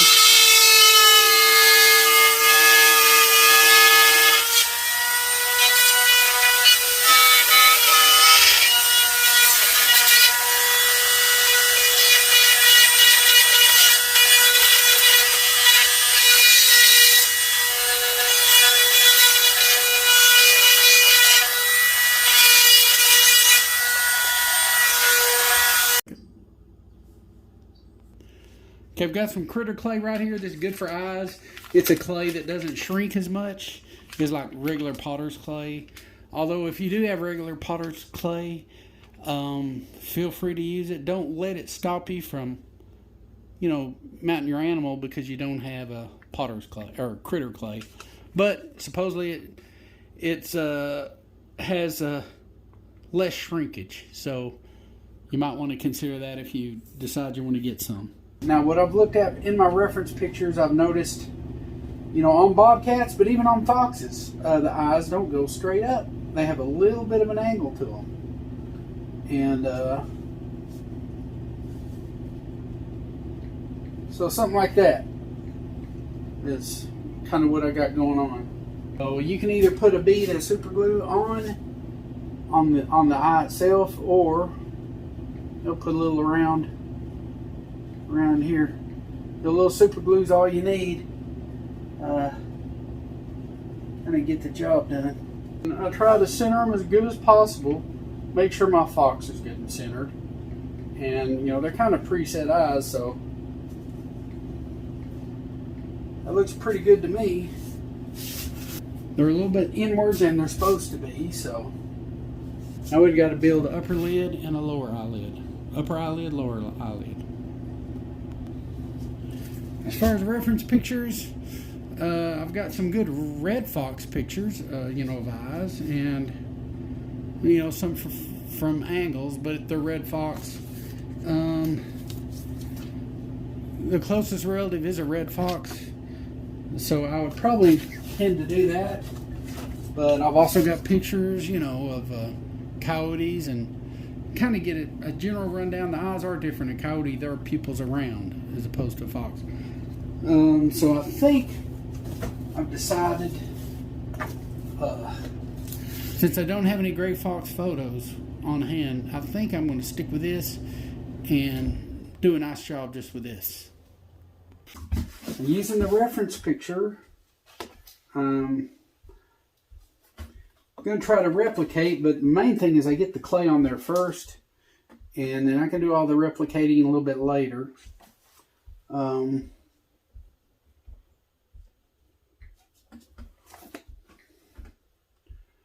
I know the general shape of the eye, how it relates to the pupil, and it's amazing how close you can get without really starting on it, you know, per se. Okay. I notice the eyelids, they go on the inside there. I'm going to put a little bit of clay in here too.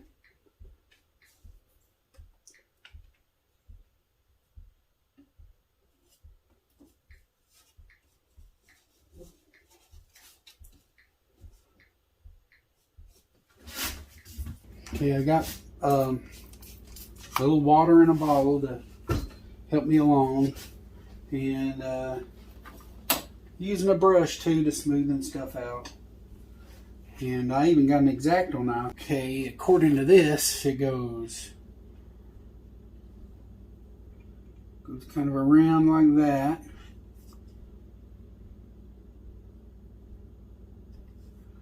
Okay, and there, almost level. Then it goes down.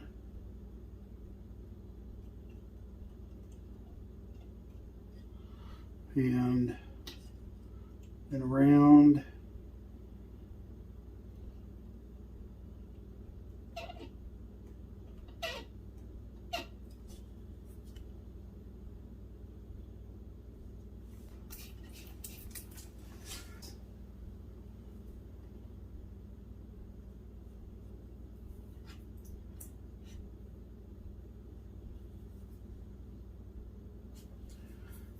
That's pretty much it right there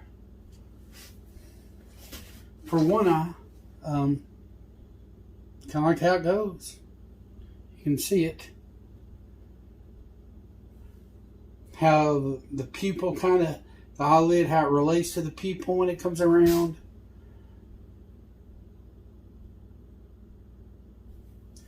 That's pretty close.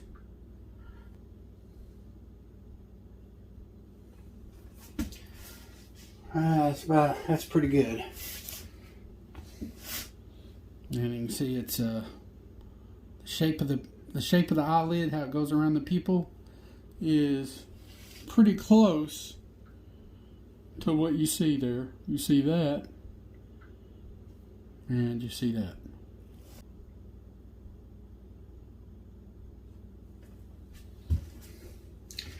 Now I'm just going to replicate the other eye the same way. Let's see.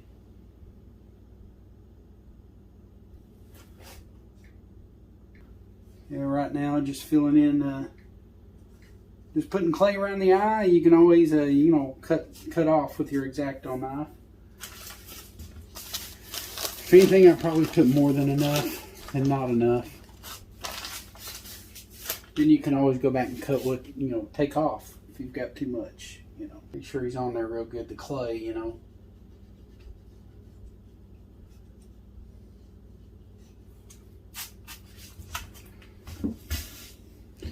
And it's on there pretty good.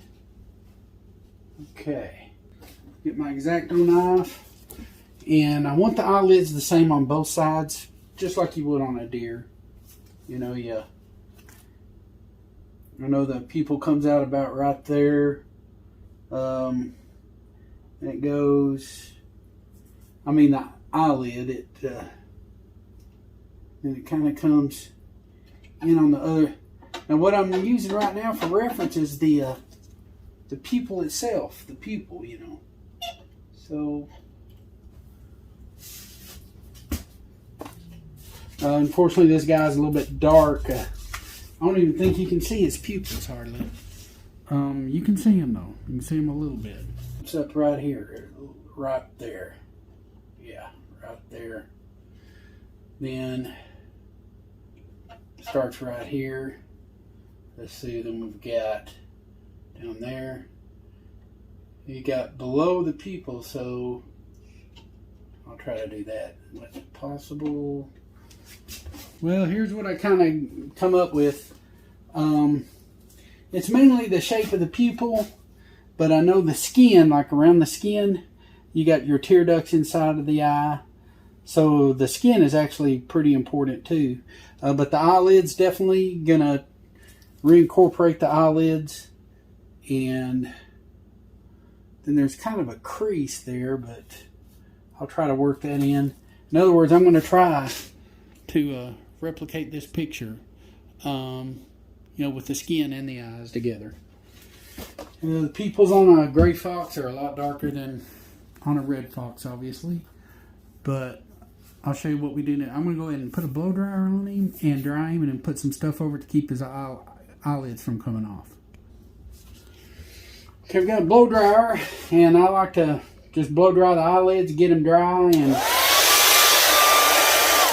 I mean, you can let them air dry if you got the patience and the time. And if you did the form first and then start working on the hide and all that stuff, that's different. But if you go ahead and got the hide done and you don't feel like waiting, I'll get a blow dryer on it and dry that clay, and then I'll put something over the top of it to secure it. Mod Podge or something. Mod Podge works really good.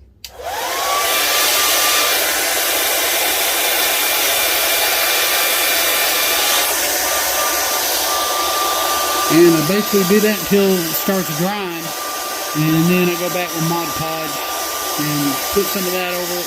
Just something where it don't want to just crack and fall off. Okay, a lot of times in the tear duct area, I'll even draw it in with a Sharpie pen so I kind of get an idea of what I'm looking at.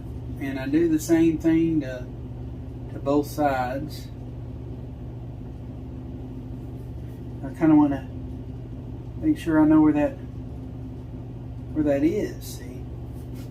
And this kind of helps when I'm putting the skin on, I guess you could say. Okay, I got me some Mod Podge, and a little brush or something will work, but a lot of times I'll just use a Q-tip.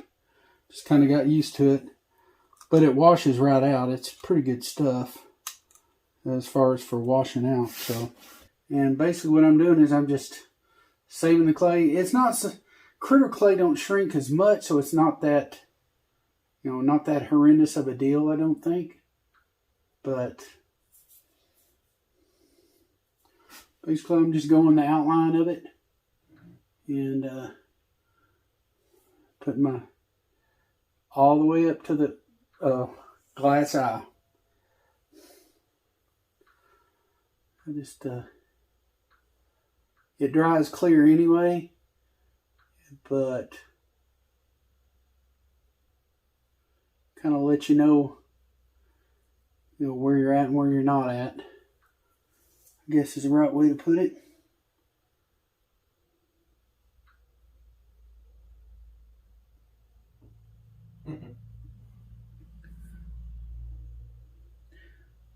Then you just kind of do the other eye the same way and try to keep it off the eyes if you can with a little water or something. Here's my Mod Podge covered, and it's starting to dry already. And it just seems like it braces it so it don't, your eyelid don't pop off or something when you're putting your fox on or whatever. So that's basically all that is protecting. And it seems to work pretty good. I have even used stuff like contact cement, like that DAT contact cement. I just use something. Mod Podge is, I think, better. But yeah, it gets on there and dries good and hard and clear, and then you don't have to worry about your eyelids popping off. Okay, what we're going to do, I may have to just cut the head off, or I may have to cut just behind the front arms.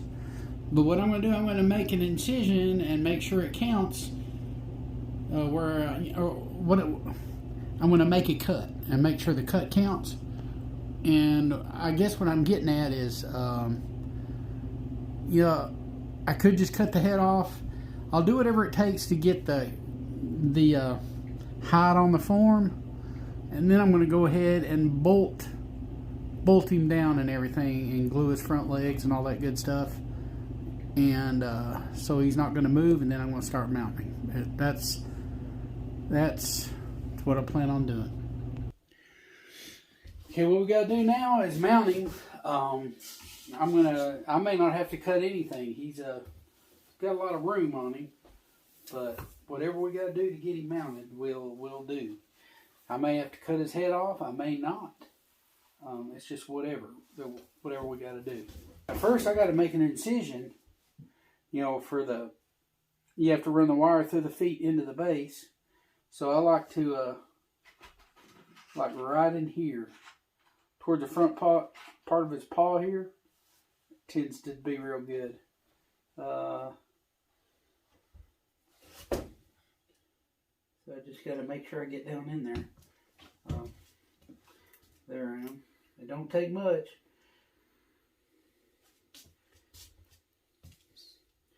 In fact, that's probably good enough right there. For his front feet anyway.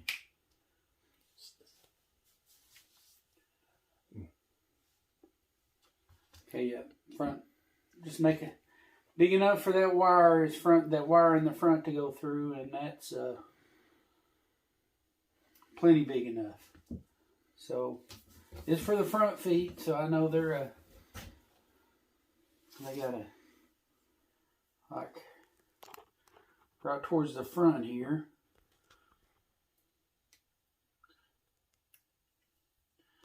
And that's all you need, just a hole that's long enough for that wire to go through.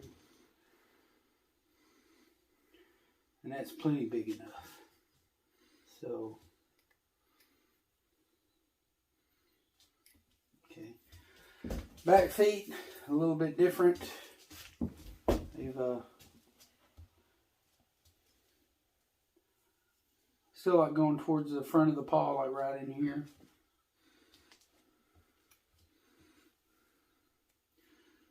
Yeah, right there.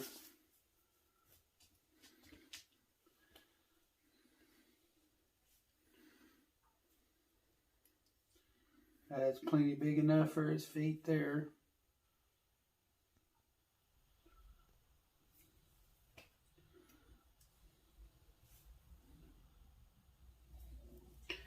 Now I'll do the other one the same way. On his other leg, his other paw.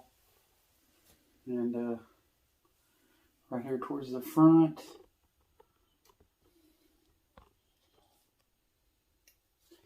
Helps have a good sharp X-Acto knife. And cut through that stuff. I may go a little bit into the padding. Make sure the hole's good and wide enough.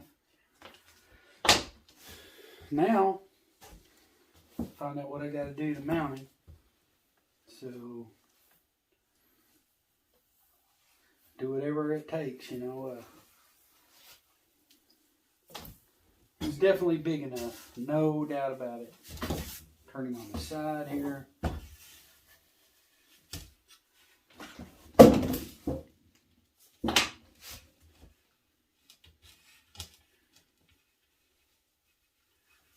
See where his feet are doing. That one's there. That one's here. Okay, that goes here.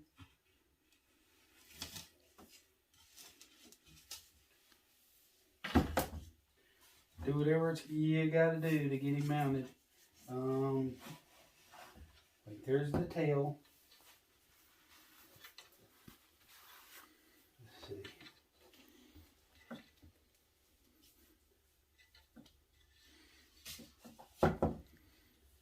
I'm threading him on. There's his tail.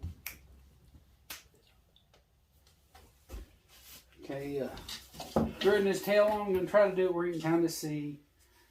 There's his tail going on real good.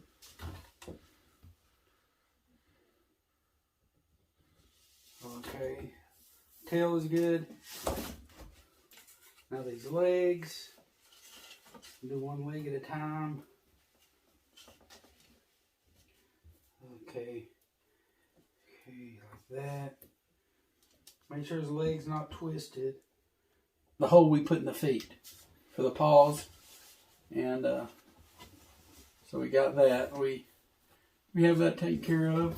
I just use a pin to kind of help me out to pull my skin the way it's got to go. Because, yeah, see that? And basically I'm pulling the feet like how they need to be.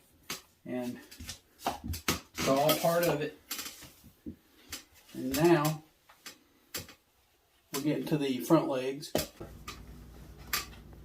The wire for the other leg. So it's that little hole I put in the paw. You thread it through like that. Then grab the other one, do the same thing with the other paw, get it to go through.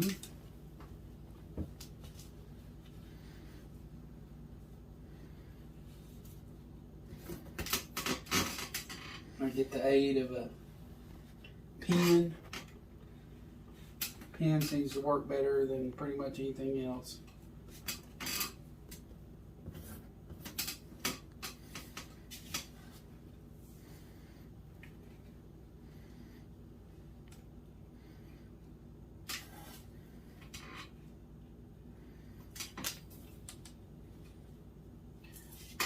Keep working it down. Find that. There we are. Of course, this will go down.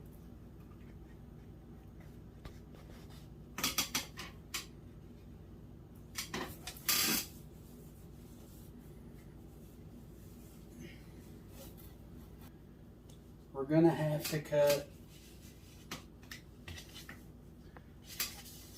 I'm going to have to cut him off right here at the shoulder, which is fine with me. A lot of times, well, you know, the back of the feet, they got their place where that, I don't know, it's kind of dark. And it goes up to like their elbow part of their leg. And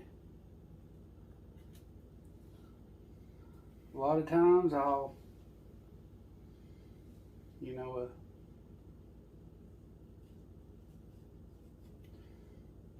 I'll get that elbow part of that leg and I want it right there on the point of their leg.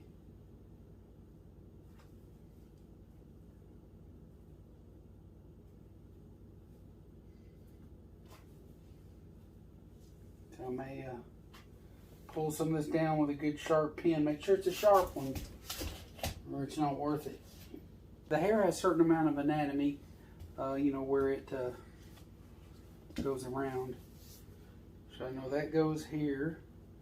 The back of the leg gets this dark hair right here. That's pretty good.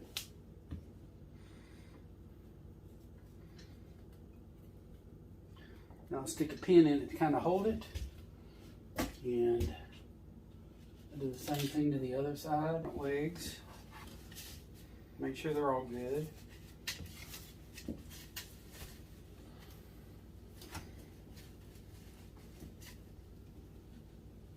Now you can make the incision a little bit longer too. I don't think it matters that much. But I'm going to cut him right here at the shoulder. And just glue it back on. Yep, you just got to thread him. And then when you get him like how you want him, or like, you know, kind of, I'll throw some pins in that thing so he don't keep dropping down. That's aggravating. Just throwing some pins in him to hold that stuff up so it don't keep dropping down on me. I'm going to get the front legs. Try to make sure you don't go through the incision, but you know, you made when you skin him out. You don't want to do that. You want to go through the actual hole that you made in his foot.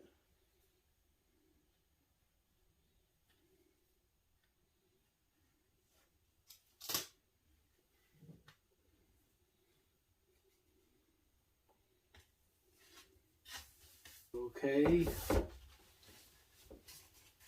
Come through that pretty good.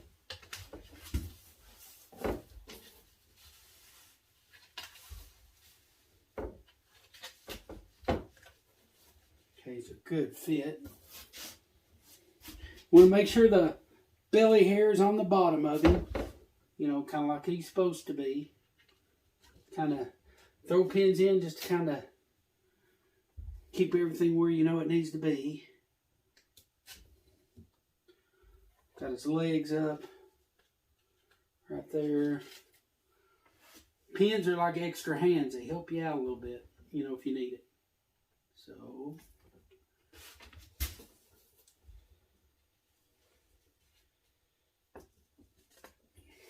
I'm going to put him back on the base. Let's put his head on, back on. Now, if you remember, the bottom nut is still on the bottom feet. So that's in there.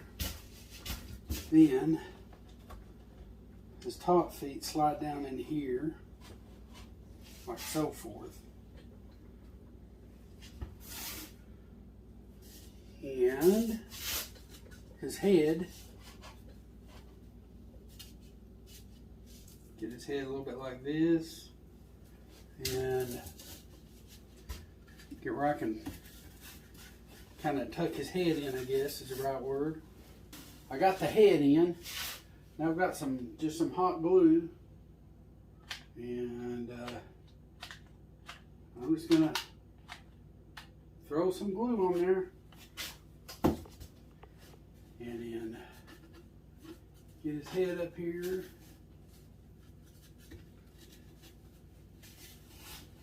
Make sure there's no hair in the way, and stick it like I know how it's supposed to go.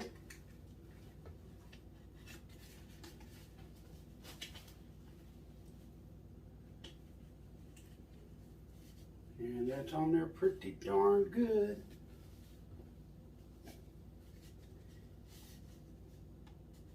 There we are.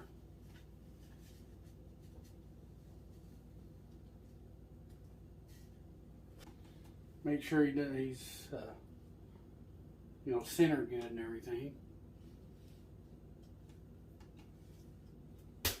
I'm gonna go ahead and bolt it down. I got my washer and my nut. And the washer goes first. Put the washer, then you just got to rethread the nut and get it started. Actually, I need to go back further with the incision onto the paw a little bit. My incision too far towards the front, too far towards the toes, if that makes any sense. So now my toes are freed up and they'll tuck upwards like they're supposed to. In other words, yeah, you do want the incision to kind of go up.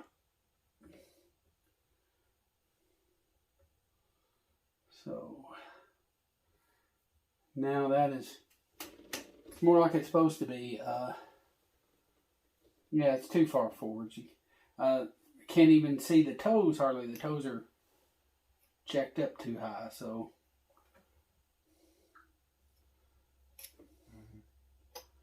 there we are. Now see, we can have toes on this.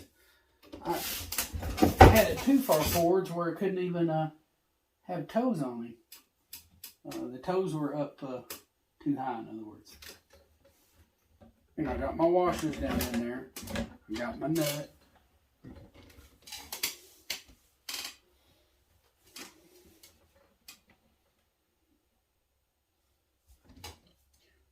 And we can get him down in there like it's supposed to be. Now we're going to bolt him back down. Just a washer and then the nut. And the nut mashes against the washer. The washer mashes up against the base. And it secures him where he doesn't move around. Okay, got my caulk in. I'm going to get up in there towards the toes, and I'm going to fill those feet up. I know there's shrinkage involved, so I may even put just a little bit more than what is required. Same thing here. Get up in there and pump that foot full of caulk.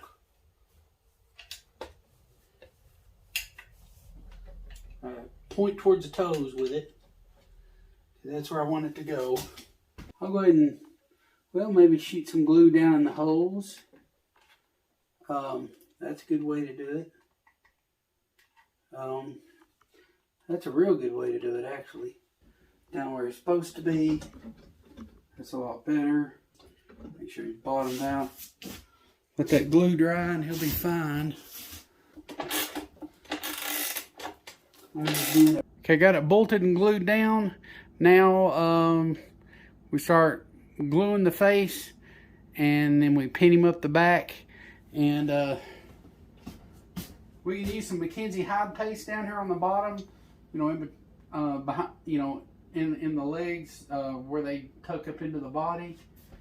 And this Mackenzie paste for all animals, pretty much for all animals. It's a good hide paste, and it don't dry real quick. It's a new improved formula, so it's some pretty good stuff you can use.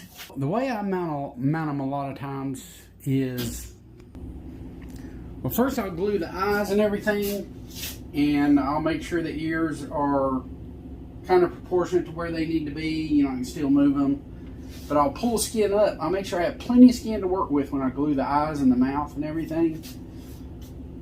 I do that before I pin him up the back. I want to make sure I have plenty of skin to work with. And as you can see, I've got plenty for the eyes and all that good stuff.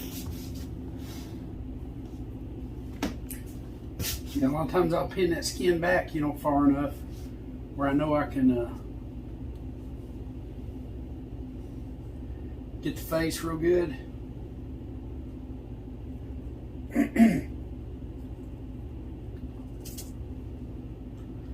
Now some stuff, you know, you can get from the other end, you know, the other side, I guess is the right word. So I'll go ahead and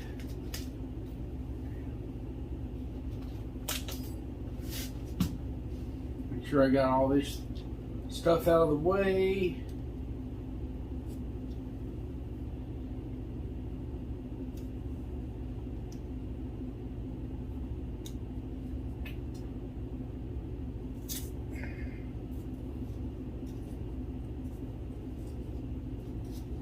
I'll even put some in the lower neck area, you know.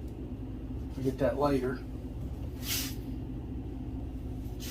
Okay, what I've got here, I got like a makeshift, cut out a piece of cardboard and kind of go in around the sides. What I'm going to do is get my two-part mixture. I've got Headlock. Used to have Killer Glue, which I like the best, but they've got Headlock. They've got Mackenzie's got their own brand. So just make your little thing right here, and then I use 2 parts of the Headlock hide paste. One's a hardener and one's a resin. Several of these styles of these on the market. I like Headlock pretty good. Seems to work good for me. Of course, my favorite was Killer Glue, and they discontinued that. So what I got here is 2 equal parts, roughly. Try to get it pretty close. And it's just the resin and the hardener. Kind of yellowish, greenish stuff, and then the gray. Just mix it up real good.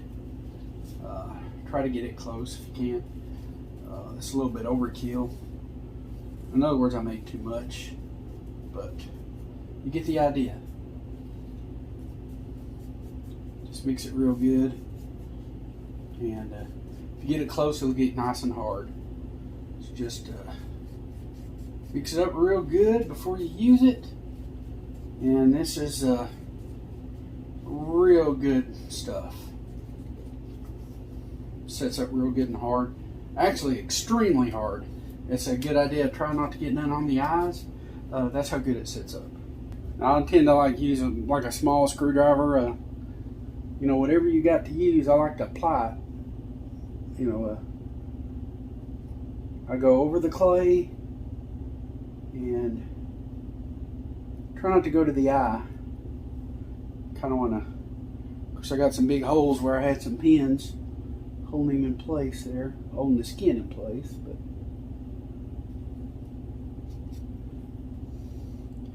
I just try to be a little neat with my glue, but I think you get the idea.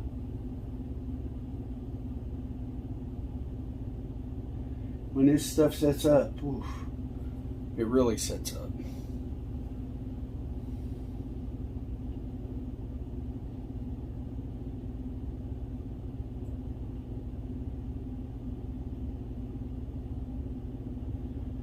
Okay, that's the eye part. You get the idea.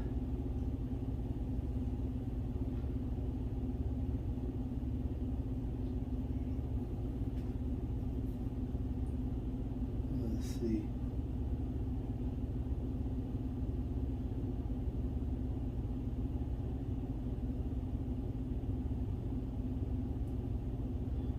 So I'm going right up to the clay, trying to stay off the glass.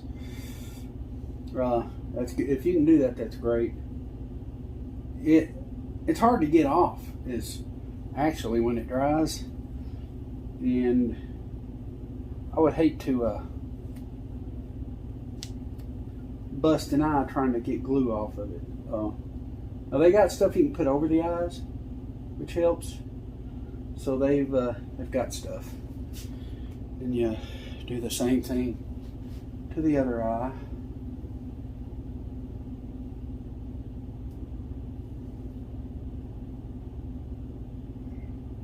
This is the inside corner, which you definitely want plenty, of course. And it's kind of how I operate. There's the eyelid, which needs some.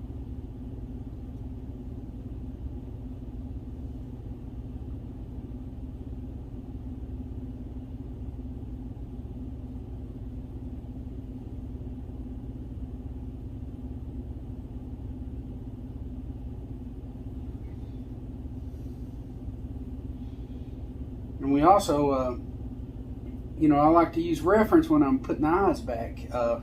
Not just to use to make eyelids with clay, but also for putting the skin over the clay with glue and letting him dry.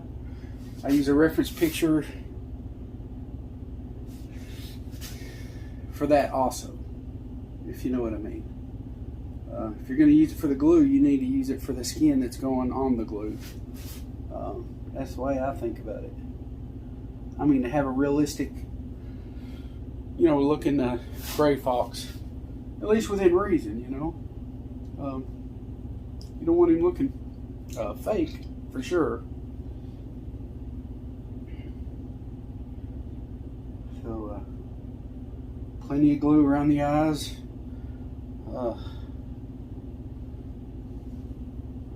Part that's indented in on the side below the eyes, you know, on both sides, you know, that gets it too. Make sure those cheekbones stick out and it doesn't drum right there. You don't want it to drum there. You want those, you know, right below the eye orbit, there's an indention there. You want that glue to hold. So make sure you get enough glue on there for sure.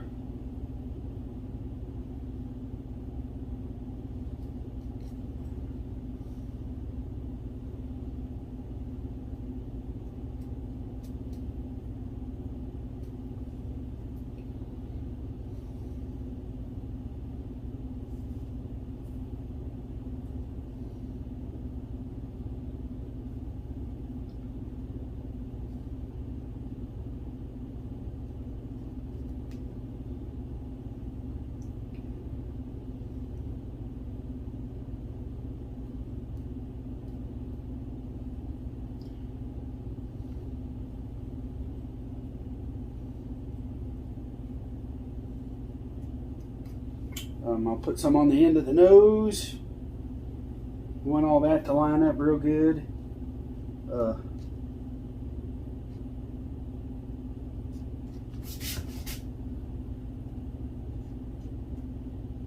Right down there, around the nose, kind of indents right there. Got your whiskers you want to put in place, you know. Alrighty.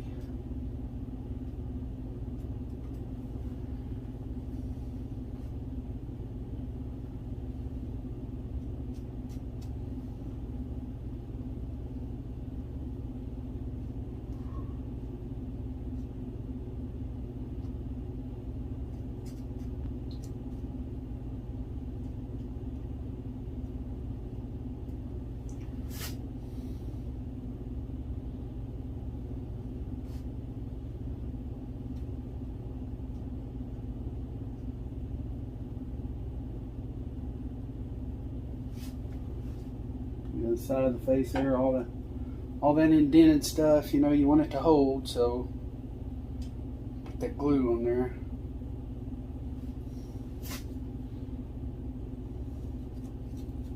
Want it to hold everywhere.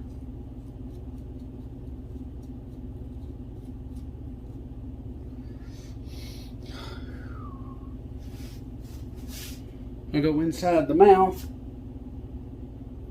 I do the upper one first. So right here in the back corner where you're gonna be tucking that between the upper and lower lip. You know, you're gonna be tucking. So I just want a little bit. You ain't gotta put a lot, you know, but I want to definitely put enough. But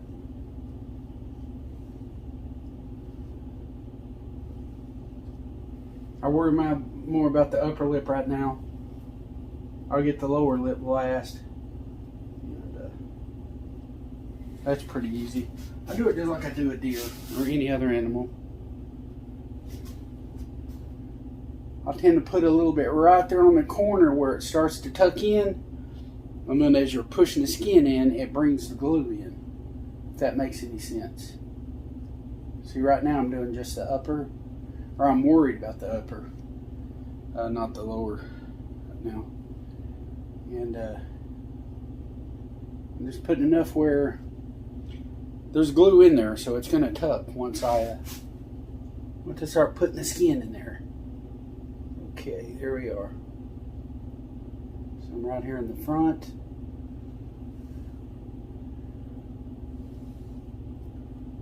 Yeah, there we are. Now we start tucking the lips up in there.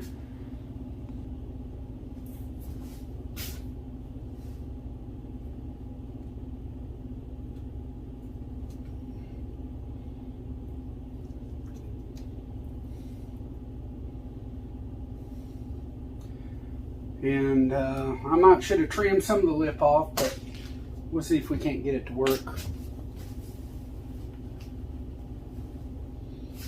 So we got this, and we got this. Okay, we got that, wow, and that on that side. Okay. These little yellow pins have their advantages too.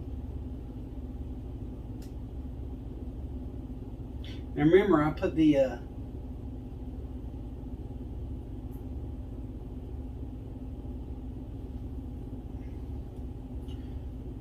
don't think that grabbed good enough. Don't think it did.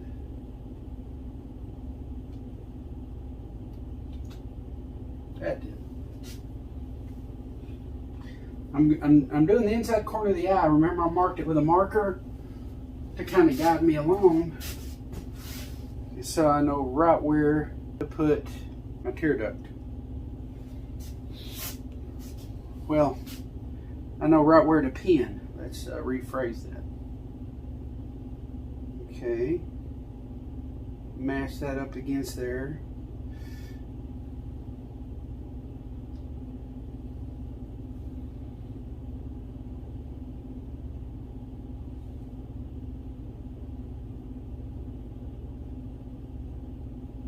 Remember, I got all that glue on the eyelid there. So that should work in my advantage to get this to do like I know it needs to do.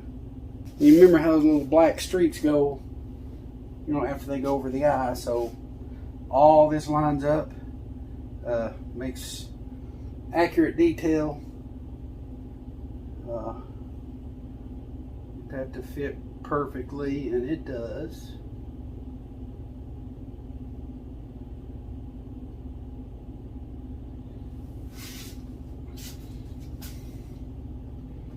Like right there. Okay.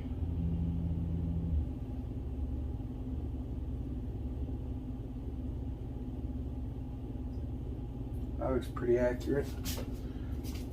I'm going to do this side the same way. Want it to look just like the other eye on the other side, of course.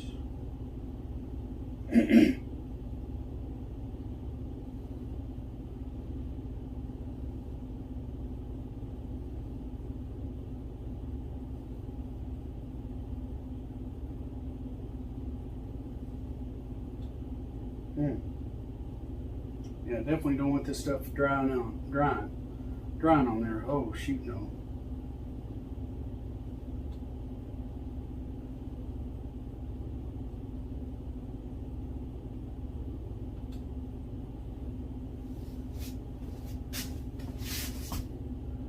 Let's see what we got going on here.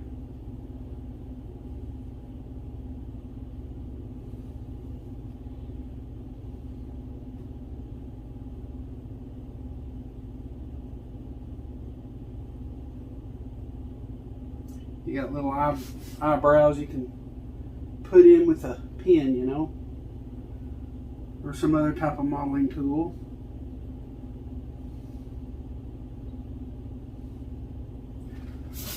These little things need to be the same on both sides, you know. Just everything is about lining up that anatomy, you know.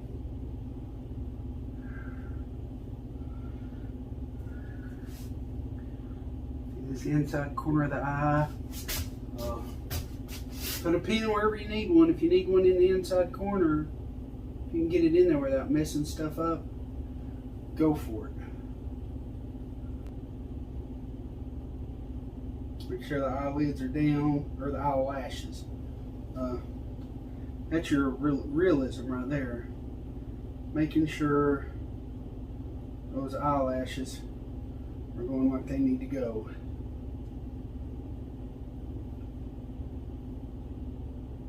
Put the eyelashes down. If you can get them down, that's what you're wanting.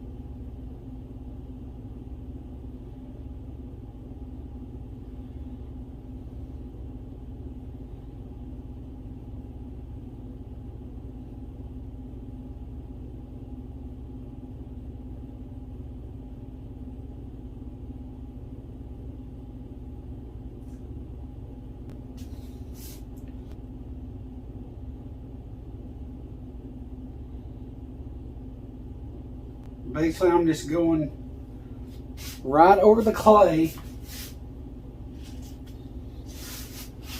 that I put the glue on. That's what I'm doing. That's all I'm doing.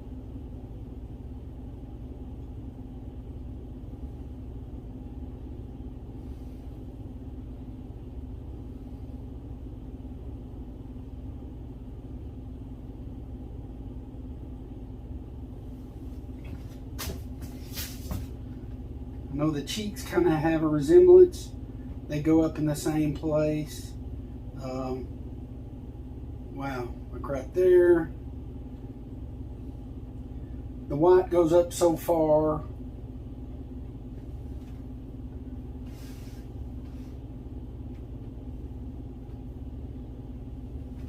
My reference picture, put these black streaks maybe down just a hair bit more.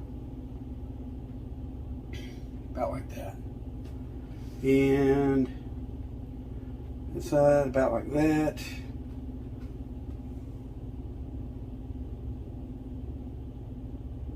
I like the inside corner of the eye to be a little bit high on both sides.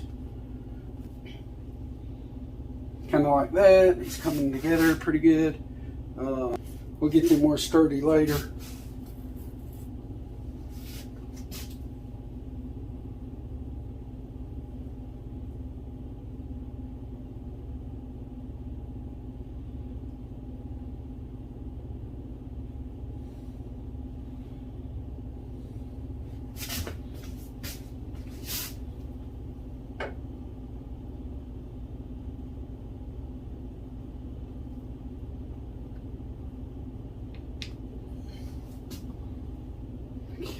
Couple of little pieces of, well, just cut wires, what it is.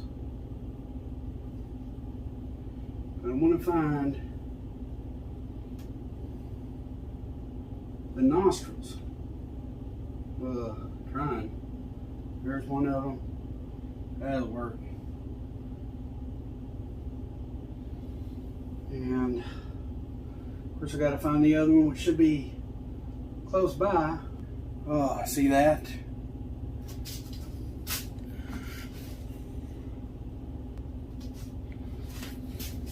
Make sure it's all lined up good, you know, and which it should be. Yeah.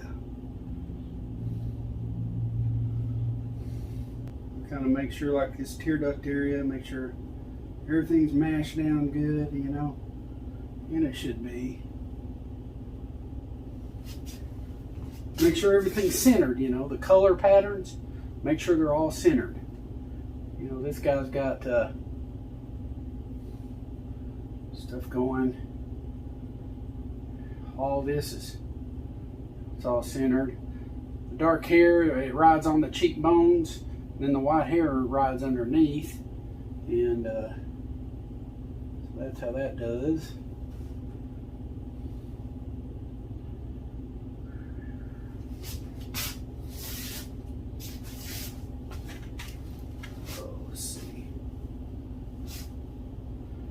This guy looks already pretty good on this side, as far as everything being where it needs to be, you know.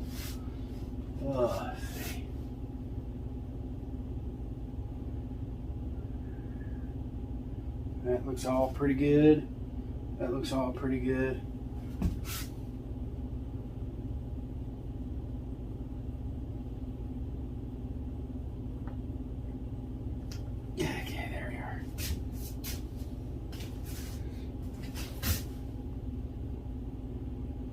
Everything seems to be lined up pretty good.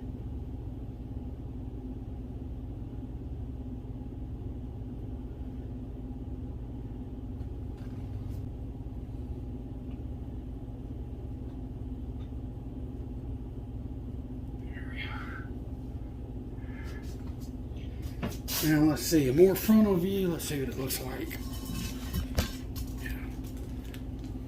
Looking pretty good. Trying to get the eyes lined up where they're both doing the same thing. Not always easy, for sure. Okay, if you think you got more lip than you'll ever need, which is often the case, cut some of it off, you know. But I did Dremel pretty deep. But just cut your excess lip off. Sometimes I'll mark the inside corner of the very center of the lip that needs to tuck. A lot of times I'll put a little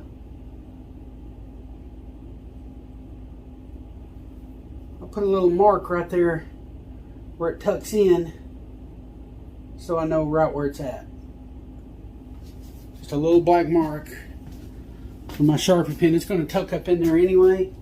Nobody's ever going to see it, but yeah, I like to do that. The very inside corner, you can see there's kind of like a little crease there, I guess you could say. Now on the lower lip, just like the deer, I don't need much lip at all, just enough to tuck out of sight, but if you did have a little excess, you could probably still tuck it in there, but I like to go ahead and get it off. That's just me. And don't need a lot of excess to tuck. I mean, why? Right? I'll leave more towards the front because why it cut less toward the front, because there's usually not a lot of lip in the front to cut. So but you got to remember, this is a closed mouth. I don't leave as much on the lower. With a closed mouth, I don't worry about it. If it's an open mouth, I leave every bit of lip I got. And the extra lippage would tuck on the inside of the mouth, you know, so keep that in mind too.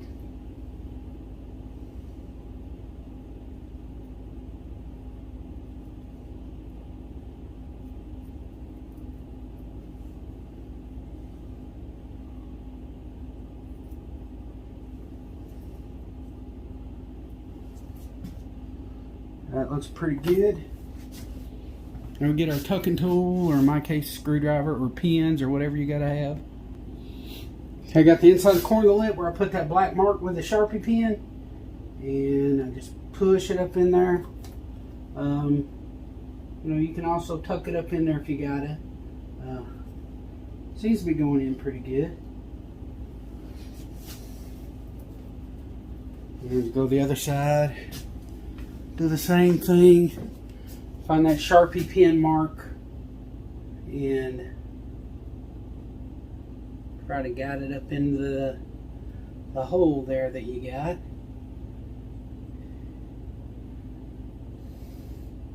There we are.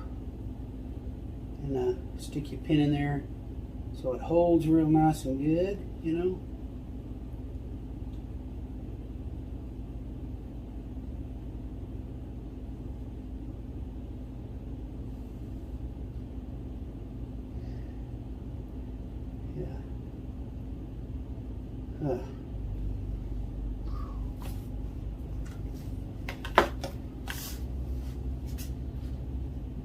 Let's see, it tucks real good that way. I need to be able to put a pin in there and hold it. It's holding pretty good. I got the inside corner of both my mouths tucked. Now I'll tend to go towards the front and the sides.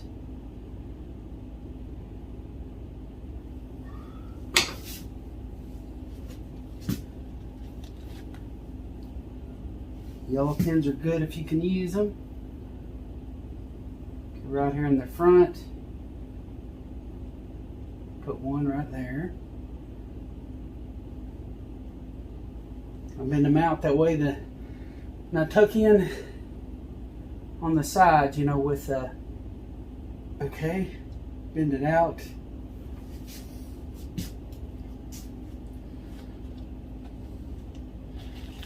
I use the pins to hold the glue, hold the skin to the glue while the glue dries, of course.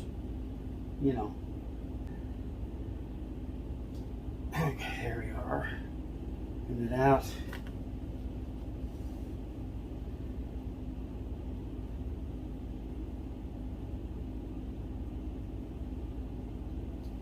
Okay. You know, try to make sure the anatomy's the same on both sides, you know. Get a little bite of that skin, you know. Tuck it in there real good. That looks pretty good.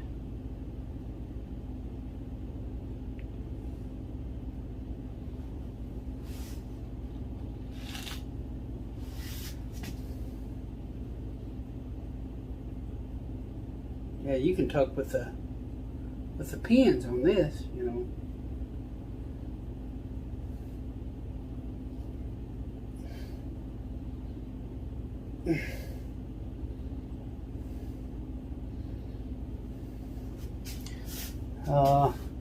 Give it a good going over. Make sure you got enough pins.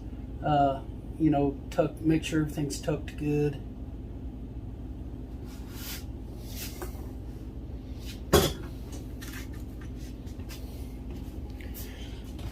If you have to sit down and get a better look.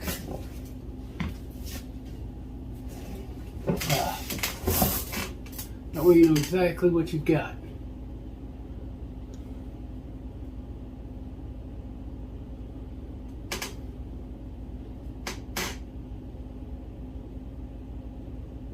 Okay, all that looks pretty good to me.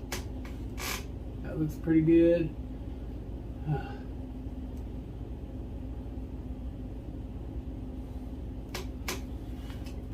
Okay.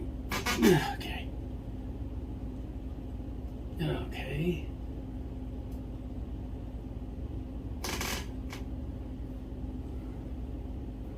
We're right up here in the front. Okay.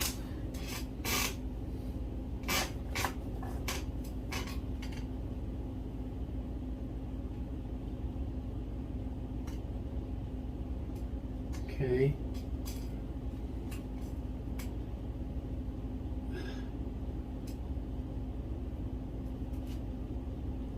Okay, there we are.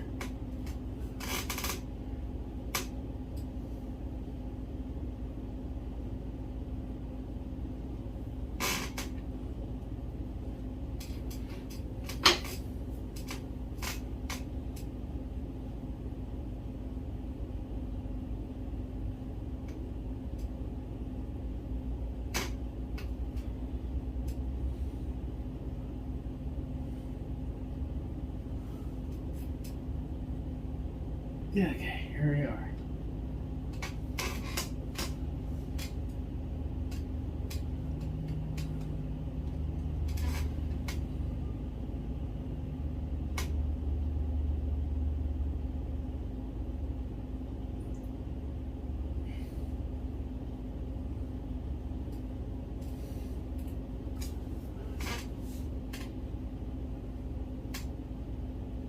Okay.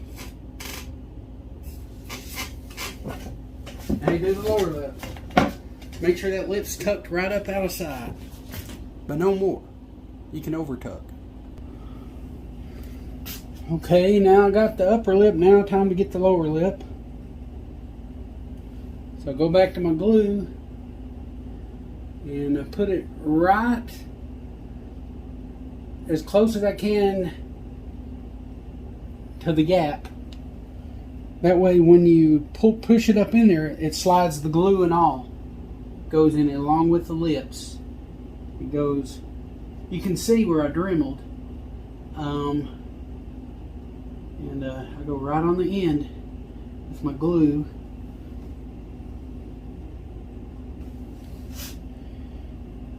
And that's why I bent my pins out, so I could have room to tuck, you know, my lower lip.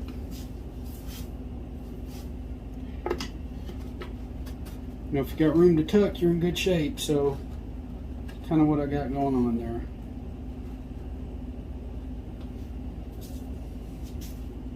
I think you can see that. Yeah.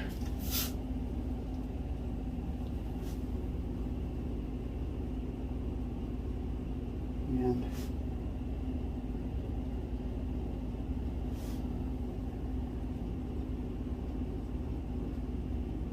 this stuff doesn't dry super quick, but it dries relatively quick. And you know, the lower jaw up in here, I'll put some back in there. You know, where the neck and the jaw meet. That's not a good place for drumming. So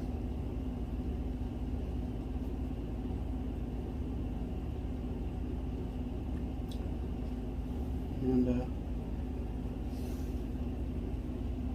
I think I pretty much got it. Let's see. Maybe right in there, back there some. Back there some. That's plenty.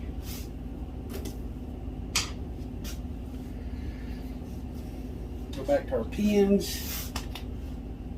I like the yellow pins pretty good. You seem to be getting the job done pretty nicely.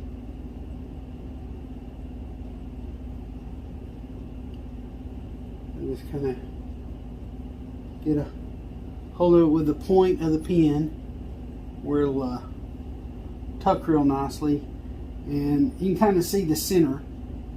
You just line everything up, and you don't have to worry about bending out these because these are the lower lip. So I tend to kind of want to start towards the back and then work my way forwards. I think that's the best way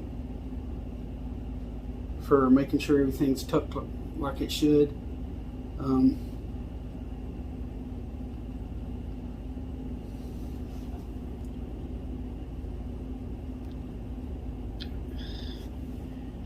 want to bend some of them, but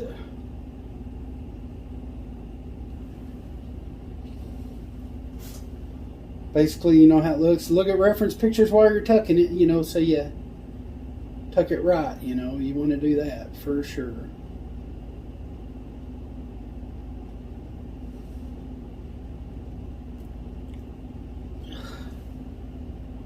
And that one needs to go out. It tucks right there. You might want to use the tucking tool first. Make sure everything is well, tucked up in there. Or, you know, just kind of let it aid you a little bit. You might want to kind of push a little bit, some of it. Help it out. Yeah, that way you don't have pins doing all the work, you know. If you can keep from it. And same to the other side. Sometimes pins all you got to hold it in place though, so whatever your operation, whatever you got to do for your thingamabob. So back here in the corners, seems like I'm using a lot of pins. So I got a lot of room to tuck back there. I dremeled out big holes so all that lip could get back in there if I don't need it and disappear out of sight. See, that's what we want. We want to, if we don't need it, we don't want it. So that's kind of what we got going on there.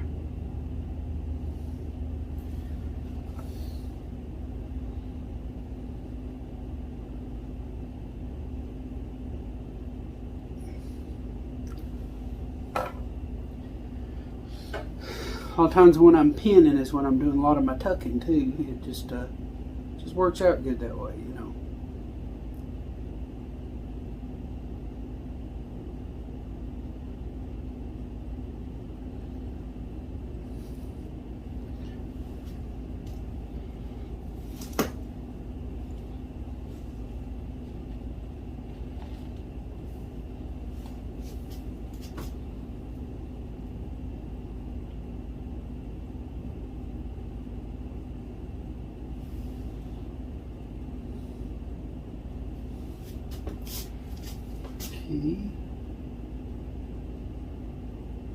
Look at that. Look how good that tucked.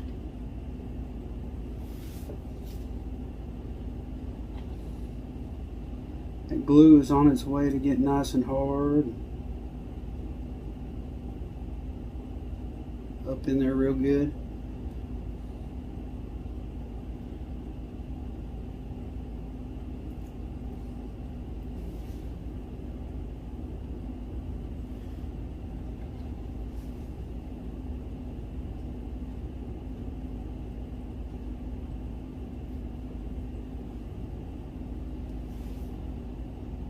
Look at all that.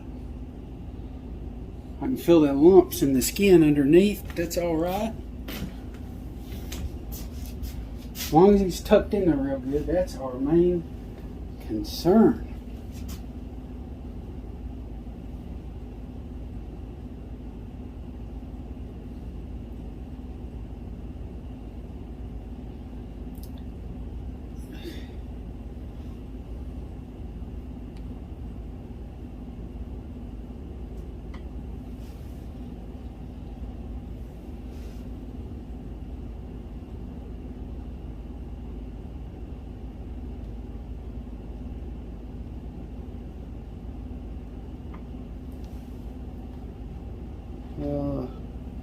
Sometimes you got to use a lot of pins to get that skin to do like you want it. Don't let it fret you none. That's why they make them.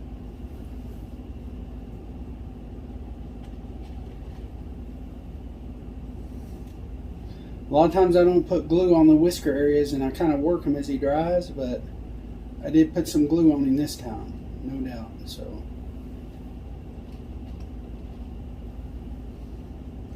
that happens, we do it. We do it sometimes.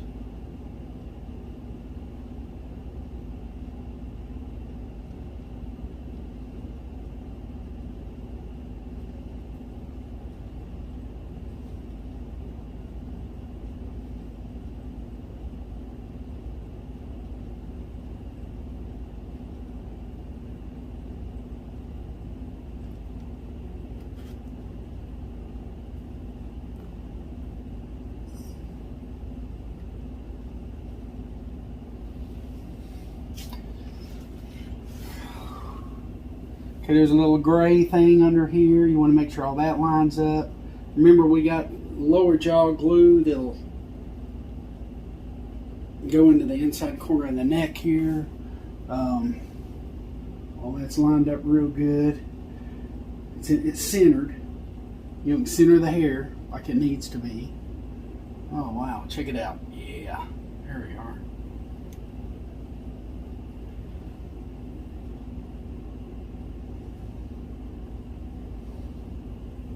That's fine. By the time that glue dries, there won't be no drumming going on. So that's pretty good. These whiskers, if you don't put no glue in the whisker area, you can go ahead and let him dry and then work the whiskers as he dries, which I like to do.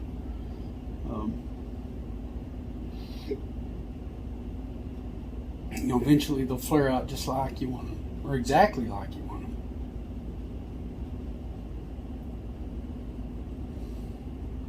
And you don't have to worry about them being wrongly glued in place or anything because you didn't glue the whiskers. Just kind of work with him as he dries. I do my bobcats that way, coyotes, anything with whiskers.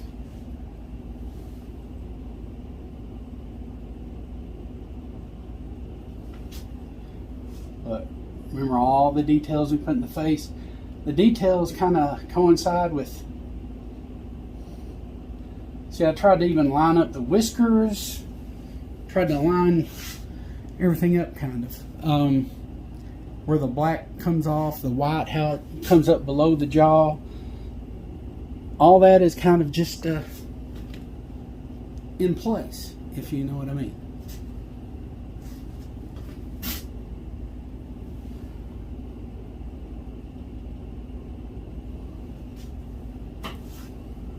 That lower jaw in the front looks like it's hanging down, but it's not. But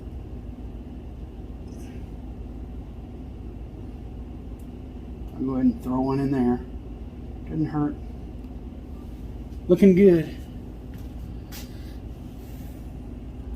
Well, here's what he looks like from the side. The ears are laying down too much. Here's a good reference pictures of ears. There again, it's a red fox, but still close enough. Okay, just like I do on a deer head, get me some good sharp wire, a skewer or something, and then I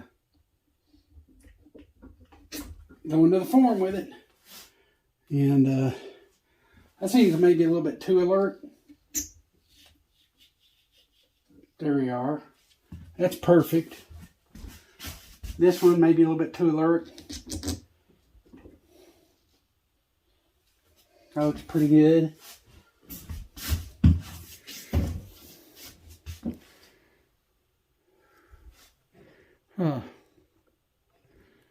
Camera keeps going lopsided. It looks worse on camera than it does in real life. But, yeah, that, you get the idea.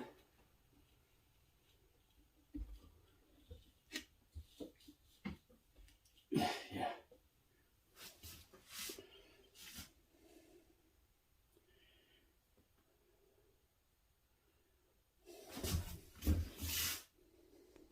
Well, that's kind of what I got. You know, you can make adjustments while he's drying even. I've done that a lot.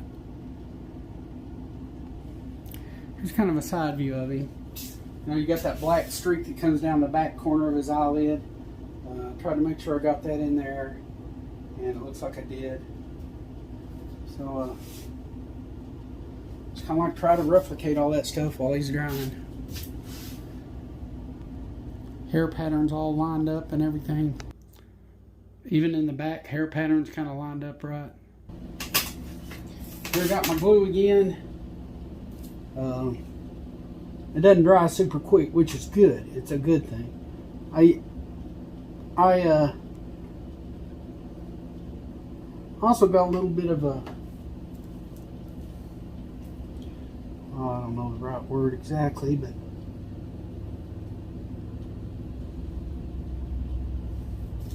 that's my glue.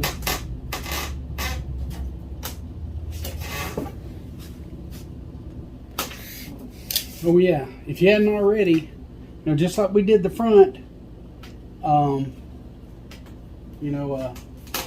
I like shooting a little caulk in there for the work into the toes, to give it a little bit of volume.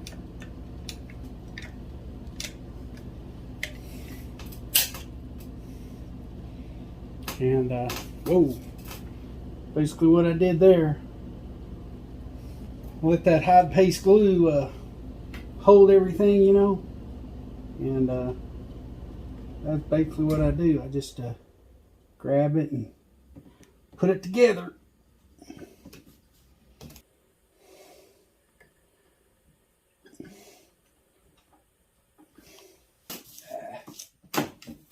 I like using glue for my feet.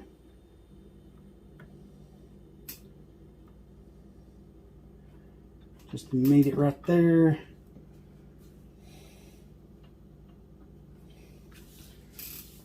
Can't go too deep with it because you got your threaded rod coming through there, but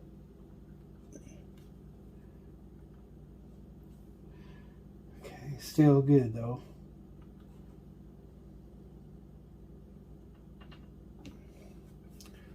I mean, you can go deep enough, let's put it that way. That's all that matters, to hold it.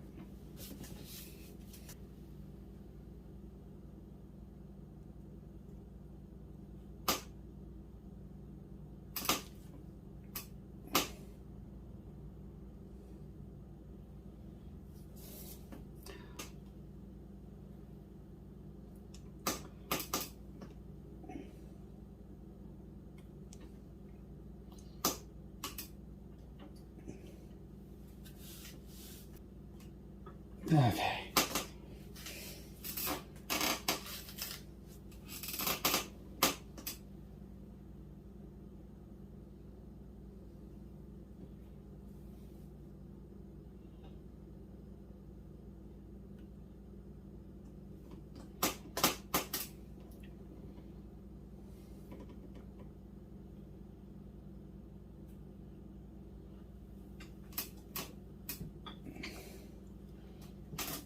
Okay. Alrighty. And you do all the other legs that same way. You right now I'm just doing damage control with the caulk. Caulk's everywhere, So I'm just kind of doing a little bit of control of that.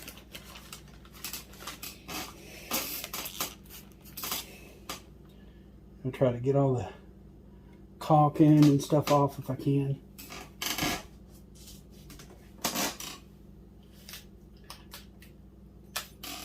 Let's see, I need another pin, which I do right here.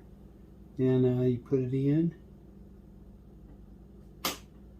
I didn't really need one there. So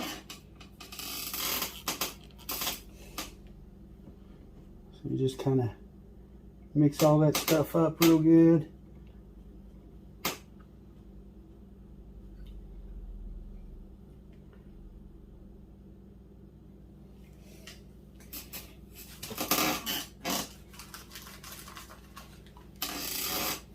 Yeah, put the caulk before you put the glue, I think is the best way to do it.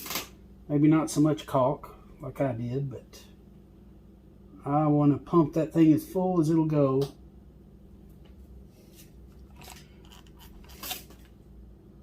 So I have to come back later and mess with it. You ever have small foot syndrome or something? Don't like that, so Clay might be a little better. Sometimes I use clay. I've used it on like my beavers and stuff like that. Works real good for flattening out those feet, like on a beaver or something. So I have, it's not like I haven't used them, I guess is the right word. But, well, you do all the other feet the same way. Just get them in there and let that glue dry and hold that incision together, and you can pop the pins out after he's dry. I don't know if I already showed you or not, but yeah, that caulk you put in, just work it where you need it to go. You know, like if you need it to go to those toes, which you do, you can push that caulk down and extend those toes out so that you know, have a foot. You know, you gotta have a foot. Okay. Basically, yeah, just mashing that clay down in there. Want the toes to extend out a little bit. You know, you gotta have a foot. So there we go. And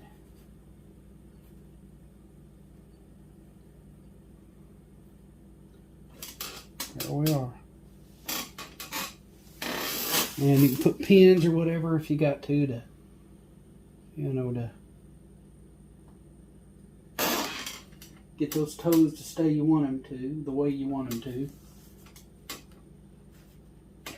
This base material is real soft, so you know, you can put one right up against the toe. If it's spread out too much, you can push it in and kind of see what I did to the other foot.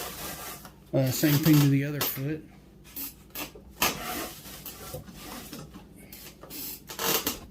Let's see. You can see just, you know, you gotta have feet.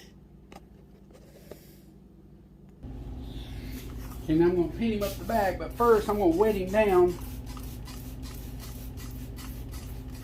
Separate his hair so I know where to pin. A lot of people sew. It's hard on my fingers. I just pin.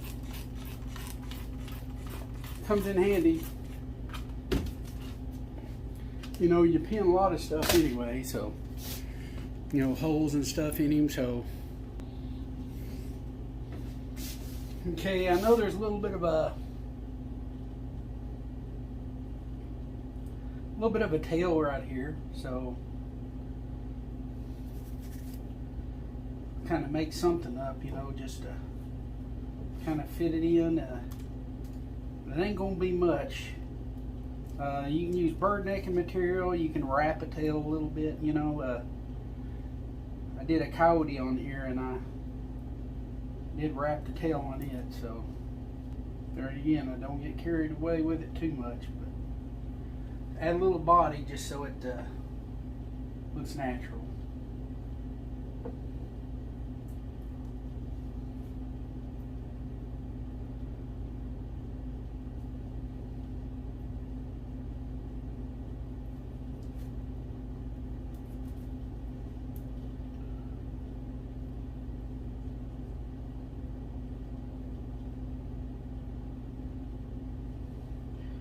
Taking away from it till it's like you gotta have it. So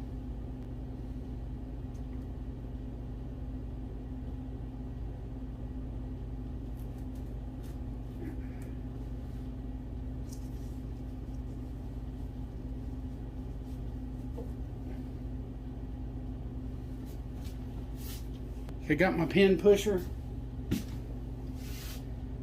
and let's go right to the base of the tail where my incision starts, and push my pins in. It may be soft enough where I can actually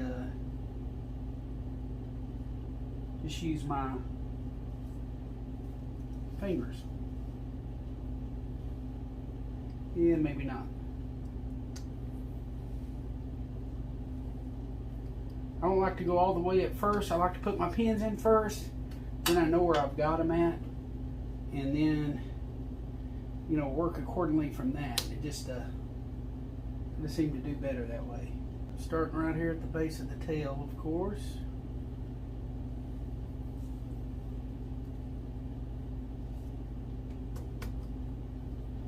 And I can see incisions.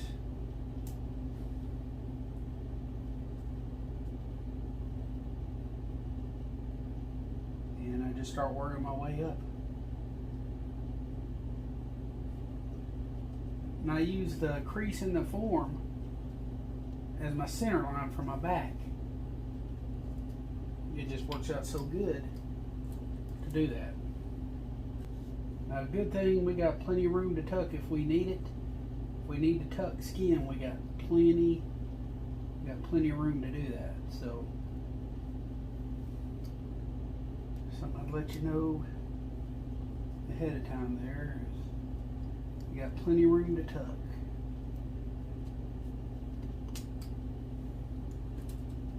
I go about 1/4 of an inch apart and stick a pin in. That just works out good for me. Maybe even less than 1/4 of an inch, actually.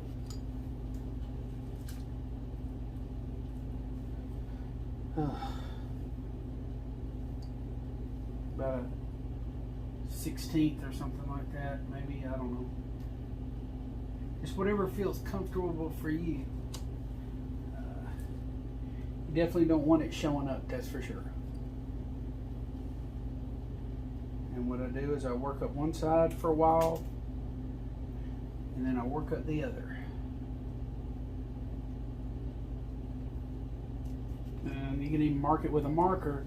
If it gets where you can't see it good, get your Sharpie pen and mark it. That way you can see it right down that center line. There you are. You go up as far as you want to go, as far as you need to go or whatever. You got your center line. I try not to drop these because I don't want to end up stepping on them, but yeah. You just keep going along, pushing them in.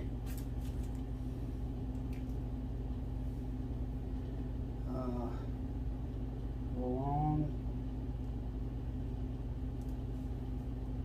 push them in, go along.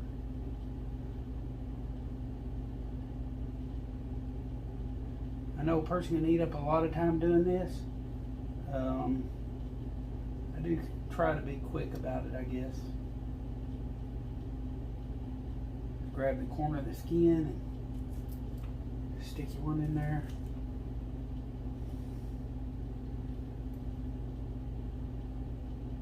And then I go back with a pin pusher and get all the other stuff. That's just the way it's worked out good for me. Use hide paste about halfway down. You know what I mean? Or halfway up. What am I saying? Kinsey hide paste looks like pretty good stuff, seems like. You can use the glue, which is real good to use. Try to get right on the corner, if at all possible.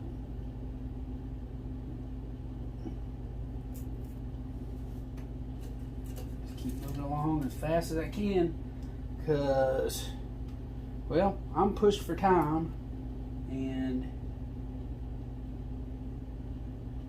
this ain't gonna wait on me. And either is my other job. So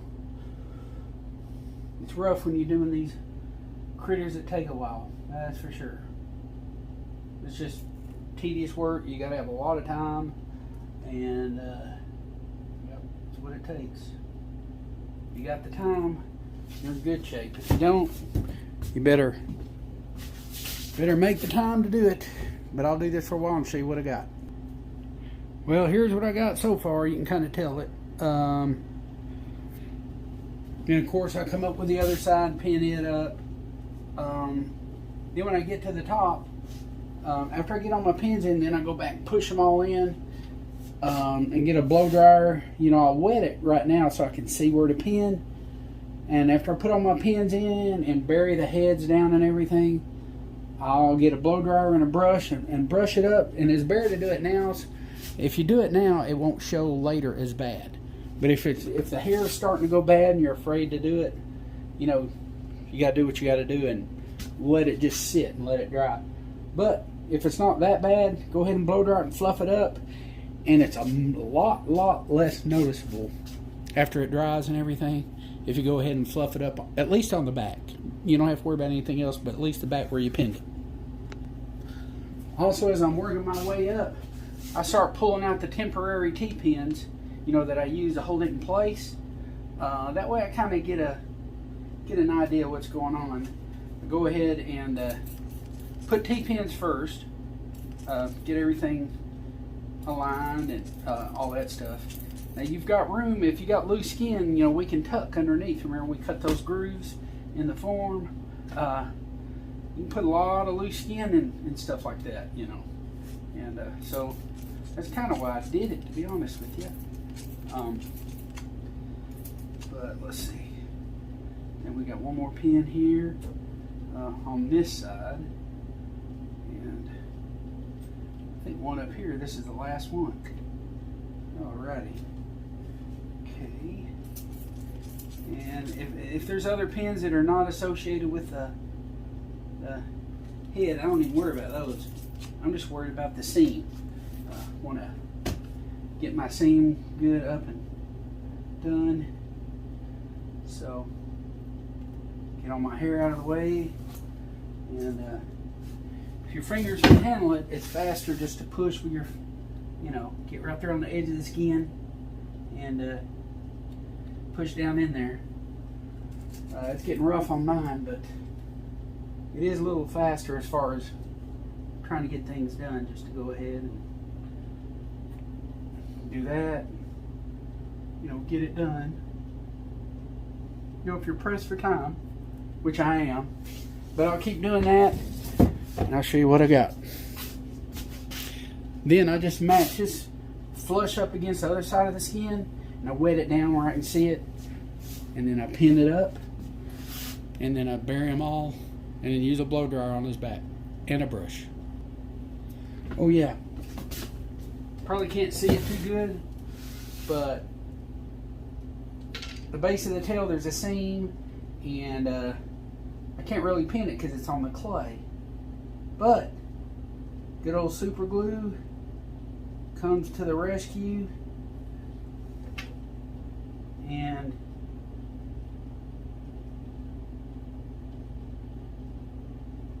voila, problem solved. It'll never come apart again. If you ever get super glue on your fingers, you know what I'm talking about. So I just had a little bit of a gap there, but no more.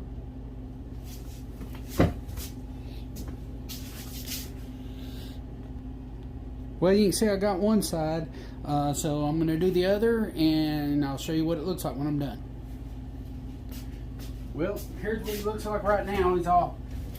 He's pinned up, but they're not buried. So now we'll go all the way down to the bottom one again. Looks like it is right here. My pin pusher's got an issue. It won't drop them all the way down, so I just use something real thin with a flat edge, and I take it all the way down.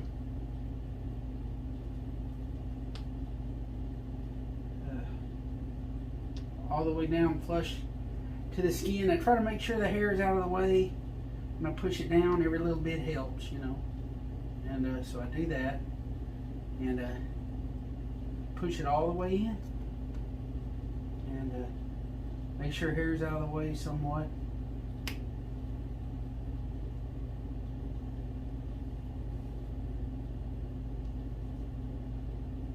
I have used the back of a drill bit before. Something good and flat, you know, you can a pin pusher just don't work. It did at one time, but it got where it doesn't drop them all the way down. I don't know what I did to it. Did something to it. So I moved the hair out of the way, drop it down in there, and move hair out of the way, drop it down in there.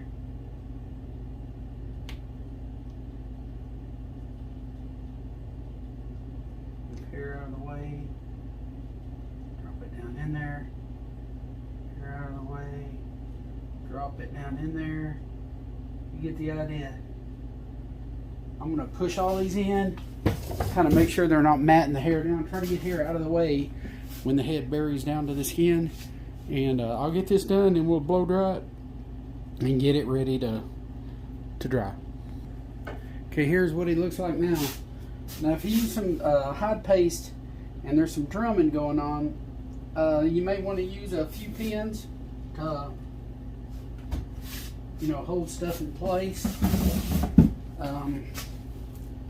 Now, if you remember, when we dremeled the form out, we did it in a way that we could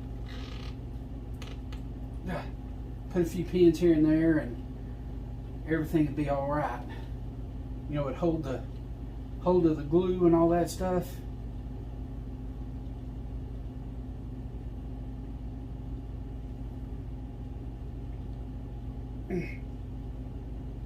Sometimes pinning all you need, and it'll hold it good enough for you. That's what you're hoping for anyway.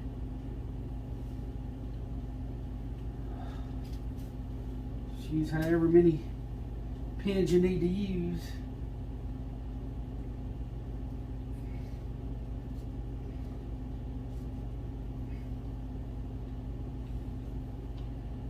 So it looks pretty good.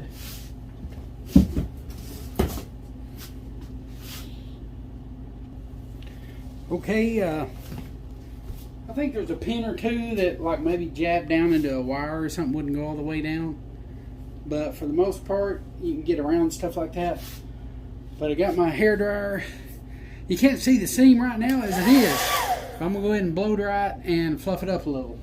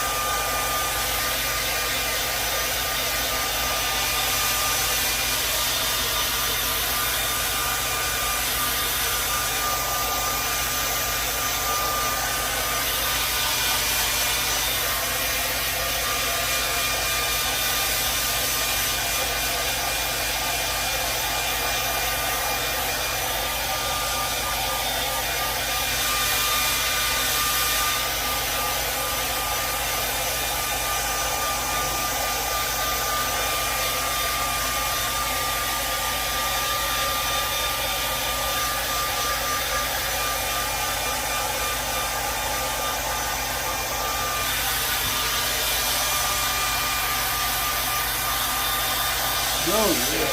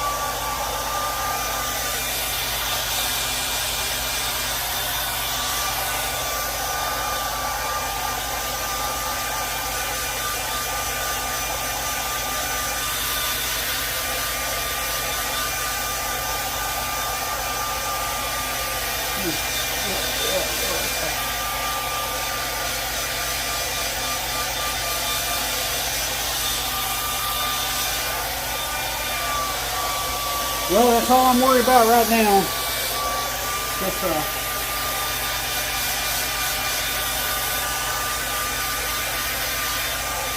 Just the back where I pinned him.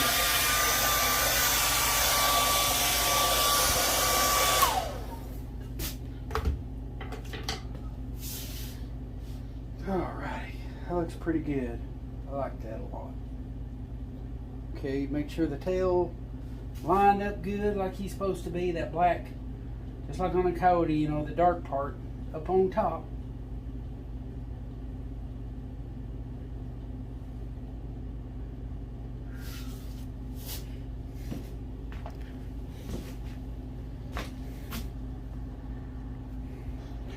Yeah, he's looking okay. Let's see what he looks like. This is kind of what he looks like. Oh, he's gonna look good, man. Yeah, he'll be fine. But I will see you when he dries. It's been dried. It's been a couple weeks. Start taking out my skewers or whatever I use to hold the ears. If you get some tough ones, use your needle noses to get them out.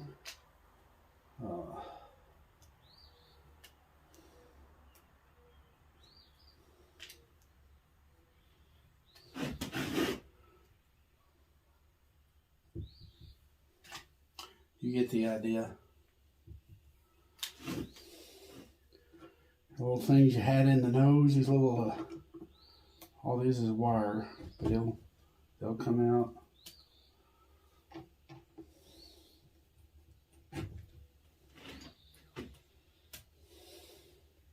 All your T-pins. On the legs. On the base, you know. I put some in to kind of keep the toes sort of in place. And so just, yeah, get all your pins out. Got my blow dryer again. Blow dry him everywhere. I'll probably use a toothbrush around the legs and stuff to fluff the hair up, but fluffing the hair means a lot.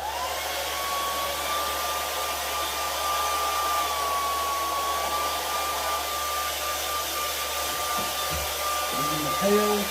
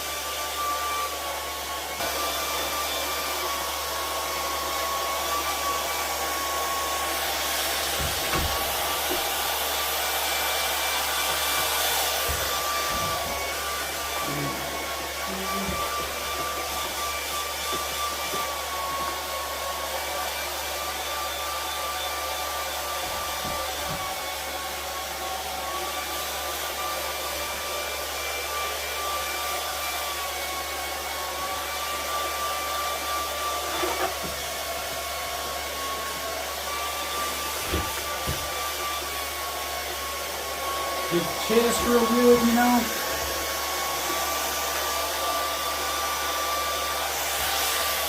The whiskers on the face.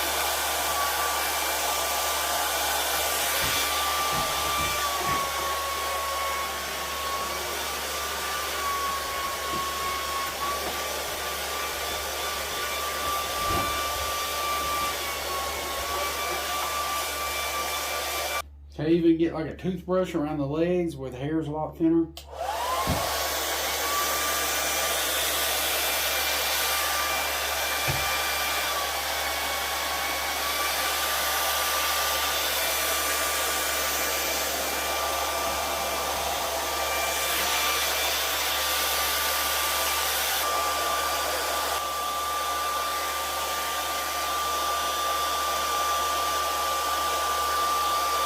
under the neck, on the ears, behind the ears. I've got a little lacquer thinner, and basically I'm going to, soften up that hard glue around the eyes so we can chip it off with an X-Acto knife or something. So I'll get some on a Q-tip, waterlog it down real good with lacquer thinner. Lacquer thinner dries real quick anyway, and that's kind of what we got going on. And then I'll go back with an X-Acto knife and start chipping that stuff off. X-Acto knife, and the blade's not a new one, it's a used one, and this is a good candidate to, you hate to waste a brand new blade.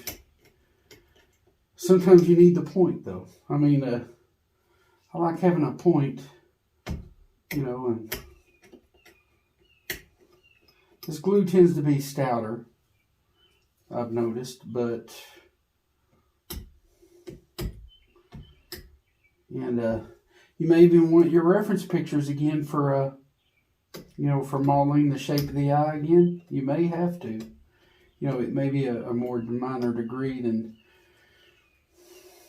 when you mold it with clay, but still helps to have a general idea of the shape you're trying to go for if you have to. What we're doing, we're chipping off the old stuff. We may have to go back with a little bit of epoxy sculpt here and there. That's entirely possible. Have to do that. It's hard. It's kind of hard to do it with the camera on, but you get the idea what I'm doing. So basically getting all this stuff off. It needs to come off.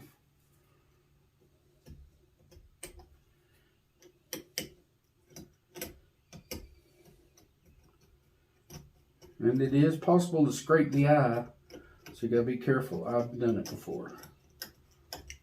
Kind of odd, but it happens. See little bits of super glue here and there. Not super glue, the glue I use to glue the eyes. But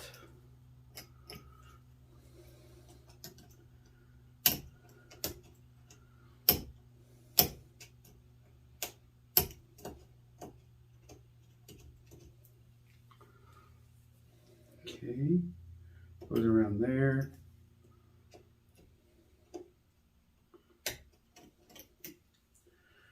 Back out here.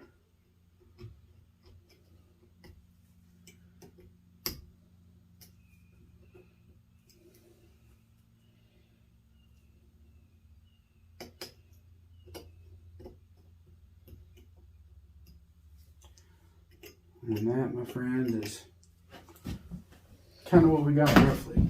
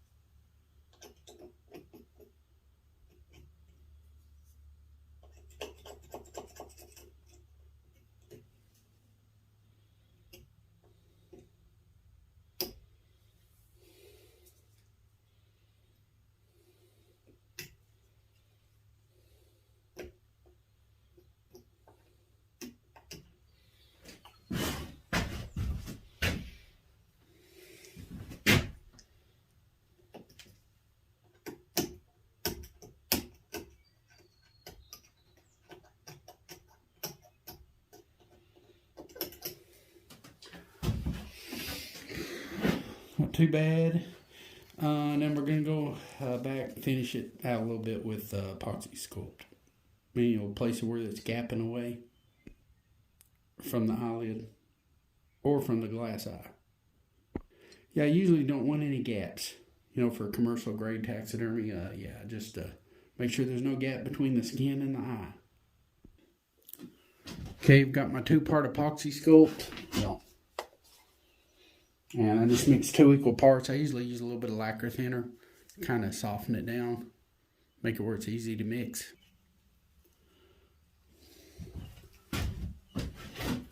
Not sure how, but it looked like it shut off. But, okay, I put the epoxy sculpt on with my knife. Just a few little places here and there.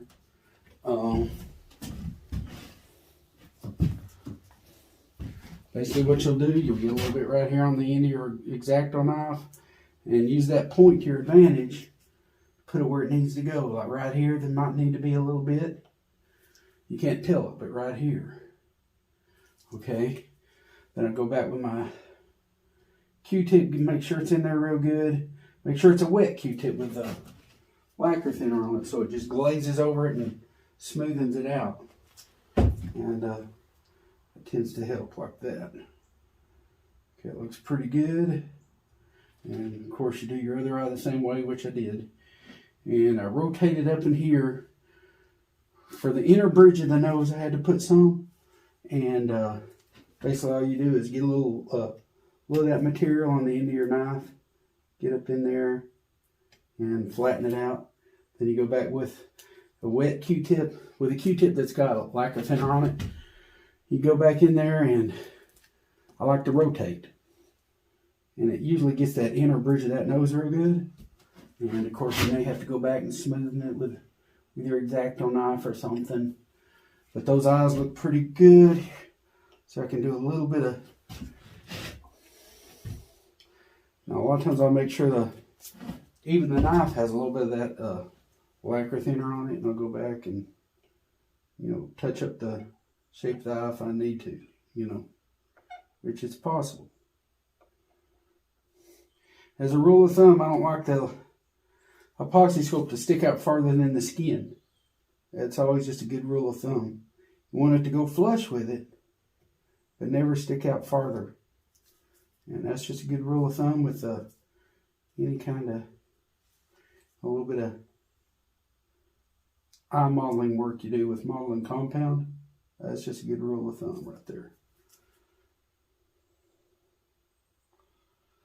Let's get that stuff off. This one was, and if you look at reference picture for, proper shape, don't let it hinder you, because I do it a lot. It's called extra, modeling work you got to do to make it look like you want to make it look. And so that's just part of it. That's pretty good, just like that. I want to run it once over with a X-Acto knife again. With Q-tip and lacquer thinner again. Just to make sure everything's good and smooth and that the glass eye is clean. I do that all in one step. That's good. Glass eye is good and clean. This side the same way. Okay, around there, down there. There you are. Those eyes are ready to be painted. And so is the nose. The nose is ready to be painted. Let's go ahead and start painting. Okay, the inside of that ear looks a little bit like flesh and maybe rich brown or something like that. Maybe a little bit of cyan. I'm not sure, but I just match it up and eyeball it. I don't have like a paint schedule exactly for ears, in other words. Okay, so I got a little bit of flesh in there. I already put it in before the camera's rolling. Now I get a little bit of rich brown put on top of it. And let's see if we can match that up. Match the ear. It already looks close enough to me. Basically a lot of rich brown, and maybe more so than the flesh. And I just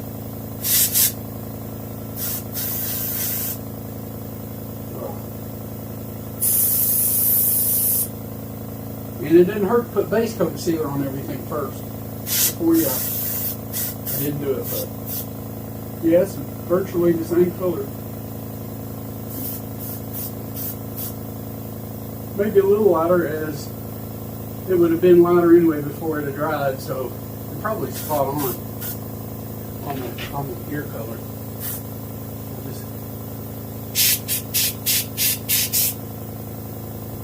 Clean the embers out with an airbrush, of course, or with a airbrush cleans the ears out better than anything. A lot better than a blow dryer, that's for sure. If you get some on the hair, it'll brush right off. But kind of what you want right there.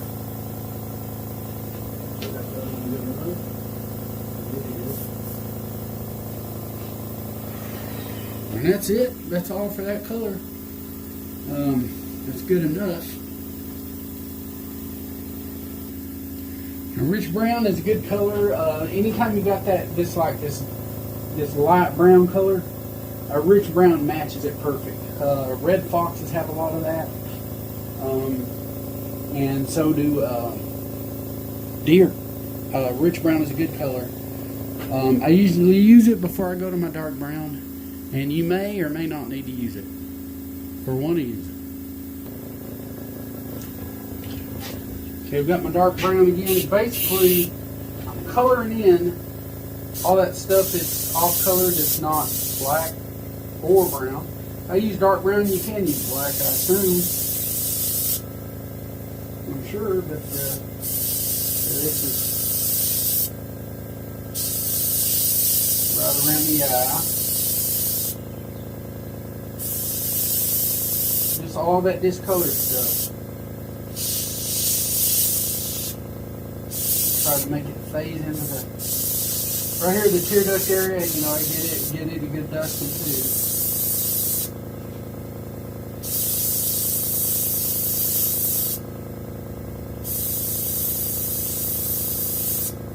Now it looks like it goes out from the eye just a little, you know. I mean, you can see it. About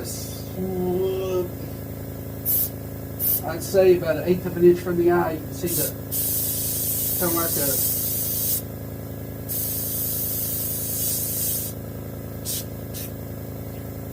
see. It's a little bit away from the eye. You see a little bit of black goes around, or dark brown, I mean. That's that eye's done. Go to the other eye. Just coloring that off-center stuff, you know, first. That's what I like to do.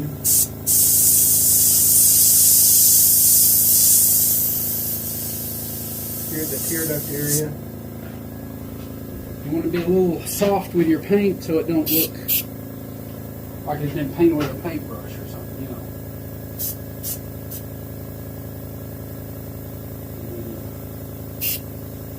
Around the eye.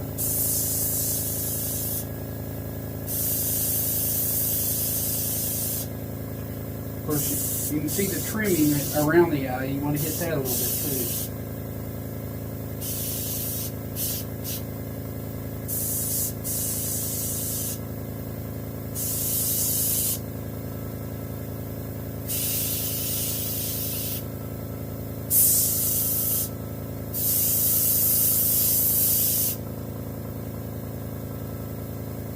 Inside the corner of the eye, make sure I hit it good. It don't take much.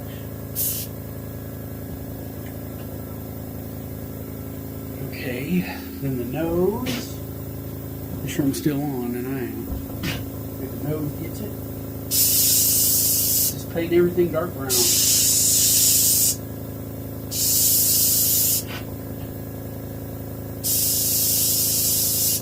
You get some on the skin, you may have to go back with a Q-tip or a brush or something. Either brush it off or clean it off with a Q-tip.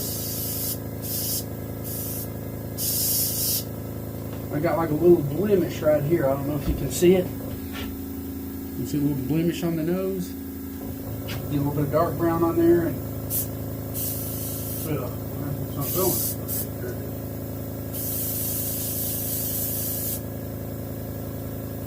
It's gone. Well, I can go back with a Q-tip or a brush and blend it in better. Go to the other side. Get this nose. Anything that's not dark brown and you know it's supposed to be dark brown, go ahead and hit it.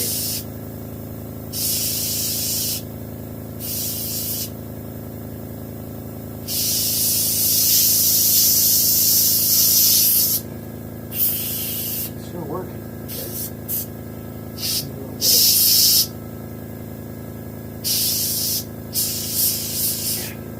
Paint on there. A nice dark brown or black nose, depending on what color you decide to go with. A lot of people use black where I use dark brown.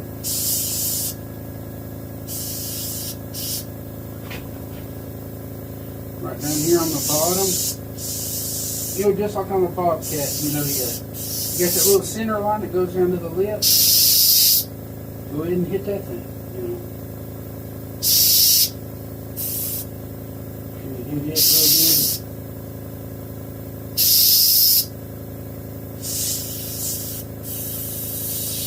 Yeah, it makes a straight line down to the lip there. Yeah.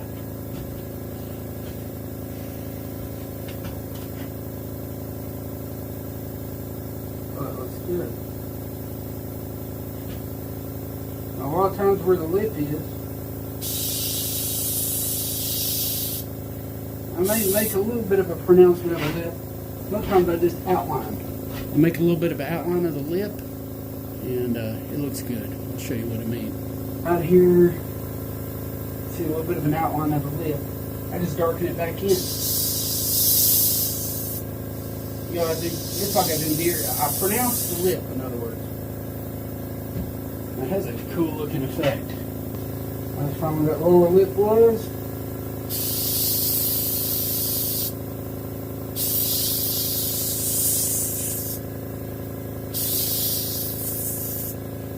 And pronounce it.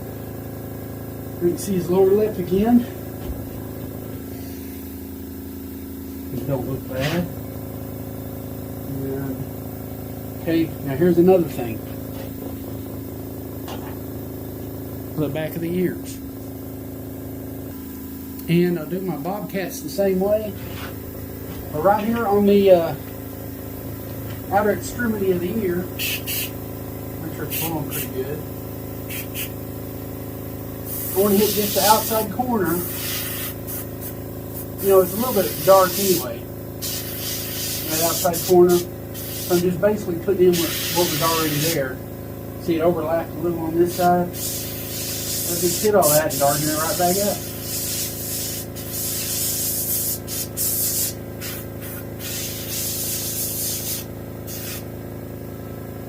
Not the best way to have to fix it. But it works on like bobcats and stuff. Just the outer, what is it, ravel back a little bit. You have to like really get all the way to the very end, and it won't do that. But in case you're like me and you didn't do it accidentally, you just fix it up like this. There we are.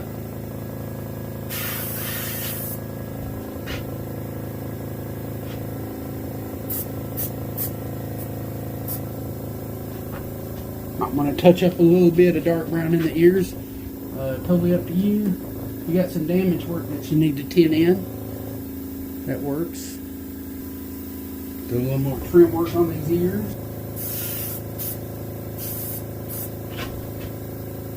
This side looks really good, like it's already been got. Okay. So you may want to put a little bit of shadow down in there around the ear, where the ear canal is, or down there at the very back of the ear. Give a little bit of color.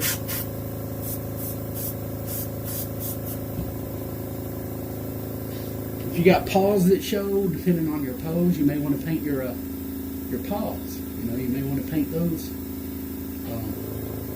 dark brown or black. What I'll do is I'll get a little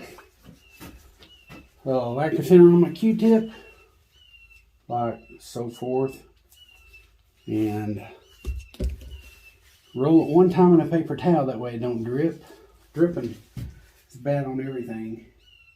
Then I'll get the center of the eye where I know I'm not going to rub up against the Q-tip and all that junk. Now clean it off.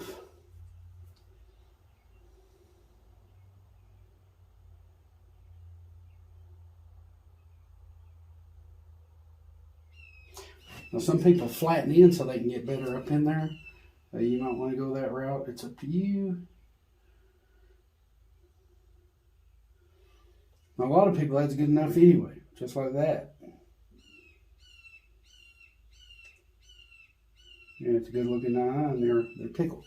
But you can go back and scrape it off with your X-Acto knife, the corners, so you have more of the glass eye showing instead of just the paint. You know, the paint trimming the outside that you couldn't get with your Q-tip. So what I'll do is might get a little lacquer thinner on that edge, and helps have a good pointy edge. And then I just scrape it off with, be surprised what you can get off with your X-Acto knife. As far as that paint, it comes right off.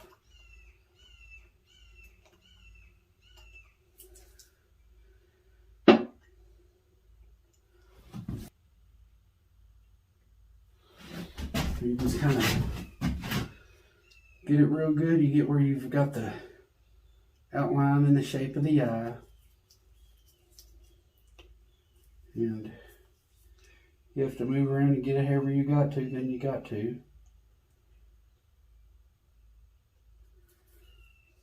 And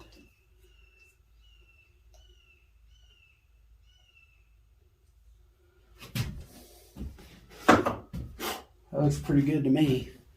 You can use this toothbrush and, you know, kind of naturalize everything, like blend the paint in a little bit better with a toothbrush. And that's if you got a little bit of paint on your hair, like on the inside. I didn't want it to go maybe as much. Well, see, it'll brush off. You can use a toothbrush and it'll flake it right off. Or you can use lacquer thinner on a Q-tip too. That works too. So you can do that.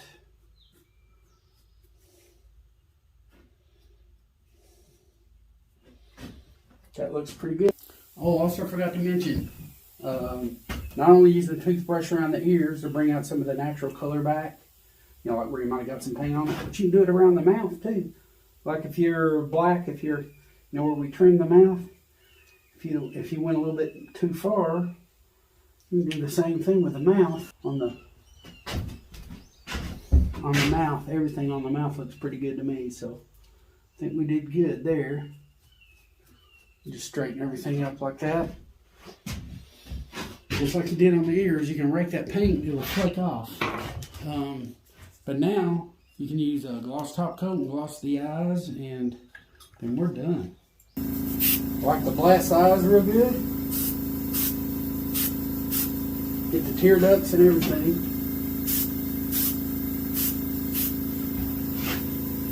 The nose. Want that good wet look on the nose, you know. Dogs have wet noses. And there we go. Call the customer. Now I'm satisfied enough with it just being a rock base, but if you wanted, some people get like these mushrooms. You can buy all this stuff at Hobby Lobby, like mushrooms and stuff. Make it look like they're coming out, maybe the rock or something, although wood's probably better. This lichen right here, you can buy this at Hobby Lobby, because I have. And you can put that all over the rock. That's good because you do see them on rocks. So this stuff right here, yeah, you'll see it on rocks and stuff. It's pretty good.